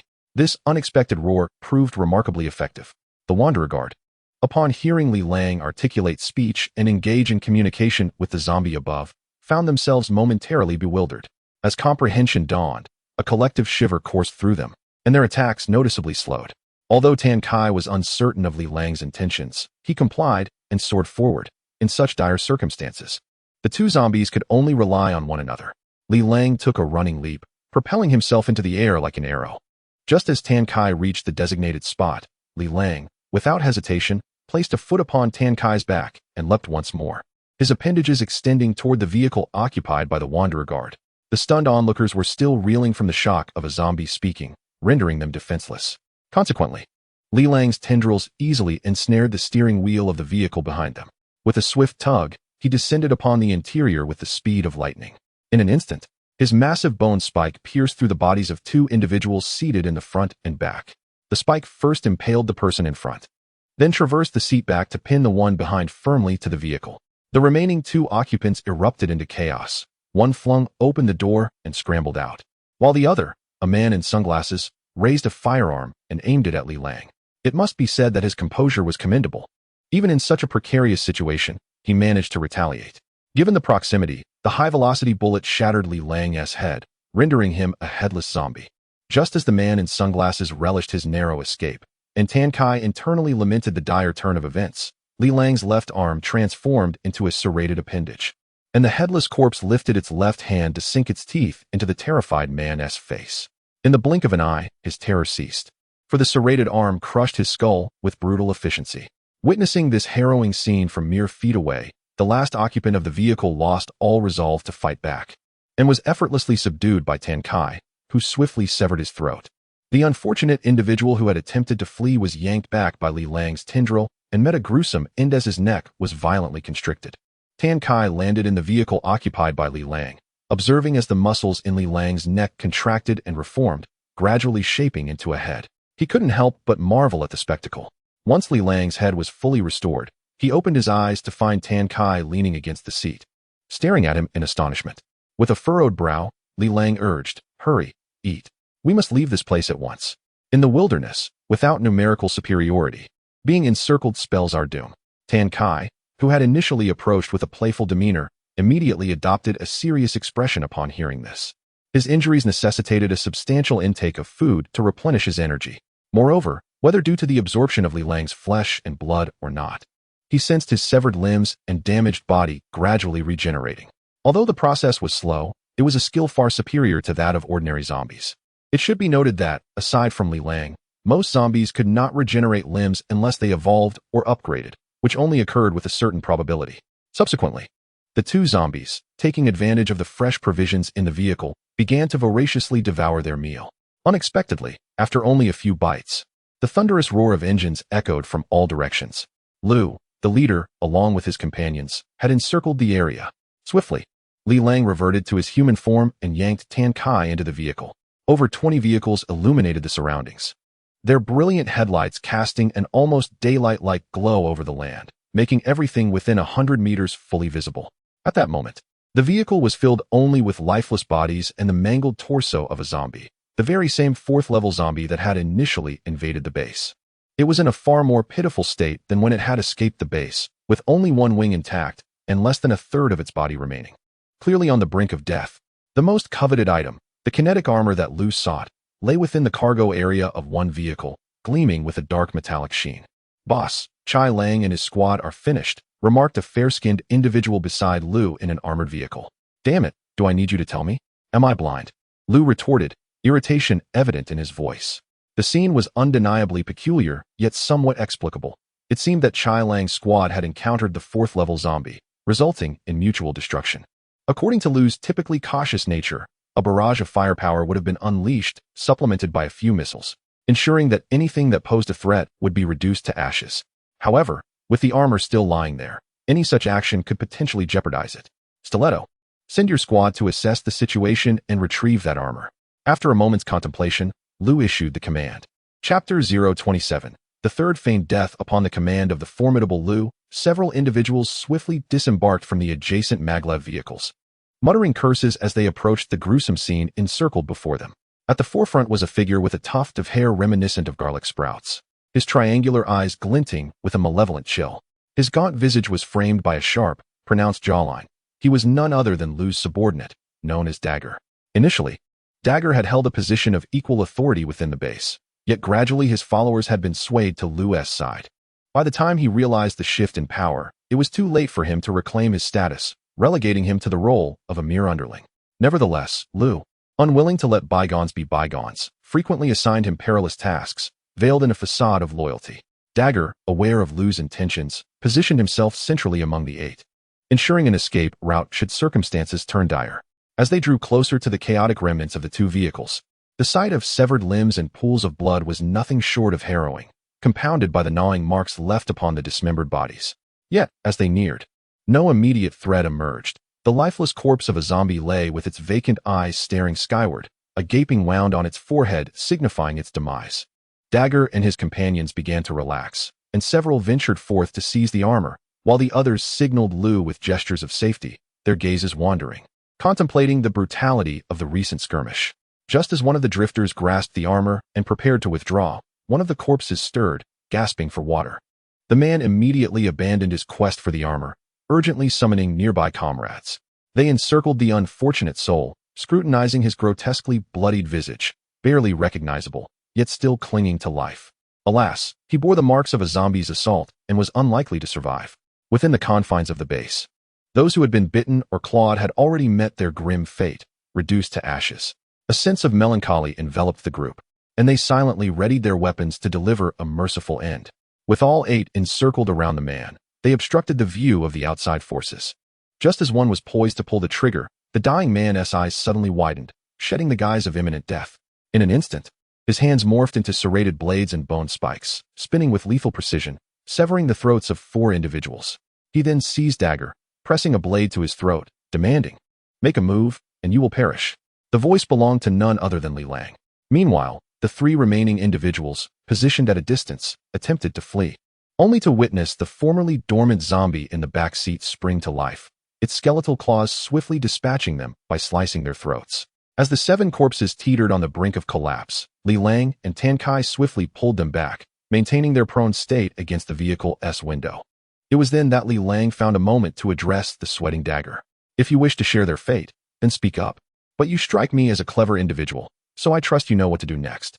Li Lang regarded the pale face of the dagger wielder, which had turned ashen from fear and astonishment, with a cold smile. He glanced at his own mutated arm, and then at his mouth, seemingly overwhelmed. Yet, this reaction was not unexpected. It was a typical human response upon encountering an intelligent zombie. However, he soon comprehended his predicament and promptly nodded in compliance. Cautiously observing Li Lang's arm, fearful of having his skin pierced, I and my companions, Li Lang lifted his chin, gesturing towards Tan Kai, wished to approach the convoy. As for the specifics of how we proceed, that depends on you. At that moment, the dagger wielder and his subordinates completely obstructed the view inside the vehicle, leaving Boss Lu unaware of the unfolding events. Instead, he grew suspicious of the dagger wielder and his men's unusual behavior, pondering whether the dagger wielder intended to seize the armor for himself. According to his intelligence, this armor possessed the capability of flight. If the dagger wielder were to don it and soar into the sky, whom could Lu turn to for redress? Thus, he promptly activated the dagger wielder's communicator. Dagger wielder, what transpired? Have you secured the armor?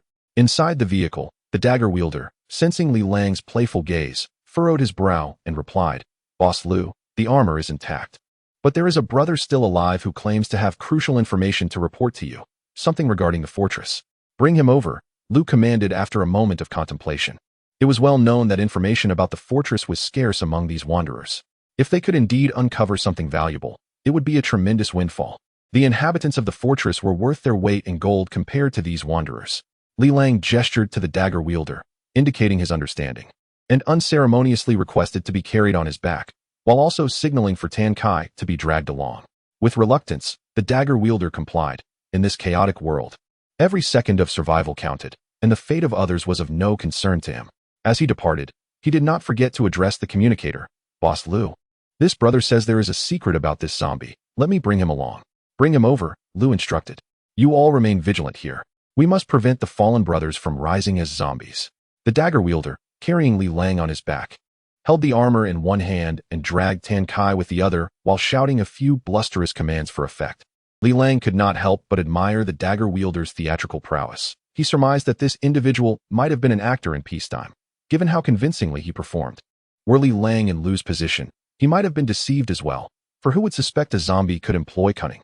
Once we are within 5 meters of the convoy, you may lie down, Li Lang whispered gently in the dagger wielder's ear.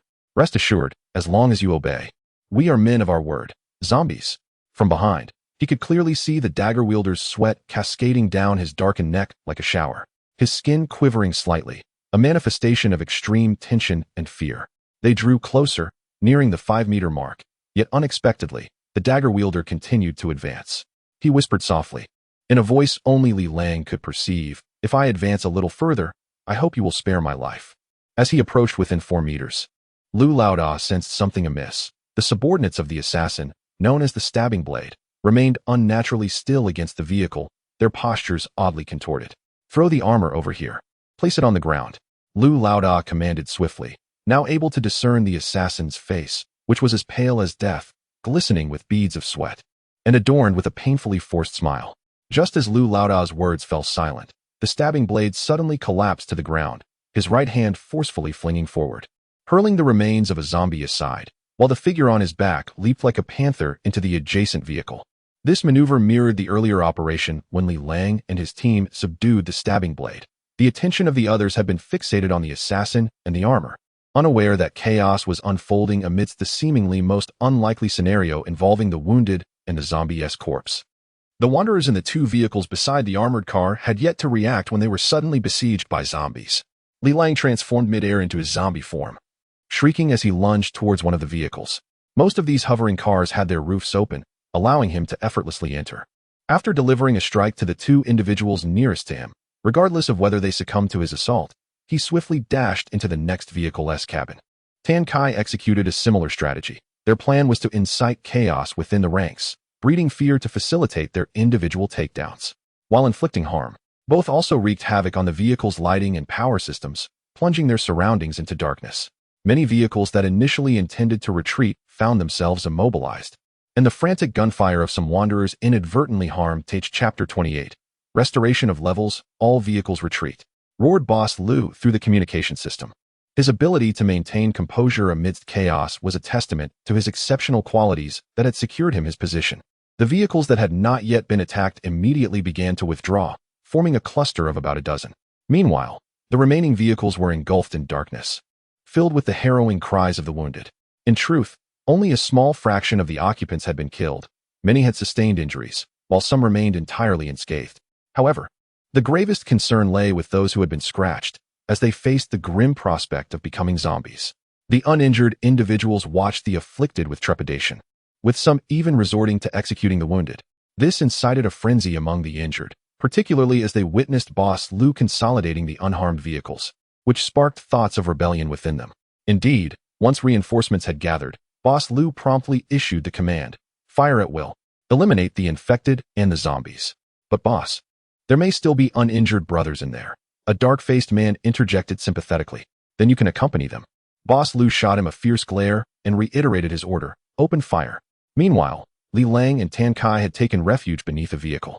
Initially, he had intended to seize the opportunity amidst the turmoil to storm the armored vehicle where Boss Lu resided, but its formidable defenses rendered entry impossible. Thus, they remained hidden, biding their time for the chaos to intensify to seize their chance. "What now, Li Lang? These people are quick to react," Tan Kai murmured, clutching the undercarriage. He cautiously peered out, acutely aware of his dwindling strength, exacerbated by the slow regeneration of his severed limb, which had created a significant energy deficit.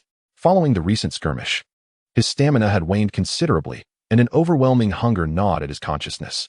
Previously, when he was still regaining awareness, the sensation was bearable, but now he felt a profound despair due to hunger. "Regrettably, my speed and defenses have diminished drastically.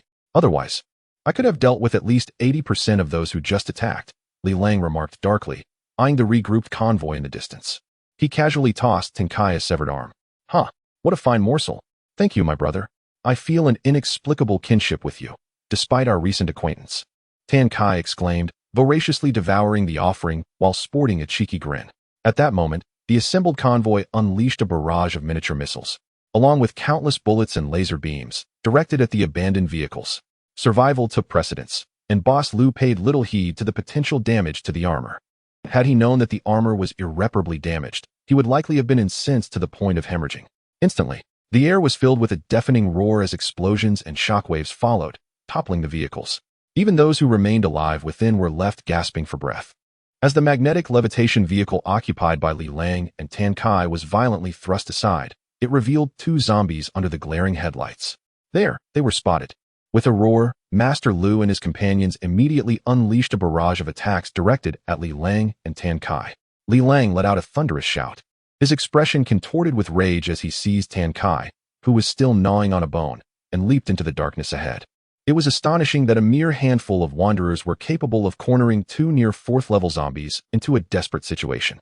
However, just as they soared through the air, Li Lang felt a force push against his knee, causing both him and Tan Kai to plummet back down. Within the armored vehicle commanded by Master Lu, a fair-skinned youth was poised with a precision rifle, aiming through the scope at Li Lang and Tan Kai, intent on making a hole in their heads. Once a military sniper, he had retired and, by a twist of fate, found himself under Master Lu's command. With his family transformed into zombies, he harbored a deep-seated hatred for them, often wandering the wilderness alone to hunt isolated zombies, which proved invaluable at this moment. Just as Li Lang and Tan Kai were about to speak, a sharp blow struck Tan Kai's head, nearly causing him to fall backward. It was a sniper beam hitting his bone fragment. Fortunately, it struck the bone, or else he would have faced a swift and grisly demise. The situation was equally grim for Li Lang, as waves of bullets and beams threatened to turn him into a sieve. Desperately, he grabbed Tan Kai's head, cradling his broken body close, rolling on the ground to evade the deadly barrage, striving to seek refuge among the wreckage of overturned cars. Yet the wanderers would not allow Li Lang respite. Within mere moments, a second wave of micromissiles was prepared and launched toward them. Li Lang's eyes blazed with fury. In this life-or-death moment, the gelatinous mass within him seemed to sense his emotional turmoil, instantly channeling immense energy into his being. Finally, he managed to evade the most concentrated area of the missile onslaught, though his legs were shattered in the process. Despite rapidly healing, it appeared he would not recover in time before the next heavy assault struck. His speed and strength were still insufficient. Lying half-prostrate on the ground, he thought weakly. If only he had retained the power he possessed when he first became a fourth-level zombie. A single leap would have sufficed to escape the perceived range of the Wanderer's attacks. Yet now, he barely qualified as a third-level zombie, facing setbacks at every turn. And he was perilously close to meeting his end here. He felt a deep sense of unwillingness, having come this far and acquired the extraordinary ability to awaken zombie intelligence. He yearned to accumulate strength over time, and, when powerful enough, seek revenge. Strengthening himself was not merely a dream. Tan Kai, lying on the ground, looked over at Li Lang with a grin and said, "Li Lang, I see you are lacking strength. Have you sustained an internal injury? Also, apart from my father, no man has ever held me like this, so you must take responsibility." Subsequently, he forcefully pressed the remaining bone claws against his head, audaciously prying off all 4 pieces of bone armor. Merely gazing upon Tan Kai's contorted visage evokes an understanding of the immense suffering he has endured, rendering his voice faint. "Take it away, quickly. You scoundrel, you still owe me for the latter half of my existence as a zombie." Tan Kai hurled 4 shards of bone armor, stained with dark purple blood, towards Li Lang. Li Lang reached out and grasped the 4 pieces. Casting a profound glance at Tan Kai before uttering no further words, he promptly consumed the bone armor. There was no time for expressions of gratitude. Survival was paramount, and Tan Kai's sacrifice must not be in vain. As he swallowed the 4 pieces of the oddly flavored bone armor, Li Lang instantly felt a mysterious gel within him ignite, like a pile of kindling doused in gasoline, surging forth with vigor.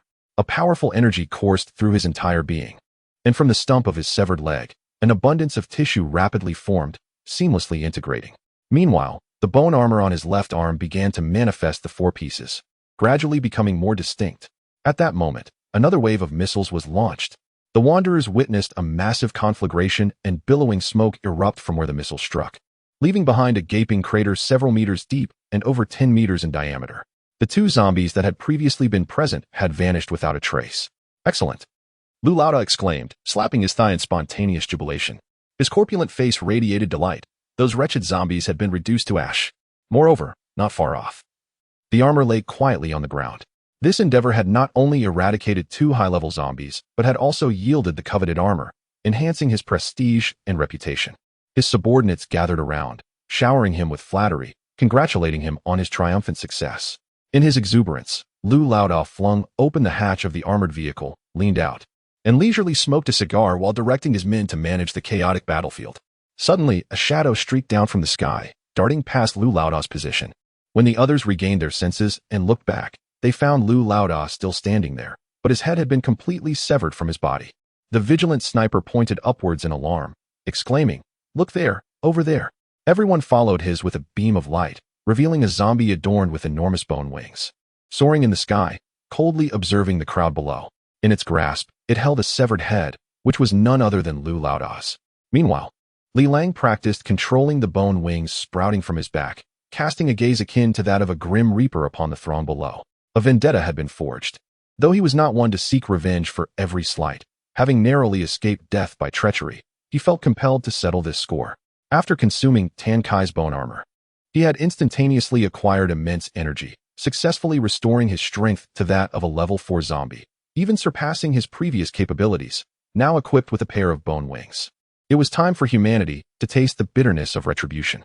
"Li Lang, I shall consume him. Bring me that head." Caught in the grip of Li Lang, Tan Kai audaciously proclaimed, his body reduced to naught but a head and neck beneath the vehicle. Having compromised his own skeletal armor, his strength had diminished, and the recent explosion had inflicted considerable harm upon him. "Shaoli, not only are you the first man to embrace me, but now you are also the first to consume my essence. You must take responsibility for this."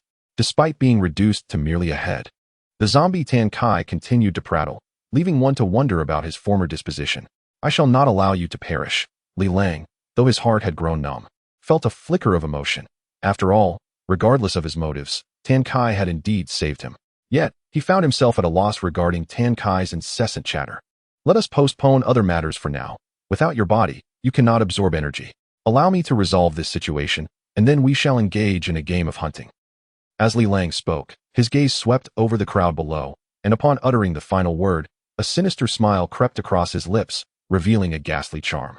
Chapter 29, Wilderness Hunt. "Brotherly, I'm left with nothing but my head. What shall I do? You must take responsibility for me." Despite having only his head remaining, Tan Kai incessantly babbled in Li Lang's presence, all the while chewing on the food that Li Lang had offered him. Strangely, the morsels vanished from his mouth only to fall from his throat, creating a bizarre spectacle. However, as devouring Lu Laoda's flesh was Tan Kai's fervent request, Li Lang found it difficult to refuse. He was acutely aware that Tan Kai was a troublesome nuisance, reminiscent of troublesome friends from his university days. As Li Lang soared through the sky, Resembling the grim reaper wielding his wings, the vagabonds below felt an incessant drumbeat of anxiety in their hearts. With Li Lang dead, thoughts of retreat began to germinate among them, especially with the emergence of a power vacuum within the base. What awaited them could very well be a chaotic struggle for dominance. Seizing the initiative sooner rather than later seemed prudent. So why linger in a futile confrontation with these two zombies? At that moment, a gunshot rang out, and Li Lang suddenly felt a tightness in his leg. He had been shot. A sniper had aimed at him. But due to the difficulty of targeting an aerial figure, the bullet merely grazed his leg. This ignited a surge of fury within him. Humanity's greed and ignorance were galling. He had not provoked them, yet they persistently attacked him. How could he endure this any longer? With a slight exertion, he plunged toward the ground, targeting the sniper who had dared to expose himself. The sniper, in a panic, fired again, but only struck Li Lang's right shoulder. As Li Lang closed in, nearly 10 meters away from the sniper, he unleashed his tendrils, shooting toward the sniper like lightning. The man instinctively raised his gun in defense, but the tendril circumvented the weapon and his arm, swiftly ensnaring his neck. Li Lang ascended once more, hoisting the sniper into the air. In a flash, before others could even fire a few shots, the sniper was yanked aloft. He clutched at his neck desperately, thrashing his legs, and within a few moments, he was mercilessly strangled, his body releasing a foul odor of loss of control. Witnessing the demise of his foe, Li Lang promptly released his tendril, sending the lifeless body crashing onto the roof of a vehicle, crushing it under the weight. The thunderous sound of the corpse hitting the car finally jolted the remaining onlookers back to reality. The death of the sniper instilled terror in them, prompting a frantic retreat toward the base. Li Lang, however, was not in haste to pursue. He had another task at hand. Once the tail lights of the fleeing vehicles faded into mere specks of light, he descended slowly to the ground and approached a fresh corpse. Chase them, Li Lang. Don't let those bastards escape. Tan Kai strained to contort his facial muscles, attempting to mimic a grotesque expression. Miss Tan, could you please remain quiet for a moment? Now you are like a flower deprived of nourishment, withering at any moment. Li Lang sighed helplessly, never expecting that even reduced to just a head, this fellow could still be so annoyingly talkative. Perhaps he should twist off his neck as well. Upon hearing Li Lang's words, Tan Kai froze for a moment before exclaiming, "Damn, brotherly, you actually cracked a joke? Did I hear that right? I thought you were cast in concrete, born with a poker face. But yeah, life should be filled with laughter, even if you curse me, as long as it's done with a smile." Li Lang shook his head slightly, a faint, melancholic smile crossing his lips. Tan Kai truly was a character. Just a year ago, he himself had been much the same, carefree and drifting through life. But after such drastic changes, with hardly any human interaction and only endless battles day after day, even the goddess of mercy would turn into the king of Azuras. Ignoring Tan Kai's continued rambling, Li Lang walked over to a corpse and sliced open its still warm chest. Blood gushed out like juice from an overripe tomato. He pulled out the heart and stuffed it into Tan Kai's mouth before shoving him into the blood-soaked cavity. Without a digestive system, you'll have to absorb energy through immersion in blood. It should work, Li Lang said to Tan Kai, whose mouth was too full to speak. Sure enough, after chewing and swallowing, Tan Kai exclaimed, "It works. I can feel my tissues regenerating. Even the wounds on my head are healing." His skull, having lost its bony armor, had become extremely fragile, so any sign of recovery was a good omen. "Broly, don't leave me behind. My strength's probably weaker than a first-tier zombie now. Even an ordinary, unevolved zombie could chomp on me like a watermelon," Tan Kai shouted as Li Lang prepared to leave. "Don't worry," Li Lang replied, transferring Tan Kai into an armored vehicle before sealing the door from the outside. "I'm going to hunt down the ones who fled. Can't let them spread word about us. Stay put inside. I'll be back soon." Tan Kai wailed, "Like I have a choice. Hurry back, though. I'm scared of the dark, and this place is full of corpses. Freaking terrifying." Li Lang rolled his eyes, speechless at this absurdity. A flesh-eating zombie, a fourth-tier one at that, afraid of dead bodies? With a running leap, he unfurled his pale gray bone wings and soared into the air, chasing after the fleeing wanderers. In his hands, he carried two weapons, a portable missile launcher and a laser gun. His long-range attacks could use some improvement. Though the delay in securing Tan Kai had cost him some time, it was only a matter of seconds. The taillights of the vehicles were still visible in the distance, shrinking against the wilderness, and the roar of engines was unmistakable. Li Lang accelerated, beating his wings harder as he pursued. This was not just vengeance, it was also an opportunity to familiarize himself with his own capabilities. Why not make the most of it? However, it did not take long for Li Lang to discern a pressing issue. The speed of the fleeing vehicles was alarmingly swift. Despite exerting all his might to chase after them with his wings, the distance between them only widened. It was only natural, as these maglev cars could reach a staggering top speed of nearly 200 kilometers per hour, while Li Lang's skeletal wings prioritized agility over velocity, rendering him unable to catch up. It appeared that the initial plan for the hunt might falter, allowing a few to escape. Contemplating this, Li Lang readied his missile launcher and targeted the final maglev car, unleashing a barrage. This device proved remarkably effective, particularly at mid-range. A thunderous explosion echoed through the desolate night, illuminating the surrounding darkness with a fiery glow.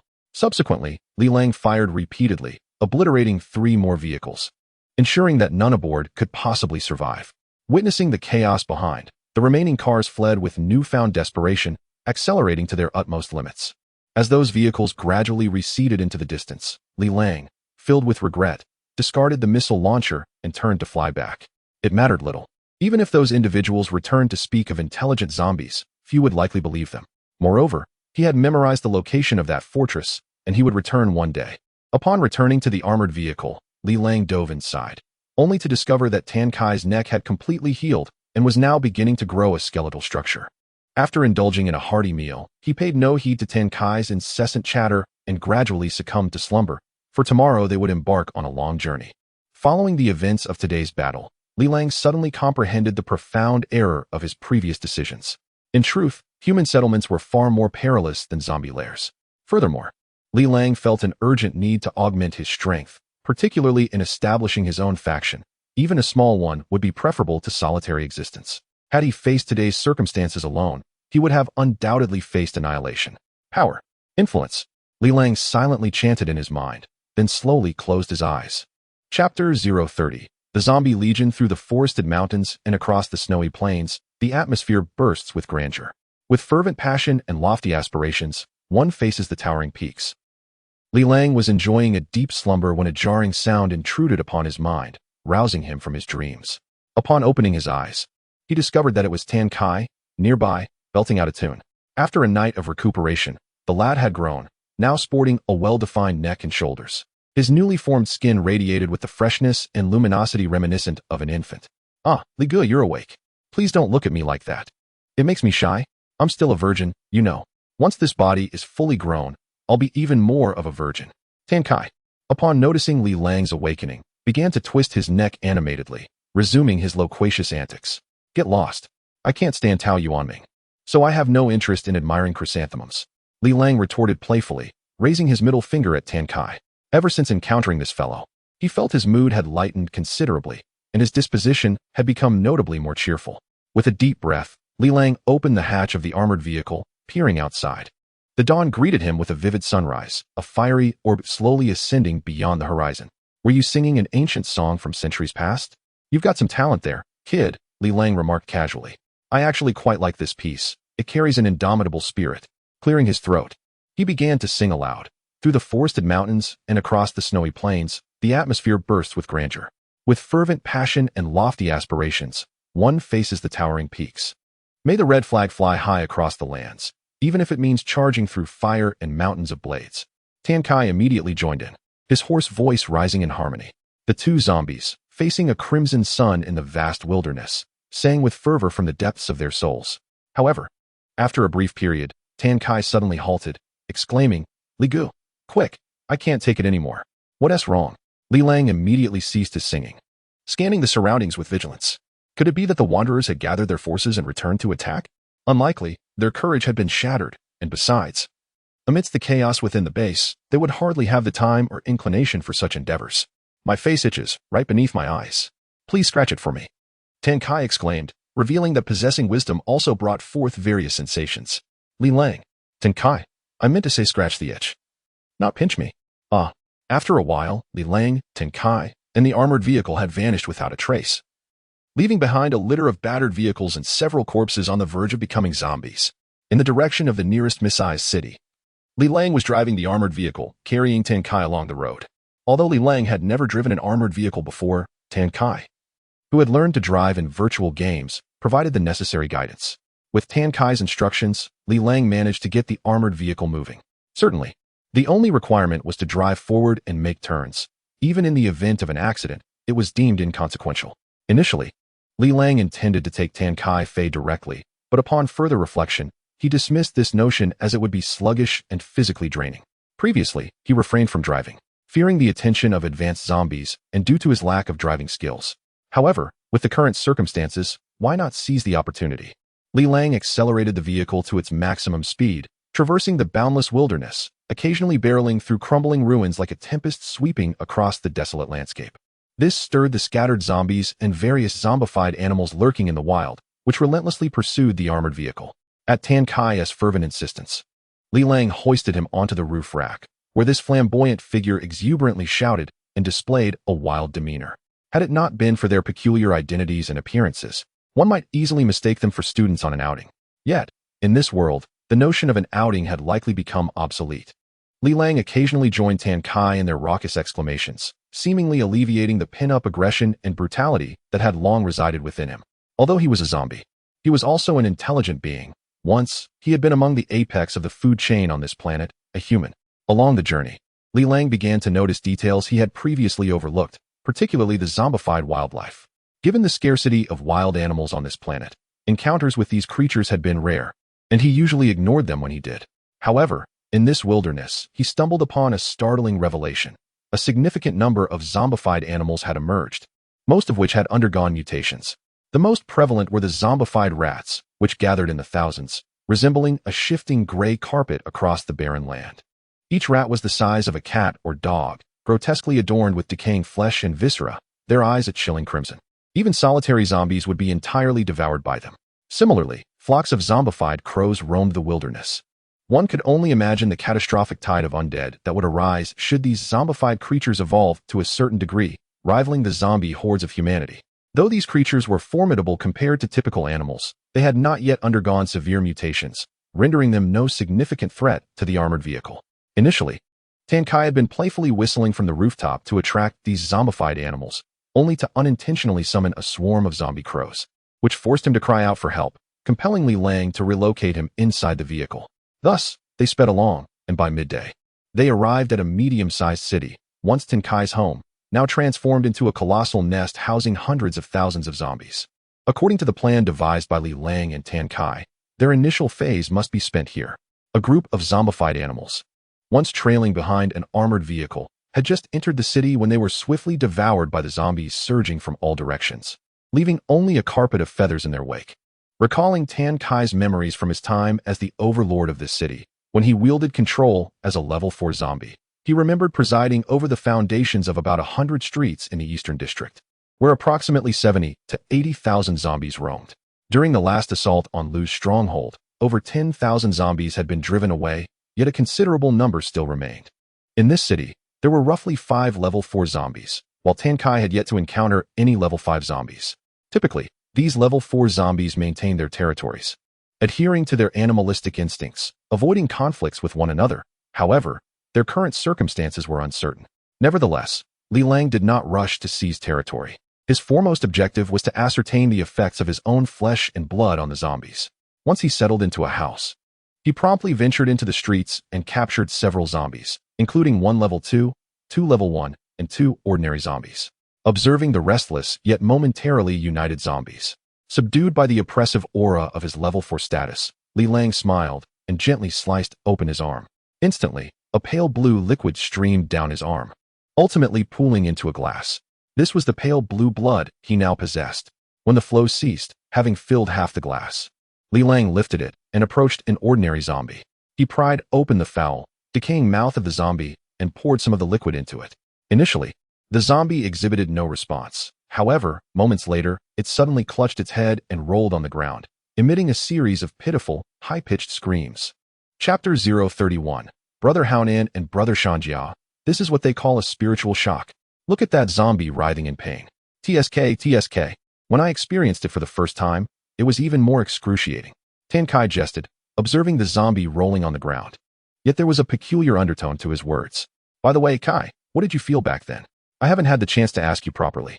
Li Lang inquired with curiosity, aware that this fellow now appeared to be an innocuous scoundrel, yet at that time, he was a ferocious beast that nearly devoured Li Lang.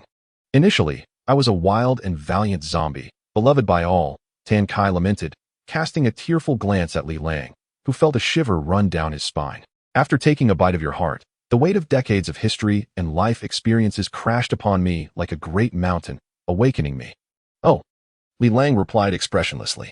He had come to realize that the only effective way to deal with a scoundrel like Tan Kai was to ignore him, feigning disinterest. Otherwise, even if one were to strike him, he would still feel a sense of satisfaction.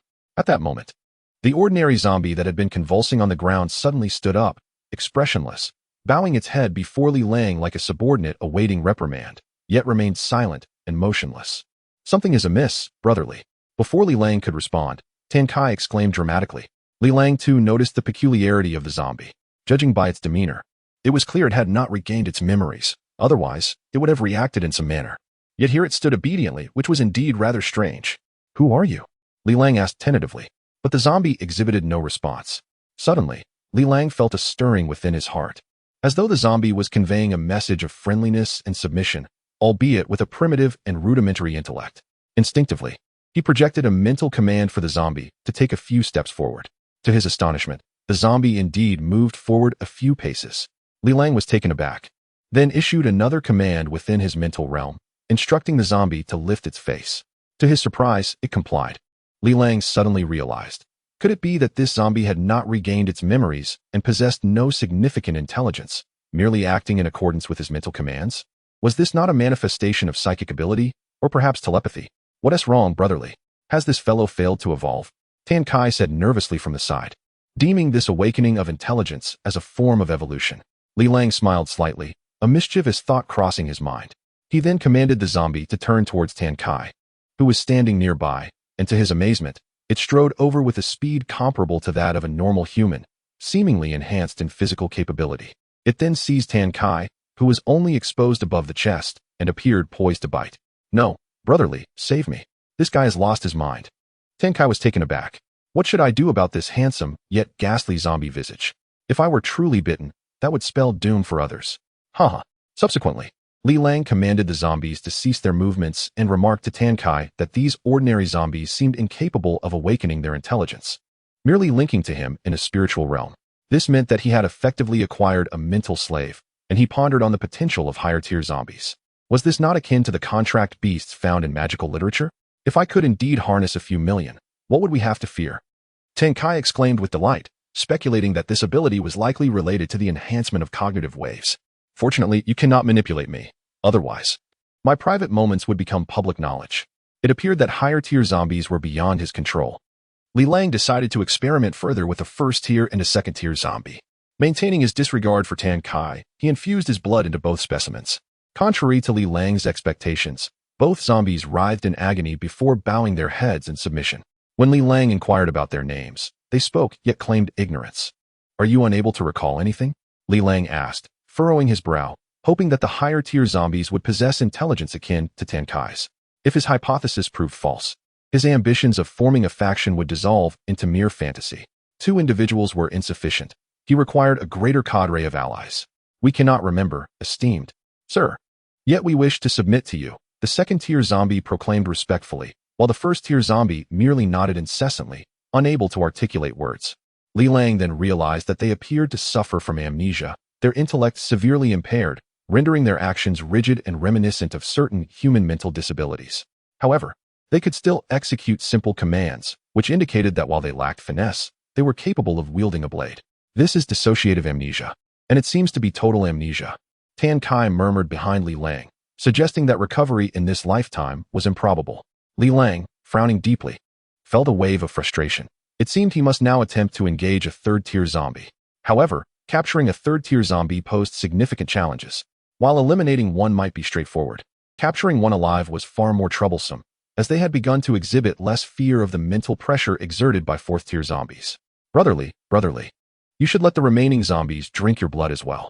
Such obedient subordinates should not be wasted, Tan Kai exclaimed enthusiastically, reminiscing about an ancient film he had seen over a century ago, titled Young and Dangerous, which chronicled a group of gangsters. There was a character named Brother Hao and another named Brother Sean, and from now on, you shall be Brother Hao while I take on the role of Brother Sean. Brother Hao swiftly managed these little brothers. Li Lang smiled faintly, and his youthful spirit surged within him. He proceeded to infuse the remaining 4 zombies with his own blood, and before long, he acquired several devoted subordinates. Subsequently, he instructed one of the second-tier zombies to carry Tan Kai's body as they ventured outside. He intended to survey the surrounding terrain while also capturing a few more zombies, as he had an inkling that his mental control had its limits. Moreover, he anticipated that he might need to linger in this place for a while, so it was prudent to scout potential escape routes and search for any useful items. After all, in this unpredictable world, no one could foresee what might transpire in the future. On the desolate street, scattered zombies meandered slowly in search of food. Yet, from around the corner emerged a ragged group of individuals, at the forefront of which was a pallid, brooding youth, accompanied by a decaying zombie cradling half a body. Brother Hao Nan and Brother Shanji had begun their patrol of the streets. Chapter 32, Blood Tomb. On this street, there were approximately 100 zombies, including both first and second-tier varieties. The situation had drastically changed since a few months ago when Li Lang had just transformed into a zombie. He distinctly recalled that at that time, each street was patrolled by only one leading first or second-tier zombie. To his astonishment, it had only been a short while. Yet the number of higher-tier zombies had surged. This implicitly indicated another matter. The scarcity of food had incited the zombies to engage in infighting within localized areas. Contemplating further, amidst this relentless cycle of evolution, one wondered if there were even higher-tier zombies emerging, perhaps 5th tier, 6th tier, or even beyond. Li Lang suddenly realized that he had underestimated the world of zombies. Who could say if there were others like him, endowed with fortuitous encounters that might awaken intelligence in the zombies? Might this higher level of evolution unlock not only their wisdom, but also their memories? It was time to organize his thoughts and establish a plan. Wandering aimlessly would only hasten his demise, relegating him to the status of a mere ant among countless groups. The one thing he must accomplish, his vengeance, remained unfulfilled. In stark contrast to Li Lang's myriad reflections, Tan Kai was reveling in the thrill of their street patrol, vociferously commanding the lower-tier zombies, deriving a profound satisfaction from their instinctive obedience. Under Li Lang's imposing presence as a 4th-tier zombie, the lowly zombies they encountered, whether ordinary or 1st and 2nd-tier, all bowed their heads in submission. Even when faced with a few audacious 3rd-tier zombies, Li Lang would deliver a resounding thrashing before forcibly feeding them his blood and even allowing them a bite. However, he came to a regrettable realization. Although the 3rd-tier zombies did not regain their memories, he currently lacked the capacity to control them. When he attempted to issue commands through mental waves, he could distinctly sense their resistance, which left him feeling mentally drained. It appeared that his level was still insufficient. With a sigh, Li Lang twisted off the head of one 3rd-tier zombie and continued on his path. During the skirmish, Tan Kai had sought refuge beside a 2nd-tier zombie, waiting for Li Lang to finish before re-emerging. After all, having lost his zombie armor, Tan Kai's strength had plummeted, and he was now grievously injured, weaker than even an ordinary zombie. Despite their leisurely pace, by midday they had traversed several streets and discovered numerous promising locations. First and foremost was a supermarket, where the food was remarkably well preserved, alongside many appliances that had seen little use. With their elevated levels, Li Lang and Tan Kai could now consume virtually anything as sustenance. Their craving for fresh flesh had morphed into a peculiar hobby. However, their human memories and cognition led them to prefer cooked food. Of course, in the absence of other options, the decaying flesh of zombies would suffice. Thus, the current classification of food varieties includes cooked meats, fresh meats, grains, and carrion. This signifies a complete transformation from scarcity to abundance, ultimately leading to an enhanced state of sustenance. The second discovery is a police station replete with an array of weaponry. Although the police firearms possess limited power, they are certainly preferable to having none at all, particularly when confronting ordinary and 1st-tier zombies. The efficacy of a bullet to the head far surpasses the speed of a bite. Ah, how I relished wielding the shotgun before my demise. A single shot could fell any adversary. Unfortunately, Tan Kai's arm only extends to the elbow, leaving him merely a spectator. Li Lang casually relinquished the weapon to a nearby 2nd-tier zombie, deeming such rudimentary firearms unnecessary for himself. What he truly seeks is to amplify his own strength. Based on his current evolutionary stage, should he continue to evolve relentlessly, his physical energy may reach an extraordinary magnitude, akin to that of a legendary deity. As for the firearms, it would be prudent to equip the zombies under his control with them. Bang! The 2nd-tier zombie, obeying Li Lang's mental command, aimed accurately and pulled the trigger. The recoil sent it staggering back 2 steps. The other zombies, however, exhibited no such proficiency. The controlled ordinary zombies struggled merely to grasp the small handgun, each shot leaving them momentarily dazed by the force of the recoil. The 1st-tier zombies fared slightly better, able to manage the recoil of a heavier handgun. The police station stood vast and empty, where Li Lang gathered a collection of police weapons. He then entered the largest office, plopping down on what was likely the chief's sofa, gazing out at the hundreds of zombies outside, and commenced his experiment anew. Now, he aimed to test the limits of his control over the number of zombies. This aspect is critically significant. Envision if one could command 10,000 ordinary zombies to simultaneously besiege an individual, even when faced with 4th or 5th tier zombies. As long as they lack the ability to fly, they would surely be devoured. The principle of an ant swarm overpowering an elephant exemplifies this notion.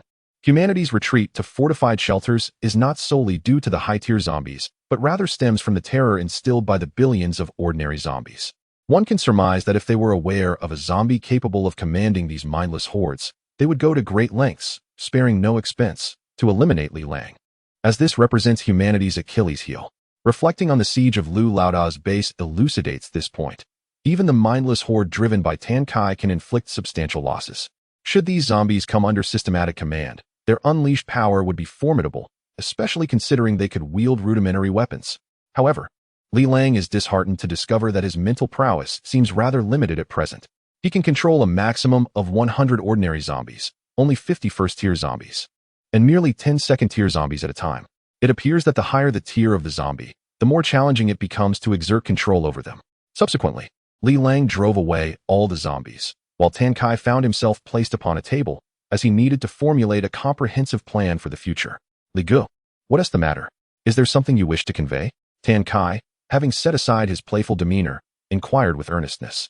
Indeed, Kai Zi, we require a strategy, a plan concerning our survival. Li Lang replied, his hands clasped together, reclining on the sofa with a grave expression. Through their brief time together, both he and Tan Kai had realized that as sentient zombies, they could only rely on one another. Kai Zi, do you have any thoughts? Please share. Perhaps regarding that notion you spoke of one night about a world ruled by zombies. Li Lang fixed a serious gaze upon Tan Kai, who was half reclined, his demeanor now somber. The trials of time and fate had endowed him with an unwarranted maturity and authority beyond his years.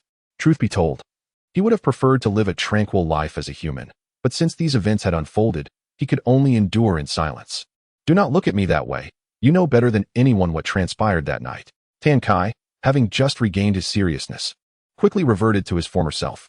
Upon noticing the veins bulging on Li Lang's forehead, he straightened his expression and continued, I wish to know, Li Gu, do you have any imperative tasks to accomplish?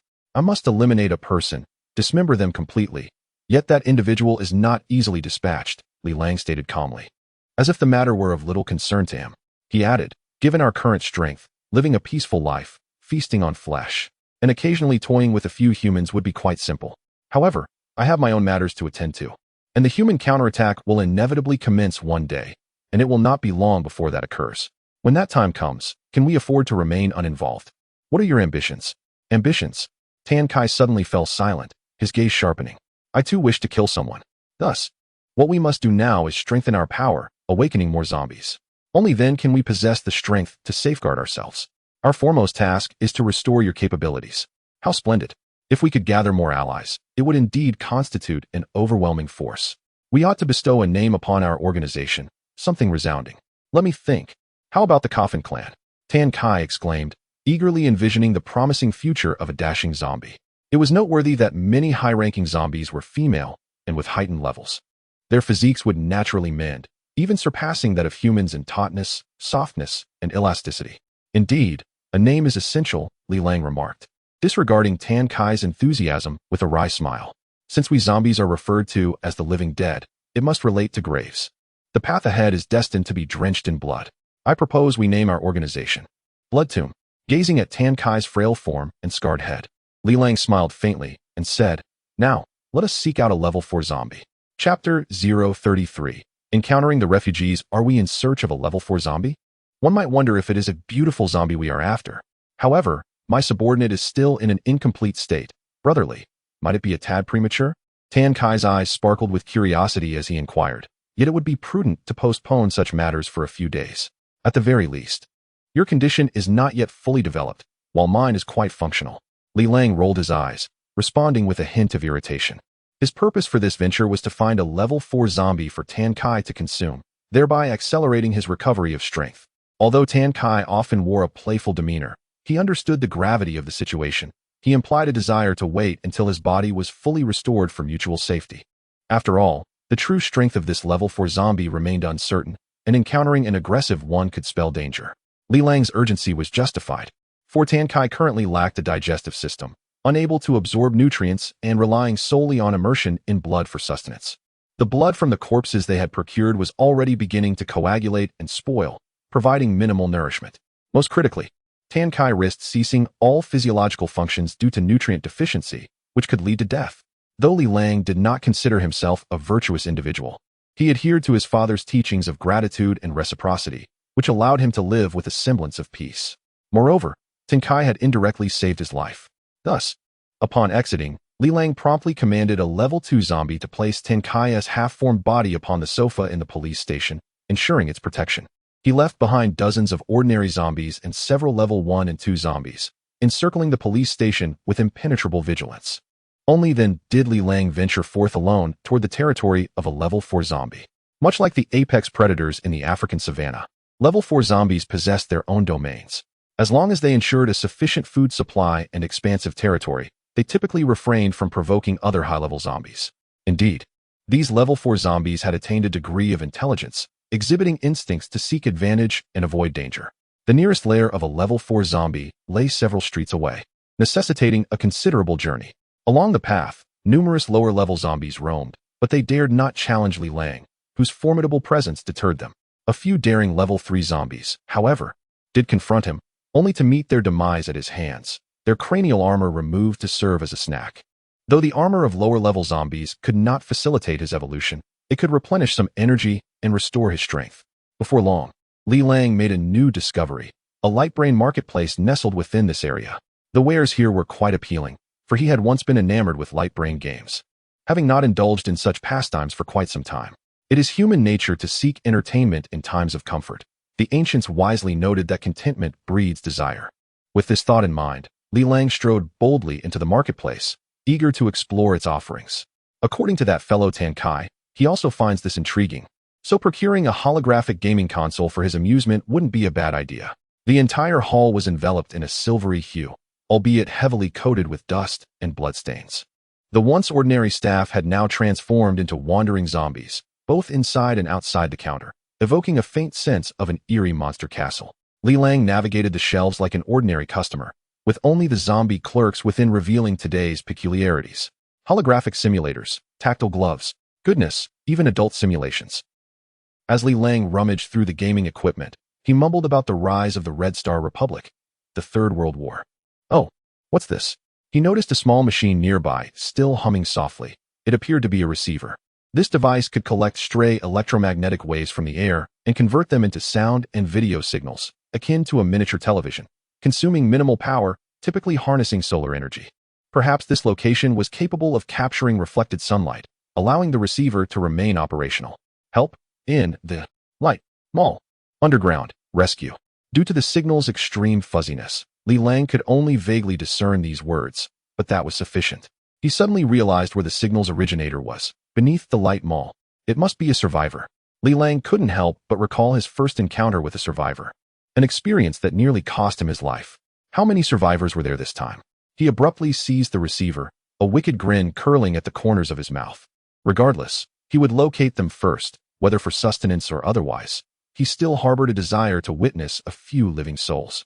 Perhaps, while bestowing them with immense hope, he could plunge them into the depths of despair. But I digress. The person sending the message was a woman, and her voice was rather melodious. He subsequently discovered the staff lounge, underwent a quick cleansing, and donned several clean garments from within. Glancing at the mirror, he now resembled a harmless, sunny youth. The lesson from his previous encounter lingered in his mind. Humanity was indeed an enigmatic species. Oftentimes, an attractive exterior garnered more trust. Although history had its share of scoundrels who were dapper, it did not deter people from feeling reassured by those who appeared more pleasing to the eye. With the receiver in hand, he began to traverse the corners of the hall. After a few strides, he realized he had veered off course. As the signal had grown weaker, he then turned in the opposite direction, and indeed, the signal became increasingly clearer. He could even distinctly hear what seemed to be other voices within, akin to anguished gasps. Li Lang hastened his pace, and after a while, he reached the corner where the signal was at its most lucid. This was the place. He kicked at the ground, discovering several hollow spots. then retrieved the grenades he had brought from the police station, binding 3 of them together and pulling the pins. The floor was no more than 5 centimeters thick. 3 grenades would suffice to blast it open. As for whether the explosion would harm those inside, it was of no concern to him. Once again, piercing screams echoed, reminiscent of a previous encounter. However, Li Lang had undergone a transformation. He leaped into the fray without a hint of concern for the potential threats posed by those within. Absurd. Unless they wielded missile launchers or formidable explosives, any assault upon Li Lang would prove futile. Did they possess such lethal weaponry? To his astonishment, the underground chamber was vast, nearly the size of 2 basketball courts, and it housed a considerable number of individuals, at least 30 or 40. The ground was strewn with discarded cans and food wrappers, alongside some thoroughly gnawed bones. At the forefront stood a group of men who, upon witnessing Li Lang's descent, were taken aback. As they recognized his visage, they abandoned their belongings and rushed towards him, clamoring for help. Has the government sent someone? I always said they wouldn't forget us. Step aside, let me speak. I am the mayor. Take me out of here, and I shall grant you a second-class merit award. No, a first class, or even a special distinction, shouted a bald, portly man who squeezed through the crowd. What is happening outside? Is there food? Food. With that utterance, the remaining men erupted into a chorus of shouts. Is there food? We want food. Even the self-proclaimed mayor lunged at Li Lang, attempting to tear away the pack on his back and search his clothing. In an unexpected turn of events, just as the portly man's hand was about to make contact with Li Lang's attire, Li Lang abruptly raised his firearm and shot him squarely in the chest. The man, with a look of disbelief, fell slowly while cursing. I am the mayor, I will kill your mother. Li Lang interjected, crushing the man's head underfoot, leaving it utterly shattered, and then contemptuously spitting on his face. The other men stood frozen, their minds blank, unable to comprehend the unfolding chaos. Meanwhile, the women huddled in the corners displayed no emotion, resembling cold-blooded creatures, their apathetic gazes averted from the scene. Among them, one young woman wept silently, her sorrow palpable. After dispatching the arrogant mayor, Li Lang felt a surge of exhilaration. He raised his weapon, aimed it at the crowd, and said, Gentlemen, shall we converse? Chapter 034. What is humanity? The individuals present, initially armed, had cast their weapons aside upon the arrival of Li Lang. At this juncture, any attempt to retrieve them would be futile. It was only now that they noticed Li Lang's attire, which bore no resemblance to that of a rescue worker, but rather evoked the image of a leisurely shopper. His sudden appearance had caught them off guard, leading their minds to conjure a singular notion, robber. Yet, they found the idea somewhat absurd. After all, were there still robbers in these times? First, tell me your situation, Li Lang commanded, gesturing toward a middle-aged man standing before him. If it was a mere trifling effort on his part, he might consider aiding them. However, should they prove ungrateful, then, we have been trapped here for quite some time. The outside is teeming with zombies, and we cannot escape. Our provisions have long been exhausted. The middle-aged man paused, then continued, What is the situation outside? Were you not sent to rescue us? Li Lang detected the inconsistency in his words and furrowed his brow, inquiring, No food left? How then do you still survive? You appear quite vigorous. We eat. No, there is still a little, but it is nearly gone. The man stammered, yet Li Lang noted the abnormal pallor on his face, indicative of concealed truths. The expressions of the other men shifted as they absorbed his words. At that moment, as if echoing their conversation, a woman who had been weeping inconsolably in the corner suddenly unleashed a heart-wrenching wail. My child, I shall kill you all. Kill you. Upon closer inspection, Li Lang discerned numerous human bones scattered on the ground, including several skulls. The woman was bound with iron chains to the wall, while most of the other women were similarly restrained. Those not bound exhibited vacant stares or were gripped by terror, trembling incessantly. A few notably attractive young women huddled together, seemingly preparing a meal, their situation evidently more favorable, likely in collusion with these men. Observing the bones and the demeanor of the women, Li Lang comprehended the grim reality that had unfolded. Suddenly, a man at the back collapsed, having attempted to stealthily retrieve a firearm upon realizing Li Lang's unsettling presence. Li Lang, however, was quicker, shooting him in the thigh. The man, lacking in fortitude, clutched his wound and screamed, his cries drowning out the woman's lament. Silence, or I shall end you, Li Lang warned coldly. The man clenched his teeth, stifling further sounds, though tears and mucus streamed down his face. What a delightful gathering you have here, feasting on human flesh and playing with women. TSK. Outside, the zombies consume flesh, and so do you. How splendid indeed. Li Lang erupted into maniacal laughter, his visage resembling a demon from the depths of hell. Who are you? What do you want? One of the men summoned the courage to ask, "And I? Heh, I am not human." Li Lang has made a decision. Since these men feast upon others, let them continue their gruesome indulgence. The rationale behind this choice is simply a matter of personal disdain. Subsequently, Li Lang hurled his gun to the ground and, like a flash of lightning, weaved through the crowd, delivering blows that shattered the legs of these men at the knees. Jagged bones protruded grotesquely from the bent limbs, and the basement echoed with piercing cries of agony, reminiscent of a hellish execution chamber, sending chills down the spine. Li Lang then seized these incapacitated individuals and threw a few of them towards the entrance before climbing out himself, dragging them into an open street. Almost immediately, the scent of food attracted a horde of zombies, surrounding the men who crawled in desperation, wailing for mercy. Leaving behind the echoes of their haunting screams, Li Lang returned to the basement, where he had deliberately left several robust men, huddled in the corners like frightened chicks, paralyzed by fear. To them, this youth appeared as the very embodiment of a demon, more terrifying than the zombies themselves. What horrified them further was the thought of being dragged out to feed the undead. Ever since Li Lang had entered, they had cautiously kept their eyes on him, fearful that he might cast them out as well.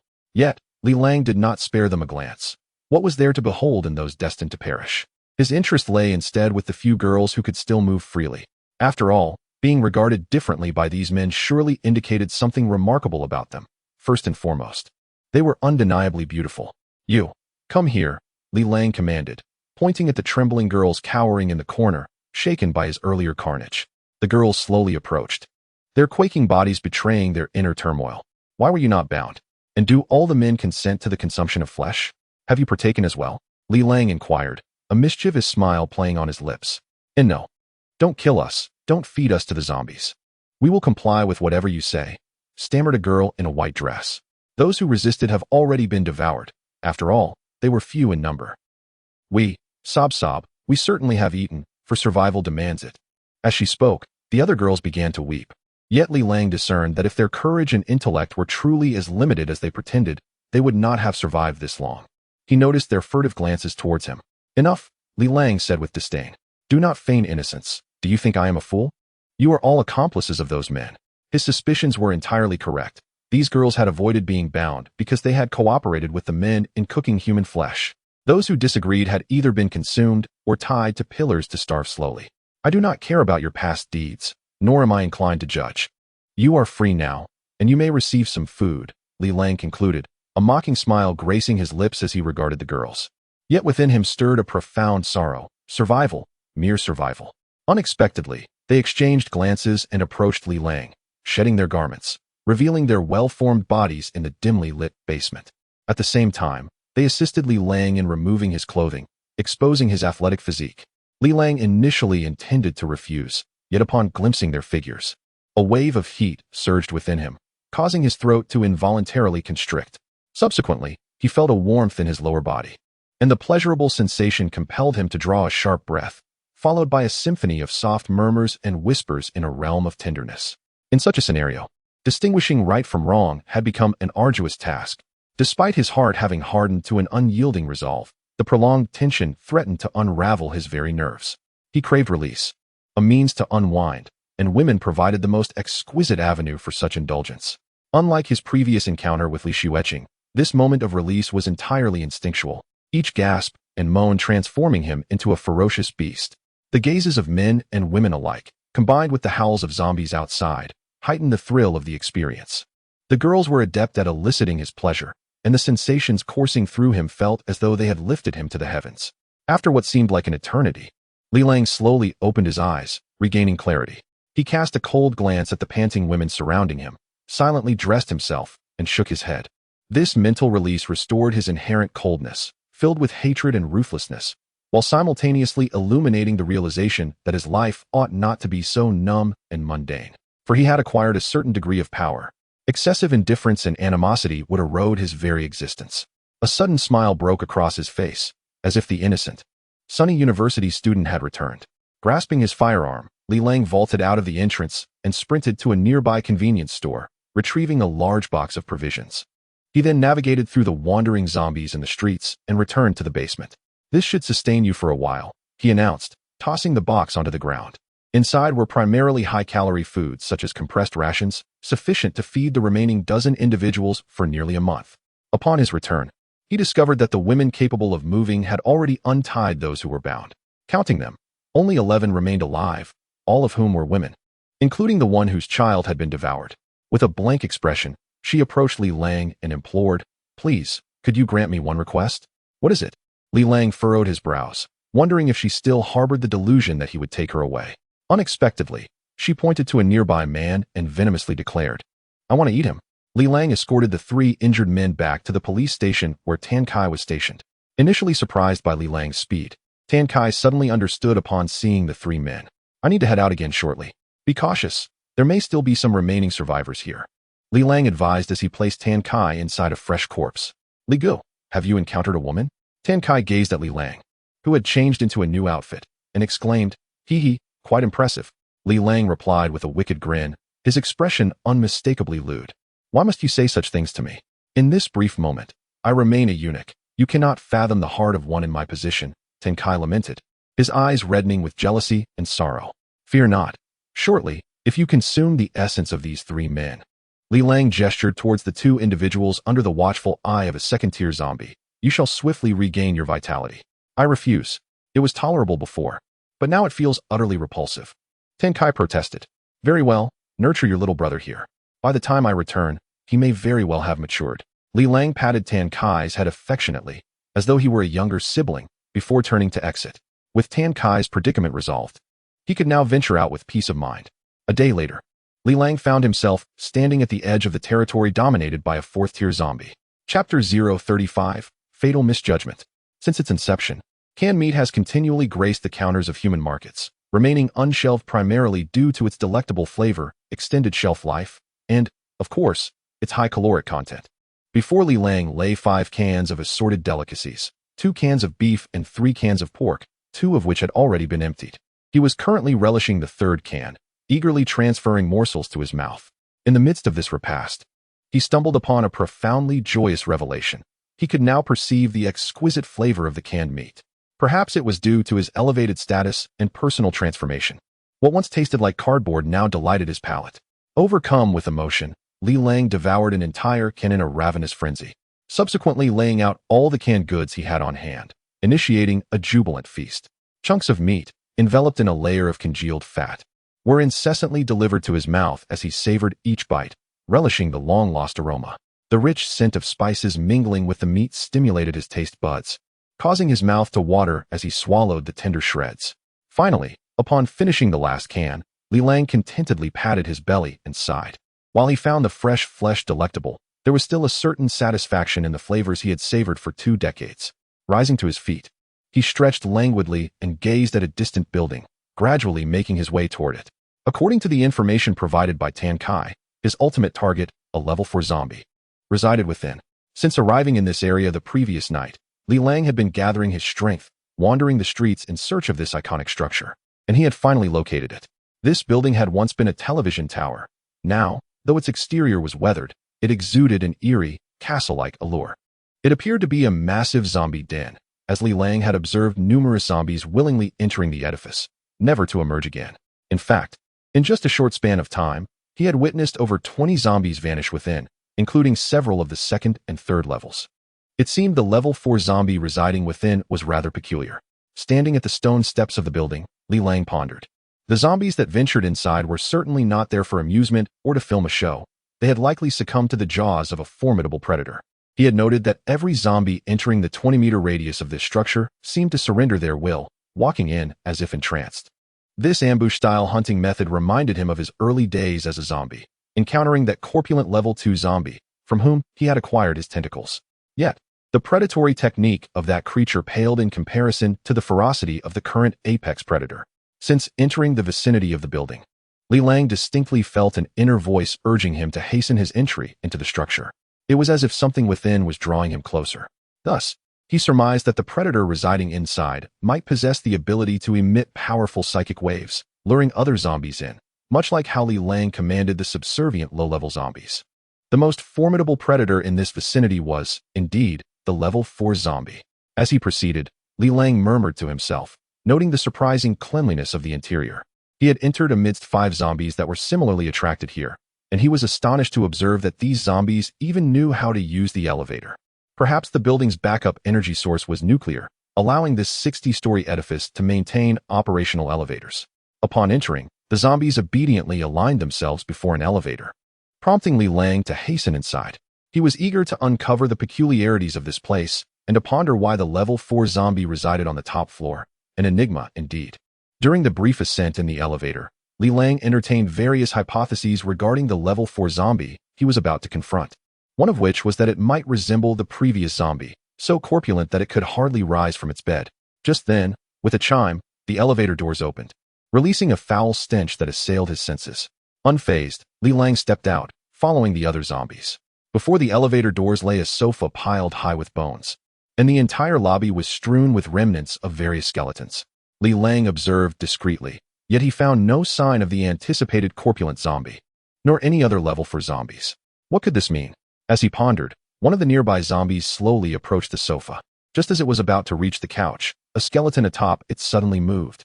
To his astonishment, the skeleton extended a hand, revealing a sharp claw that swiftly severed the zombie's head, devouring it voraciously.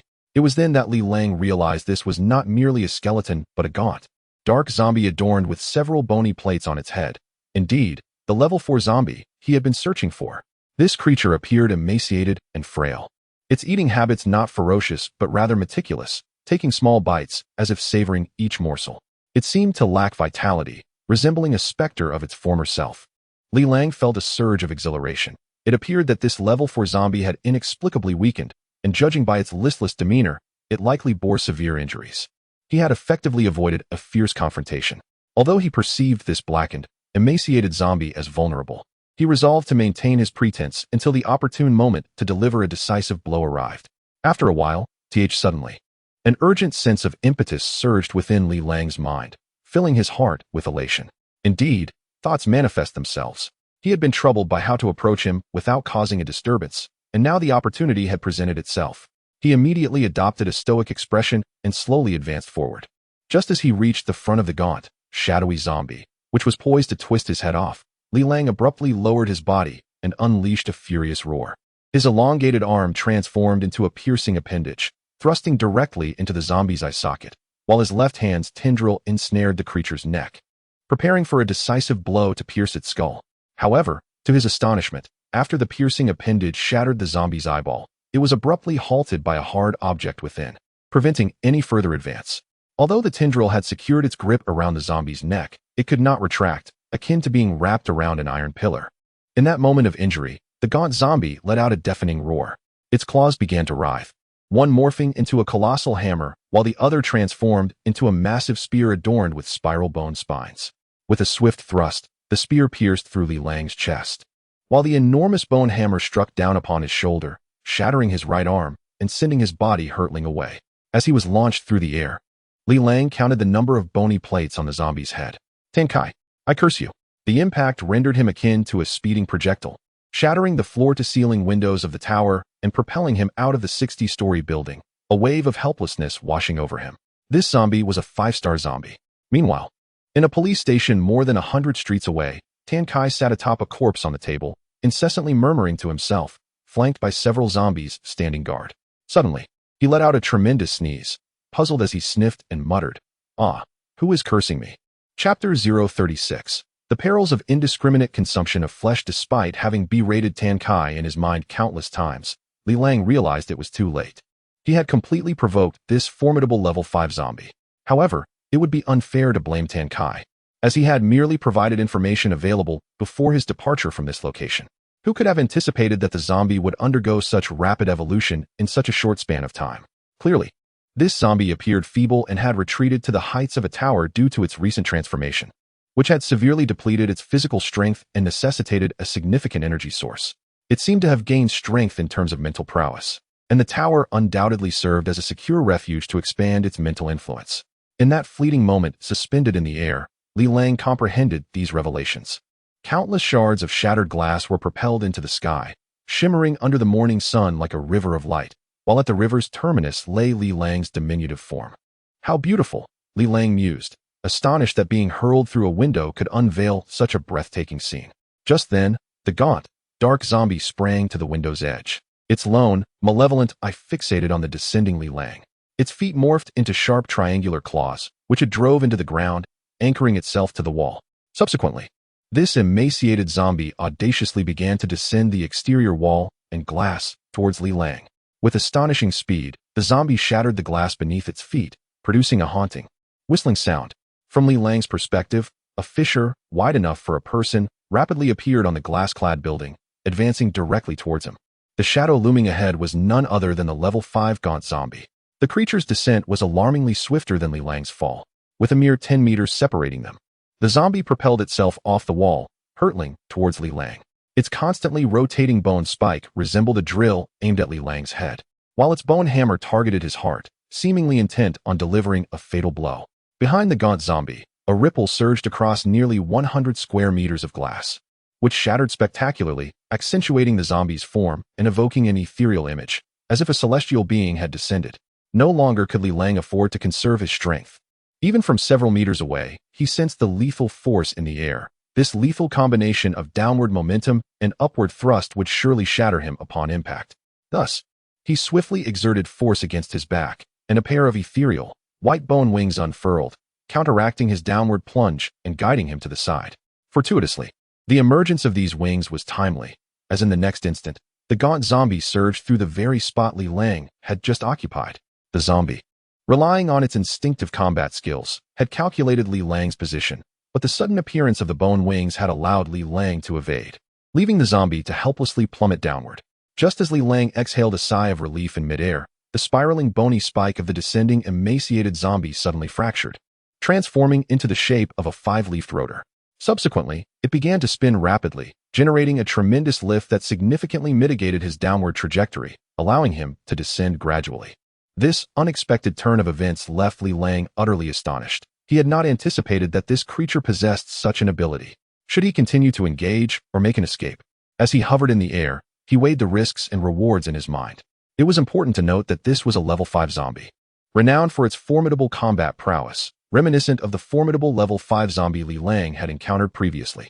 However, if he were to vanquish this zombie, the potential rewards would be immense. Even if he couldn't ascend to a level 5 himself, attaining level 4.5 would be quite feasible, and Tankai's rank might also be restored. Crucially, this level 5 zombie had evidently just completed its evolution, rendering its body exceedingly weak. Li Lang could see the creature gasping for breath upon landing, clearly fatigued. His own strength had reached a level 4 intermediate, so there was a reasonable chance of success in combat against this weary foe. Just as Li Lang found himself in a quandary, the zombie suddenly lowered its head deeply, then abruptly raised it, emitting a piercing shriek. To Li Lang, this sound appeared as an invisible blade, slicing through the air and unleashing a shockwave that struck him with force. Instantly, he experienced a sharp pain in his mind, and his body became uncontrollable. His bony wings retracted, and he plummeted like a marionette, headfirst from the heights. This was a mental and sonic assault. While Li Lang hesitated over whether to attack, the emaciated zombie had already resolved to devour him. In Li Lang's perspective, the gaunt zombie was an evolved treasure. Conversely, in the creature's eyes, he was merely a delectable morsel. The wind howled past him as he fell, and Li Lang felt as though his mind was engulfed in molasses, rendering his thoughts excruciatingly slow. Even though he understood the peril he was in, his body refused to respond. His entire mutated limbs retracted involuntarily, and even his wounds ceased to heal. Move, Li Lang implored within himself, just as he was a mere 10 meters from the ground. The emaciated zombie had already Li Lang's right leg was braced against the massive bone hammer of the gaunt zombie, which, while alleviating the force of its assault, left him with a numbing sensation. The horn on his head had merely punctured the shoulder of the emaciated creature, creating a shallow wound. The price of sacrificing a leg resulted in but a minor incision on his opponent, starkly illustrating the vast disparity in their strengths, particularly as this was a newly evolved 5th-level zombie.